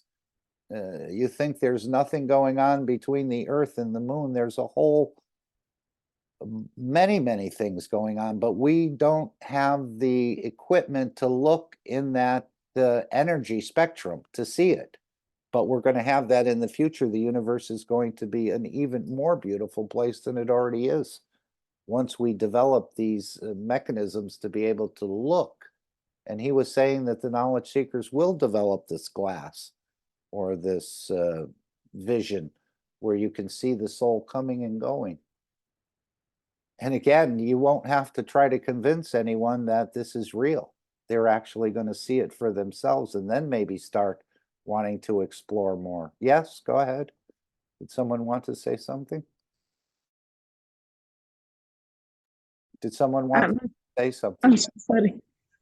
My internet is down. Thank you. Thank you. Okay. I like that. I like that picture. Thank you. Beautiful. I thought Randy did this, but was it Lisa who did this, Randy? If you know? Yeah. It's for that experience. Yeah, that's Okay. beautiful. Thank you. I share for all chats. Great, great. And this is Yes, not thank you, just going to be one time. This is going to be a continuing process. So perhaps, you know how he said Musk listens to every workshop and the team? Perhaps they'll be in there, and others, ex-presidents and others who may listen in the background that we're not even aware of. They may start to come into these sessions or bring in other ones into the sessions. Because again, we're opening up not a can of worms, but a whole universe of knowledge. Just the opposite, as they say. And I think most people want to know more about themselves. Maybe this, as Mr. Keshe said, maybe this is what the man has been looking for, to open up these new dimensions that you weren't even aware of, and the energies within you that you can start using to bring changes, to give to others, not so much to benefit yourself.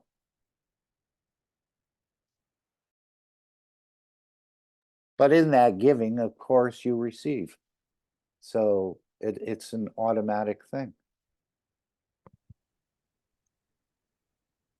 Anyone else? Yes. I just put the link for that whole thing in the chat Okay, thank you. where this picture comes from. Thank you, Randy. Yeah. Thank you, Randy. I put at the Spanish chat now. Thank you so much. You're welcome. It's beautiful. Right. So energies are going to be become, again, this will help people differentiate between energies in the matter state, especially if they feel something. All the knowledge seekers start experiencing the new dimension. This is part of the process of the elevation of the soul. Something for you to feel. So hopefully many will come and many will take advantage of this. Again, these sessions are hundreds of dollars. If you look in the store, you'll see hundreds of euros, actually. So everyone will start, and this is the beginning of the new teachings. I think he said this is part of it, where work will be being done in the background. And again, as he said, you don't always feel it the same day, maybe later in the week, maybe 28 days for the body to adjust to whatever energies were put in. Even between sessions, when they have a follow-up, sometimes he said we need a week or two to allow the energies to settle. So there's things going on that you can't see in the background, adjustments being made, perhaps individually, collectively. Again, I think he's going to take the ones with the mirrors and put them in a separate group, and they'll be able to learn to give and receive using the mirrors. But again, these are just tools to show you what you can do. Maybe those mirrors can even be passed on to others. And I'm sure there's 1,000 uses for them. He's only told us, I don't think he's told any of the uses of the mirrors. There's many things you can do with them. People have ordered them a year or more ago, and now it's time to start playing with them. So there's a lot of things I think he's ready to open up more and more. And as you become enlightened, elevated, then you pass that on to the others without even saying anything. And then as he said, you wonder why they picked that color, because you gave that color. This has happened to me a number of times in the workshops and things and probably to others too, where I'm thinking of a word, where someone's stuck on a word and I think of the word and all of a sudden they say it.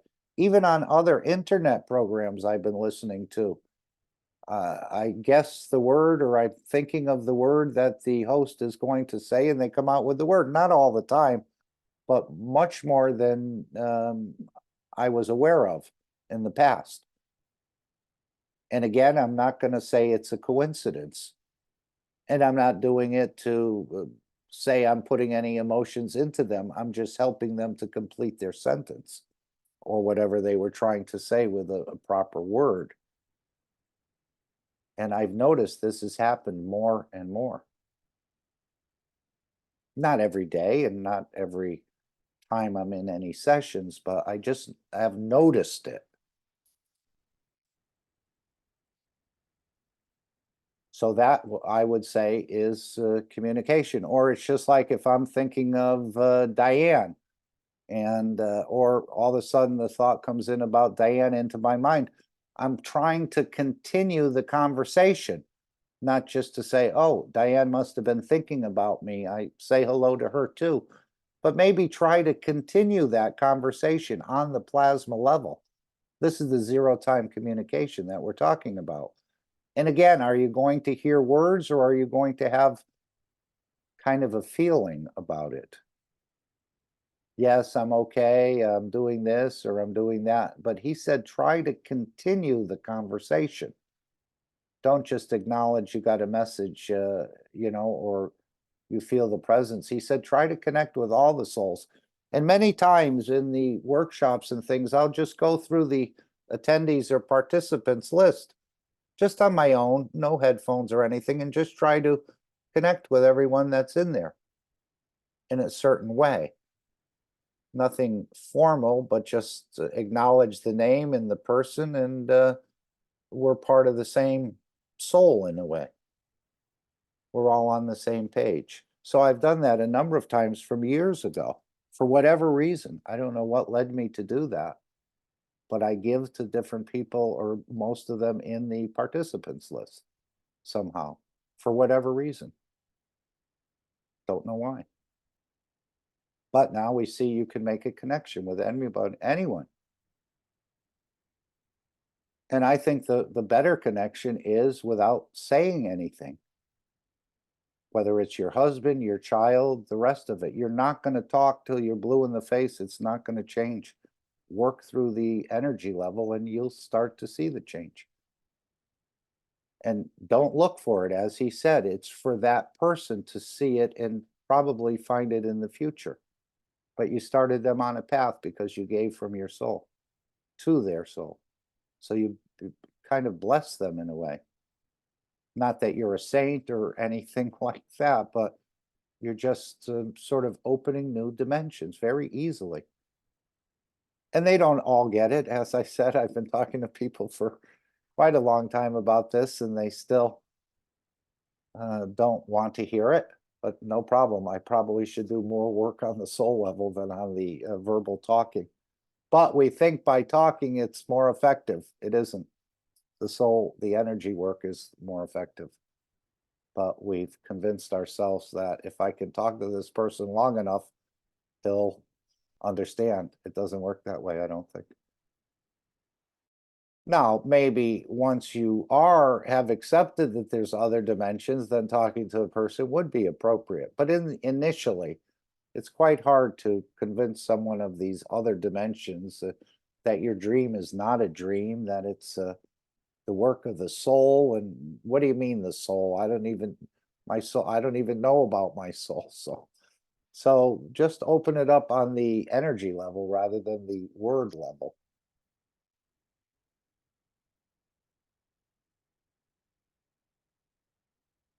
To me.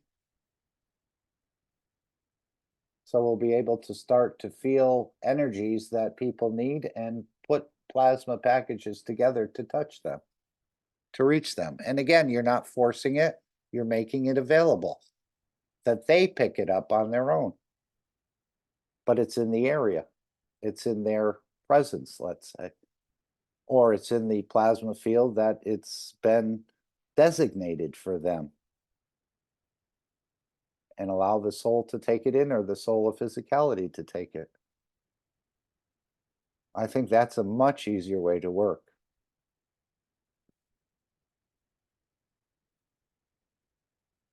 Any other ones or thoughts, or does someone want to bring anything up here?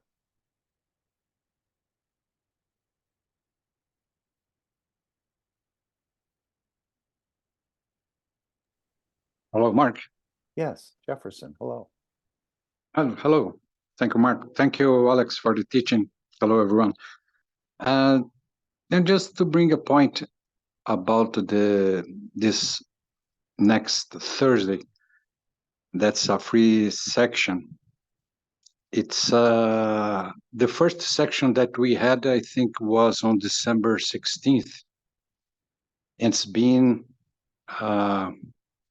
1 year.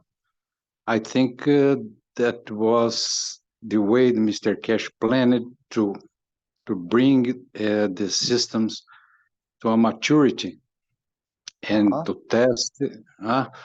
So I think now as a free, without payment or inscriptions, that is equal for everyone who wants to participate.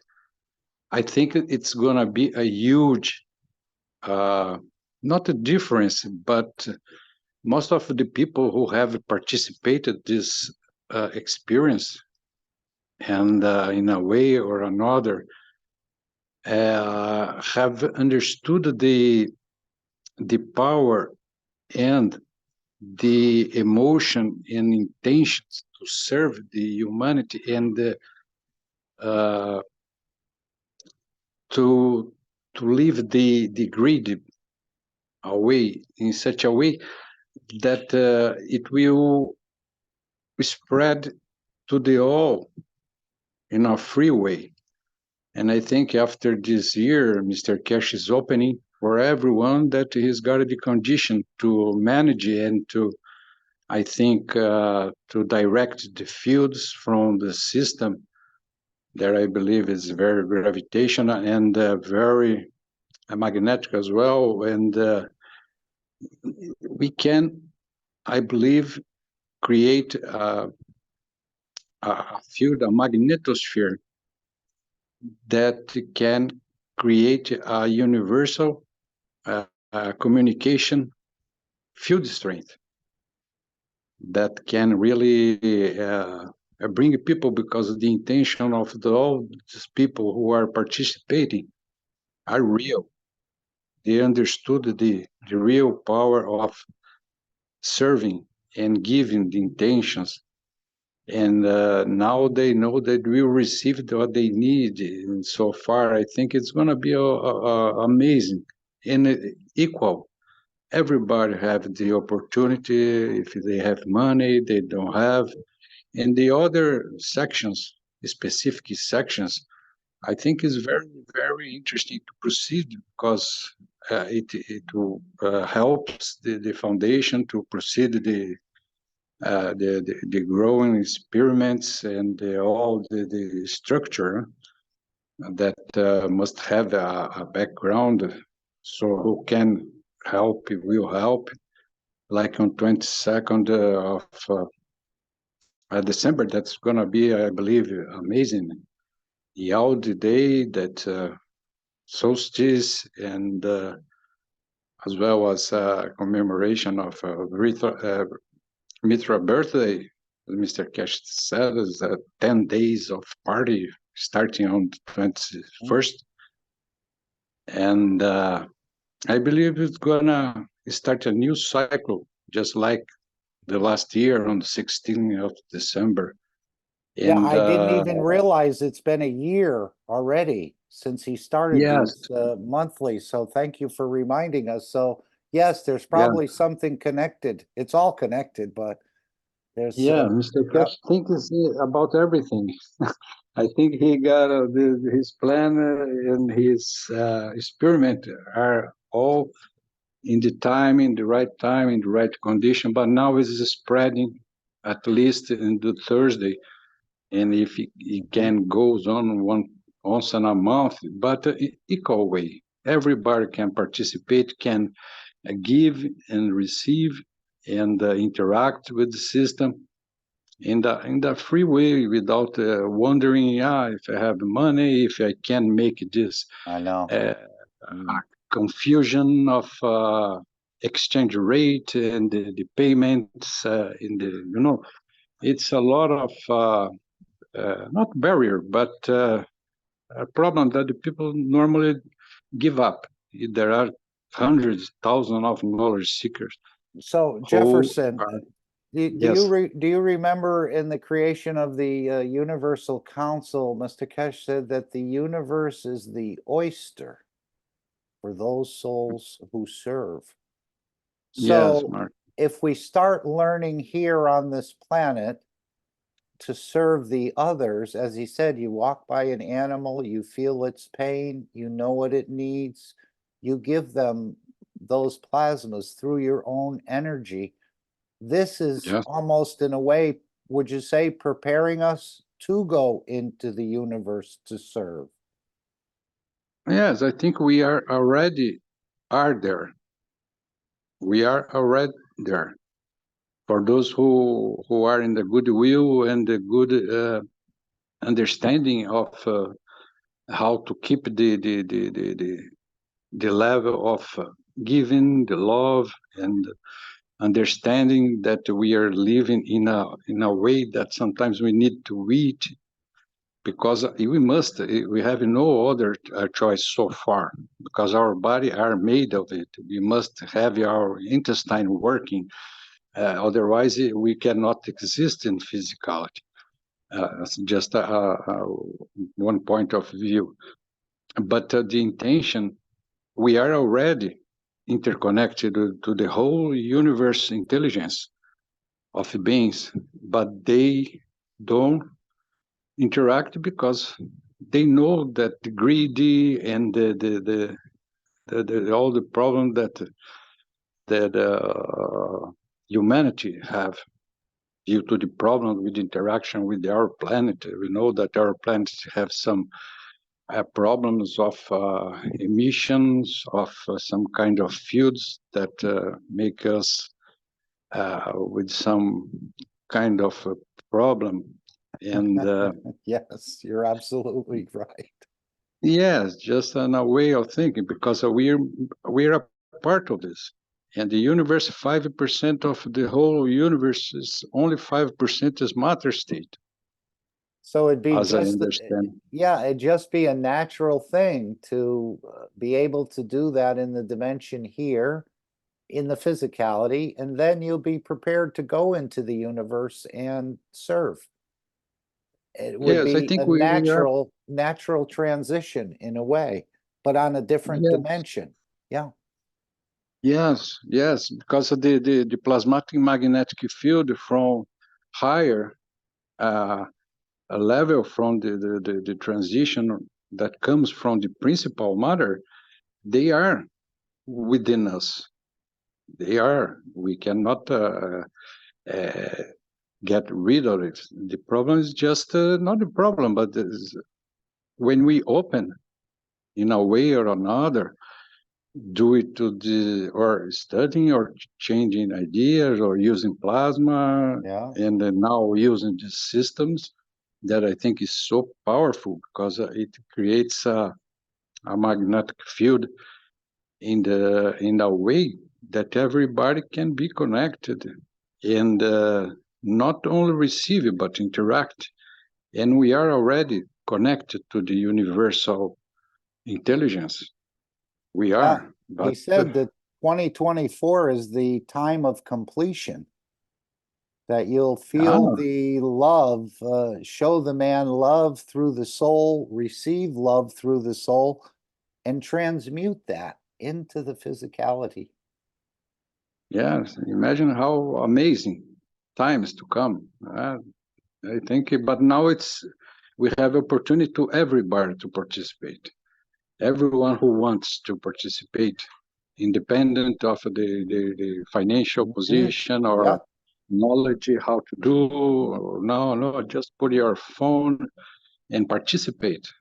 I think it's a huge step to equality. Yes. Make it, Yeah. you know, make everybody the same, because then those who participated don't have the thing to, I'm donating, but I'm expecting something back. You know, they go to by expecting to receive something. No, not now. Now this free, they just go and just enjoy, just give, you know, without any expectation. That's I would like to bring it just Beautiful. to Beautiful. add. Thank you. Thank you. Thank you very much, Alex. Amazing teachings, eh? Always. Last week I missed it because I had some problem, but I watched it after. Was very nice, and even today. Thank you. Thank you all. Stand by here. And I thought it was interesting, Alex, when he said about this giving process, you know, we're going from alkaline to acidic, let's say. Not the strongest acidic, but probably the weaker acidic, and building up from there. But he said if you push this process, entities could manifest around you, or maybe in the eye of the soul, that line of communication in the energy dimension. If you push it, he said, if you push this process. So people may have some very,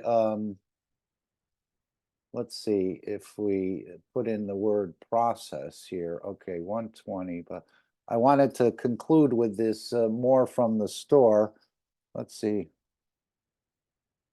Where he says, if you push this process, okay, that's not the one. Oh, there's quite a lot of this process. Okay. Maybe I should have used the word push. Okay. Not sure where it is. But he was talking about pushing these processes, very similar to what he said. Let's see. No, that's not the one.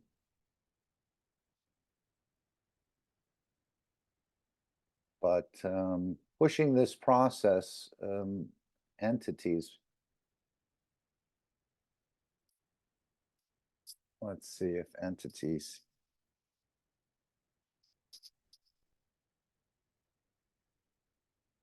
That may be not entities. It isn't.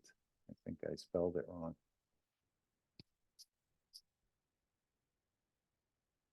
There it is. Okay, just a second.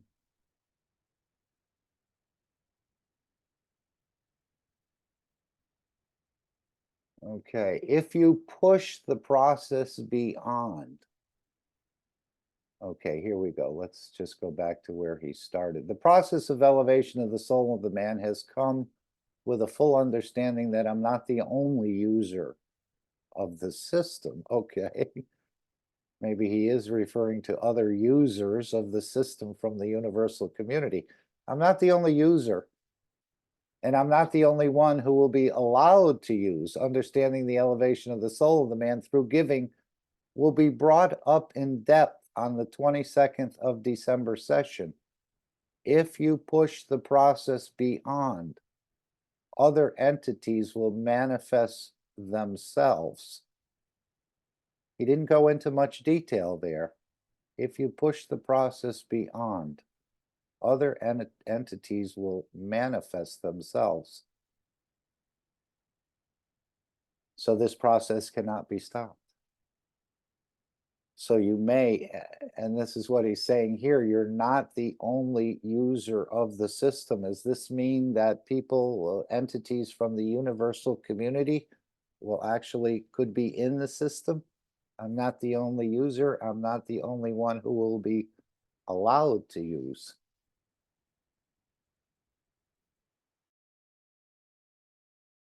Any thoughts on that from anyone? Are you ready to meet your larger family? In perhaps shapes and sizes that you've never seen before. And this is, again, there must be, as he said, the creator shows himself in trillions of faces across the universe. So you might meet one of or two of those or more of those entities, beings that come into this session. Perhaps they're even there on the energy level alone. I'm not sure how this whole process, and maybe he is even coordinating it with the universal community or the ones in the UFOs. We don't know. Again, he's talking about bringing the Earth family and the universal community together. Maybe this will be some sort of introductions in these sessions. And then, of course, leading into the public domain. Other entities will manifest themselves.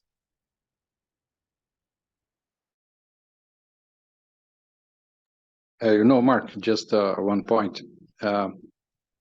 Even in my view, even the universal community does not normally join this meeting because of the ethos of this, the system. Once it's open for everybody, every energy, even those energies who does not have a matter state. I agree. But they are allowed to be part of it, because it's interesting, because even those sections, for instance, that we do not join, we give energies, our best energy, but we are not, in my view, allowed to participate in that point, just because of the system that is created to measure. We can interfere with that systems, and that escapes from the ethos of this system. So the system can work and give different results in a view. But I think the way what was done, it was created a benchmark, a way of how the plasmatic fields from the energy, from all these people. I think there were many people who have participated those sections that they are going to participate in the future. I think they're gonna continue in those processes. I think it's a construction process that it's a way that we help the foundation with the funds as well to proceed, and we do it with the most pleasure and happiness, because every cent that we give, we know that it's going to become a stone or a field that we interact with our good intentions. So I think it's even the universal community is going to be present because they are, but they don't participate. I think it's possible, depending on the intention of everyone who's going to participate. But it's free for everyone, and the freedom, it's like plasma. Plasma is free. You just interact and find the position one to the other. I think it's going to be amazing. Next year, you'll be also a good. Let's see. Mm-hmm. And of That's course, it. the wellness policies, those who have ordered the wellness policies, that'll start in January 24, where you'll go into the system twice a year. You should be receiving an email. And then I thought this was an excellent question. Hello, Mr. Keshe. I came across the plasma science recently, and I've been wondering if it could help me understand something that happened to me in the past. I was walking down the street. A ball of light in the sky close to the sun began to send a ray of light towards my head. It was visible, and I even took a picture of it. I was wondering if you could explain how we can connect to the world of creation, and if this connection would appear visibly like the beam of light coming towards me. Thank you very much. As I always say, I haven't been there, so I cannot explain it. And each one of us have different kind of experience when it comes to these things, in one way or another during our lifetime. A lot of people see light balls moving around. A lot of people see different things. But I do not, it's not to say you're wrong. It's to respect, and unfortunately, as we haven't been there, to explain it. But it doesn't mean that it was wrong or you imagined it. It's how we all have our own beauties, and we all receive or see according to our own strength. And as somebody wrote to me, I was hoping I wasn't imagining. We never imagine. It's there. It's what we could not accept, and we have to respect. What you've seen, I cannot explain because I wasn't there. And one has to be there to see, to be able to explain the phenomena. So he's not saying they're wrong, but we're all going to have more and more of these experiences. Maybe this is what he means about the party getting started, that we'll see some guests come into our domain or into our magnetosphere in a way of ourselves, or being close to us. We'll be able to start interacting, or just to see it in the eye of the soul, what other entities in the dimension of energy maybe appear like, or maybe they'll appear in the physicality. We'll have to see, but I think there'll be a lot of things being reported about all this. Anyone else want to add anything else? Okay, let's see where we are. We're going to go back to 121. I want to close out with about 10 minutes of what Mr. Keshe said about the store, a little bit more on that, and the toys and other things in the store. So we'll go back to 121. We're not ready to close yet unless no one has any further things they'd like to say here. But again, this is something, what did he say about races? So this is, let's see, RAC, okay. See, what he's saying, when you set out to elevate the soul, when you set out to bring peace in the life of the soul, you'll feel that joy, that benefit, that pleasure of being able to give you this. But I have denied myself for the rest of my, which is now you, is absolutely crazy, and it depended day by day.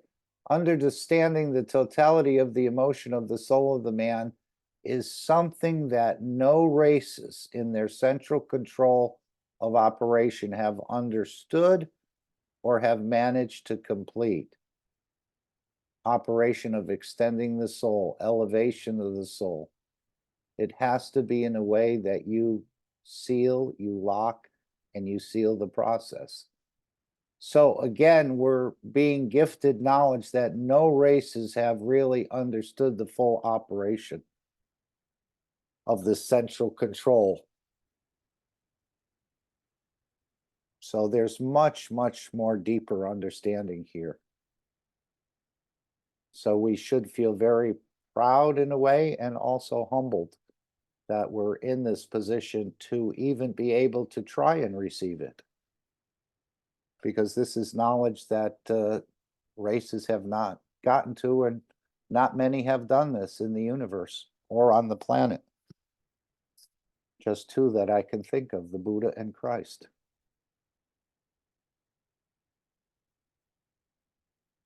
So we're in a very beautiful position and humble position here. And that's the humbleness, is the connection, to make that connection. Okay, anyone else want to bring anything else? Alex, is there anything else you like to share? I thought we'd go back and listen to the rest of the, I know he said he had gotten a note from the Keshe Foundation that we needed to go review some of these things in the store. And I know they were letting the stock of the store run down, but I think these new items that have come in the store, these little crocheted items, are something new, so we should look at that. And a couple of the other things here. Excuse me. Let's see. Was this it, or was it 221? No, I think it was 221. I'll have to go. Oops. I'll have to go back to that somehow again.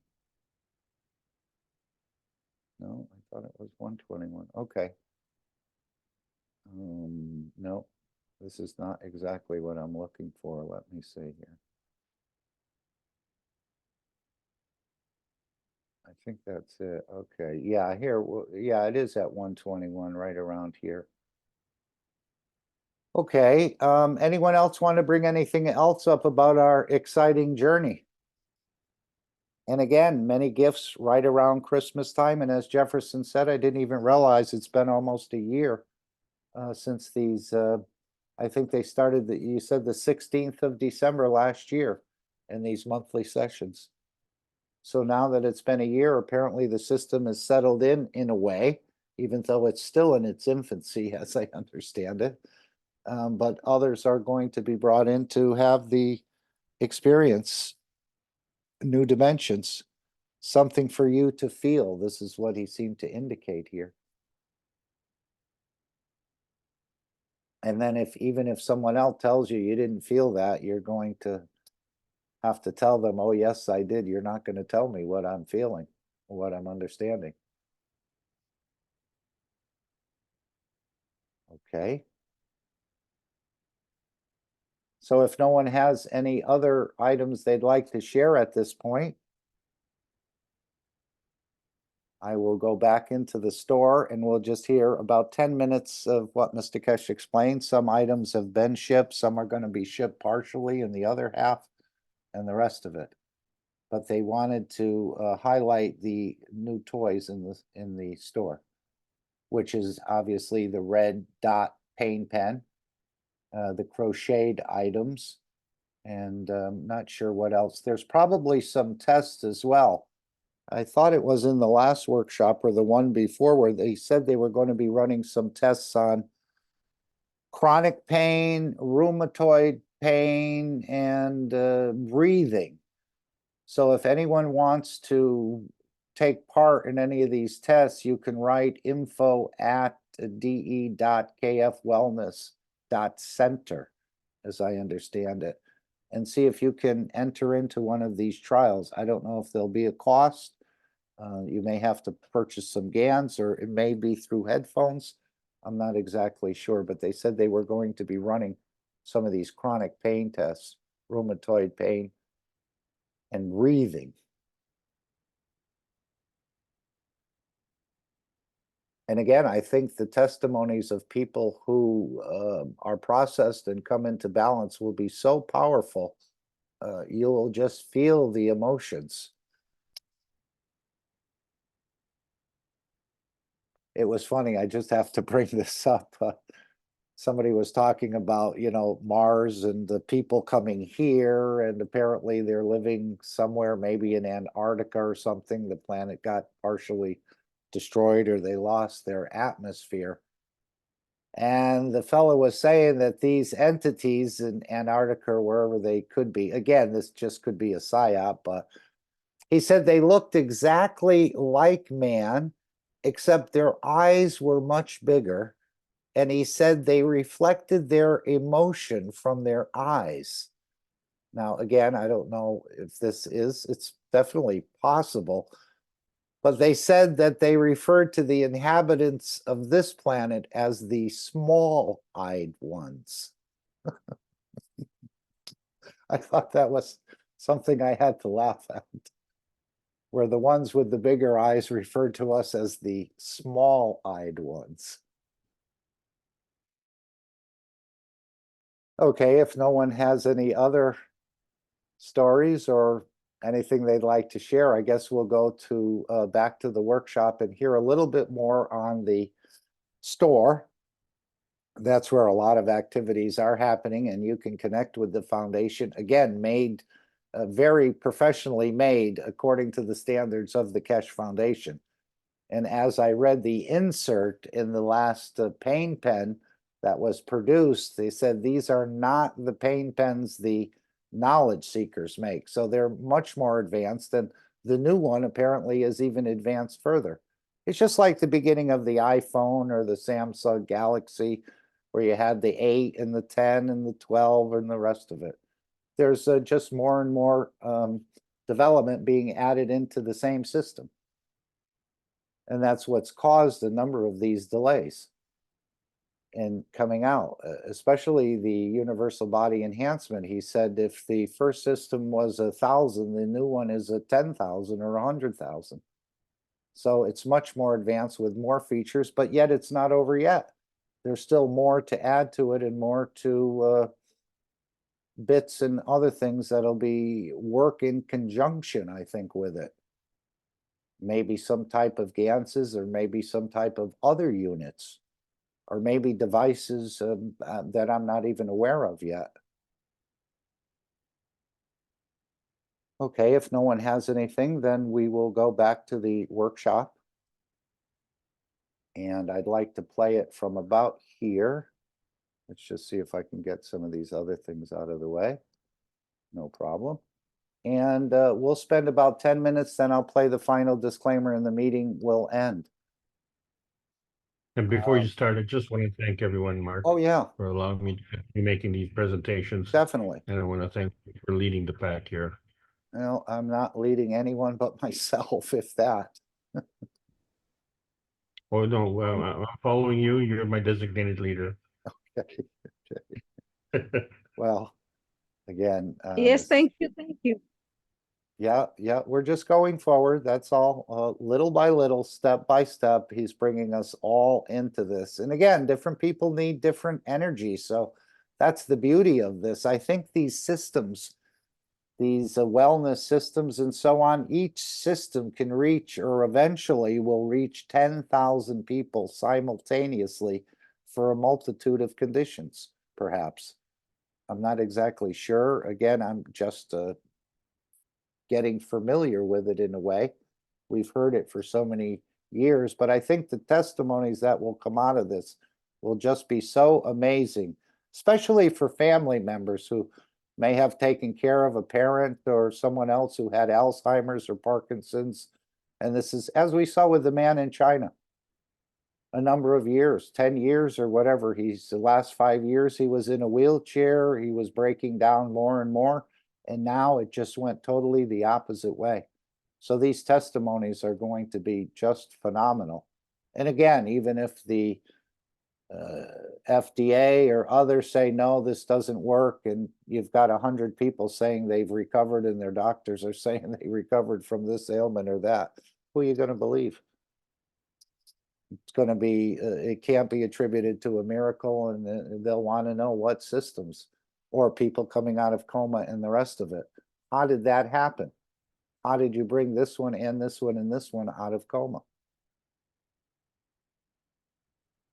So it's just going to multiply upon itself by order of magnitudes, as I see it, once people start reporting what even just the general things in some of these sessions that people have shared. Again, we don't doubt them. We weren't there, but we believe their experience. Of course, some people may be faking it, but again, it'll come out. But most of the people, I think, are honestly sharing what they've experienced. They have no reason to make up the stories. Okay. All right, very good. Anything else? Okay, Randy, did I put something wrong in there about the assessment from or did I send that to you? Oh, gee, I was supposed to send No, you it. didn't. No, you put it in public and Misty didn't get it, so I just posted it to her Oh, and in okay. public as well. Okay, very good.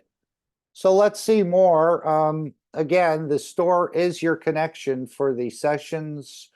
The doctors are the connection for the wellness centers. But the main things, as he said, the people that ordered the wellness package will also start to go through this. So there's going to be a lot more interactions, I think, with the store. I don't know how it's going to be revamped when they integrate the Chinese function within it. Maybe they'll just be making English, American, European type products as well, and they'll have their own. I don't know how this, as I say, Mr. Keshe likes to zigzag depending on what's in front of him and which way the wind is blowing. So he sets a sail this way and then goes back the other way and back, but eventually we're going to get to where what has been decided to be delivered here. without a doubt. Okay. There was something I'm missing, but I'm not sure what it is. Okay. All right, let's start this. Oh, I just wanted to say before we close, may you be proud of the work you do. May you be proud of the person you are, and may you be proud of the difference you make. So I just want to wish everyone to be well, to be happy, and to be peaceful. And hopefully we'll meet up again in another week or so. All right, let me bring that back and let me start the workshop. And we'll spend about 10 minutes, then the final disclaimer, and the meeting will end. Thank you all for your presence today. Thank you very much. Oh, I've been sent a reminder by the Keshe Foundation sales team. They have put in new, what I call toys for Christmas with what we call needed different things, and they wanted to be promoted. These beautiful things, if you go to the sale section of the Keshe Foundation, and apparently they put in some the discs. If you join the Keshe Foundation, a few of them has been put for celebration of London conference as a set, and the new products of the Keshe Foundation, they are hand knitted, what do you call it, different animals or whatever, but they all have cancers and they've been set for a specific purpose. If we can go to them and show, it'll be nice, because they want to promote them. They are Christmas this year, handcraft knitted things by the Keshe Foundation. As we, these are bees. There are different sizes and different animals, all sorts. The hand crochet by.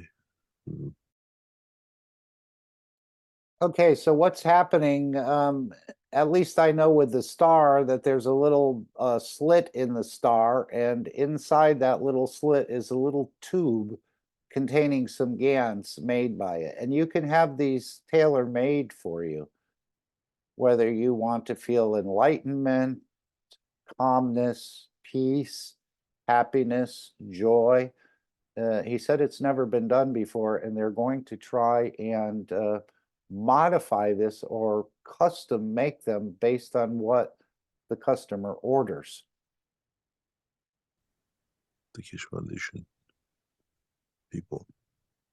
It's made especially by for the Keshe Foundation.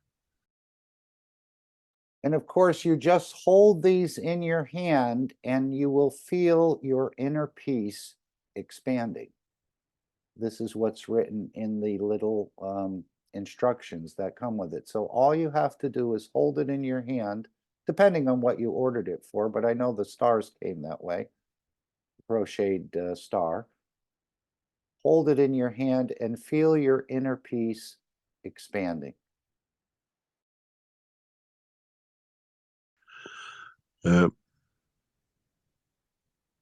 As you know, we have moved out of Lynn's UNO Center totally now. We have what we call left premises. Just 1 second, please.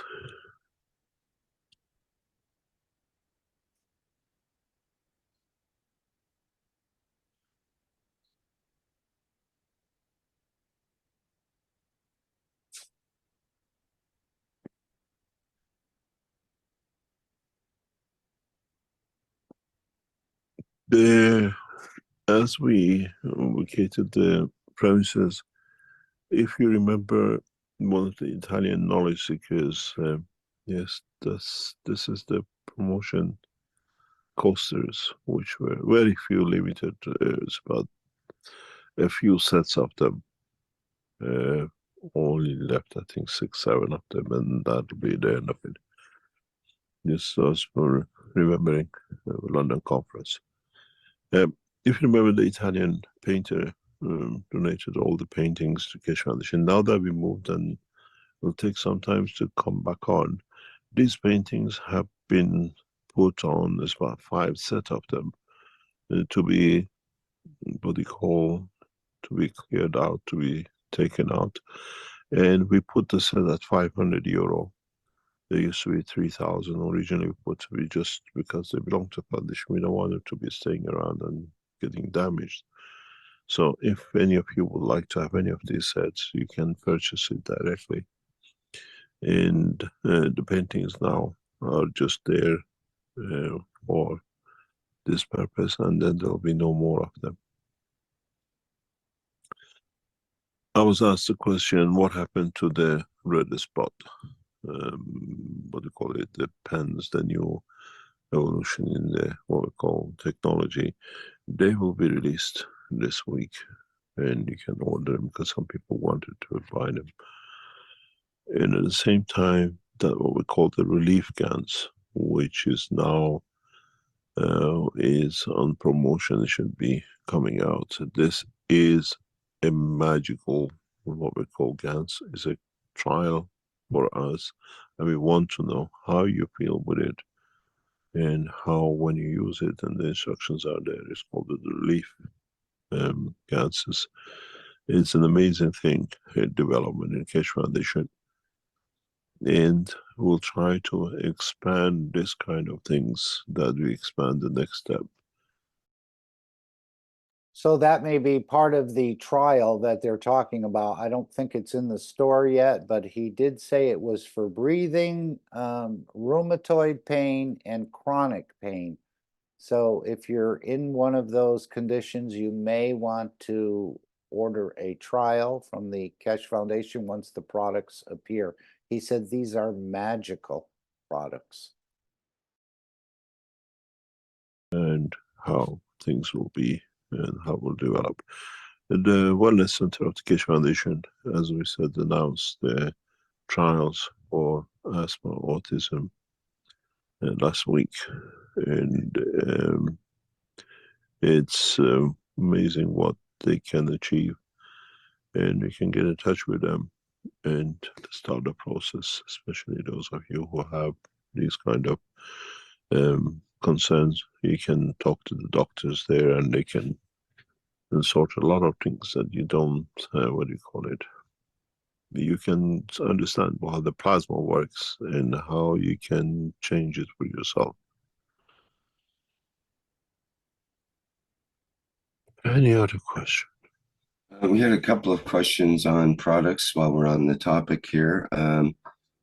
We had from Bose in the Q&A in German. I translated to good evening. They said 21 days ago that the production of the communication bundles has been completed and shipping is beginning.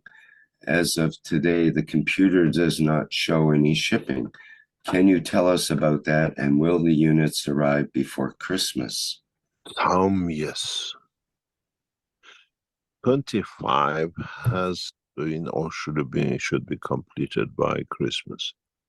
And then they go on the matter of the orders, and then the next lot. These are very hard to build. They're not easy. And yes, 25 sets has completed or going through to be completed by Christmas. Depends what the shipping section will do with it. And then it takes sometimes 1 or 2 days to build one. They're not easy to build. And then in January, the next batches start, because they do these in batches. And I was told 5 were completed by last Monday or Tuesday or this week. And the rest, it goes, that's what sits for the production. Yes. Okay, a question from Lasardio in live stream. I'm sorry, in the YouTube. Is there a delivery date for the electric gas unit? I think he's talking about this power unit here. Yes, this will be done out of China. We are trying to do it at least in the first quarter of 2024. Yeah. There is a lot of position regarding the gas generator, and as we had to demonstrate it for its commercialization to the what we call authorities in China, and there's a further development on this. And yes, because when it goes into production, it goes for hundreds of thousands. It's not just for a few pieces that the knowledge seekers have ordered. It's a change in the course of actually energy production. And in the next week or two, this is under discussion for the production in 2024.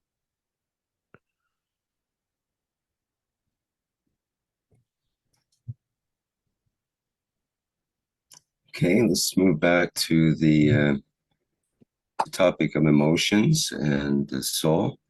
Fried has a question in our live stream. It says, "Dear Mr. Keshe." Just give me 1 second. Let me get you something.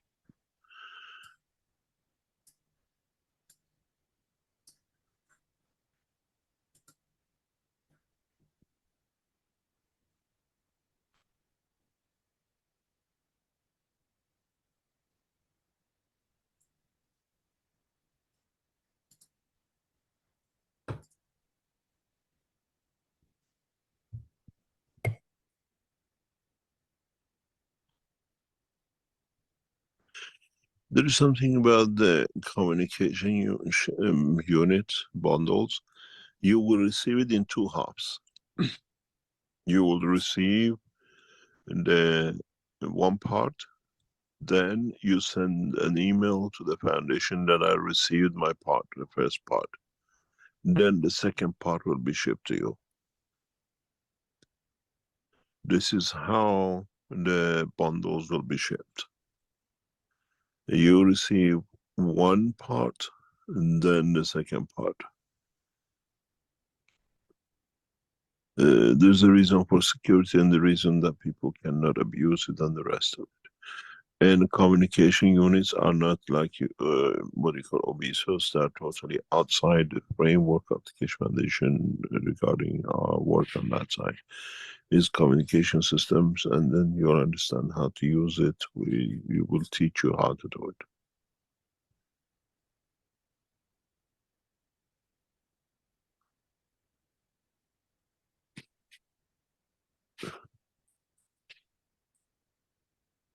Any other question?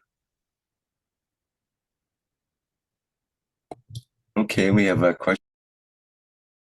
Okay, I think that covers a little bit of the store. So support the store. It's part of the whole Keshe Foundation, and this is where we'll see the new releases come out. Eventually, that store will have 10,000, 20,000, 30,000 new products in there. So familiarize yourself with the store, and hopefully you'll take advantage of it. I see Ed has put in a new video into the Keshe American Telegram. Ed, how long is that video? Would you like me to play that at the end here? I'm not sure if you're still with us. Maybe you're not. Okay, I think he's, no, he is here. Actually, Mark, it's about 14 plus minutes. It may be too long. Okay, perhaps we'll do that in another session, or Rick will open up one of the Knowledge Seekers workshops with it, as he does, or the Reactor Group, or the One Planet. Thank you, Ed, for your continuing contributions. And as I said earlier, thank you all for being part of this process. Be well, be happy, and be peaceful. We'll play the final disclaimer and the meeting will come to an end. Thank you all for joining us today in the Keshe American Telegram, or Knowledge Team, excuse me.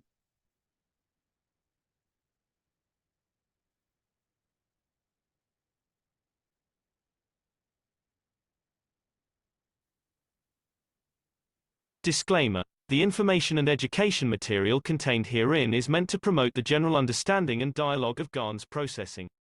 Such information is not meant or intended to serve as a substitute for a healthcare professional's clinical training, experience, or judgment. For patients and individuals, such information is not to be a substitute for professional medical, therapeutic, or healthcare advice or counseling. For medical issues or concerns, including decisions about medications and other treatments, readers, viewers, listeners should always consult their physician or, in serious cases, seek immediate assistance from emergency personnel. Prescription information, procedures, and use of medical devices information should be undertaken only by properly trained and certified medical personnel. We specifically disclaim any warranties, express or implied, including implied warranties of merchantability or fitness for a particular purpose. Such information is provided, as is, and is believed to be accurate at the time of its publishing, but it is the viewer's job to evaluate the accuracy of any information found in this presentation. Every case presented is of their own experience, applied by themselves for themselves, and it applies to their case only. Every person experiencing health problems should seek professional medical advice and consult their course of treatment with a doctor. The processes of plasma balancing described herein are a natural process which supports the body but does not replace medical advice or therapies one is already subject to.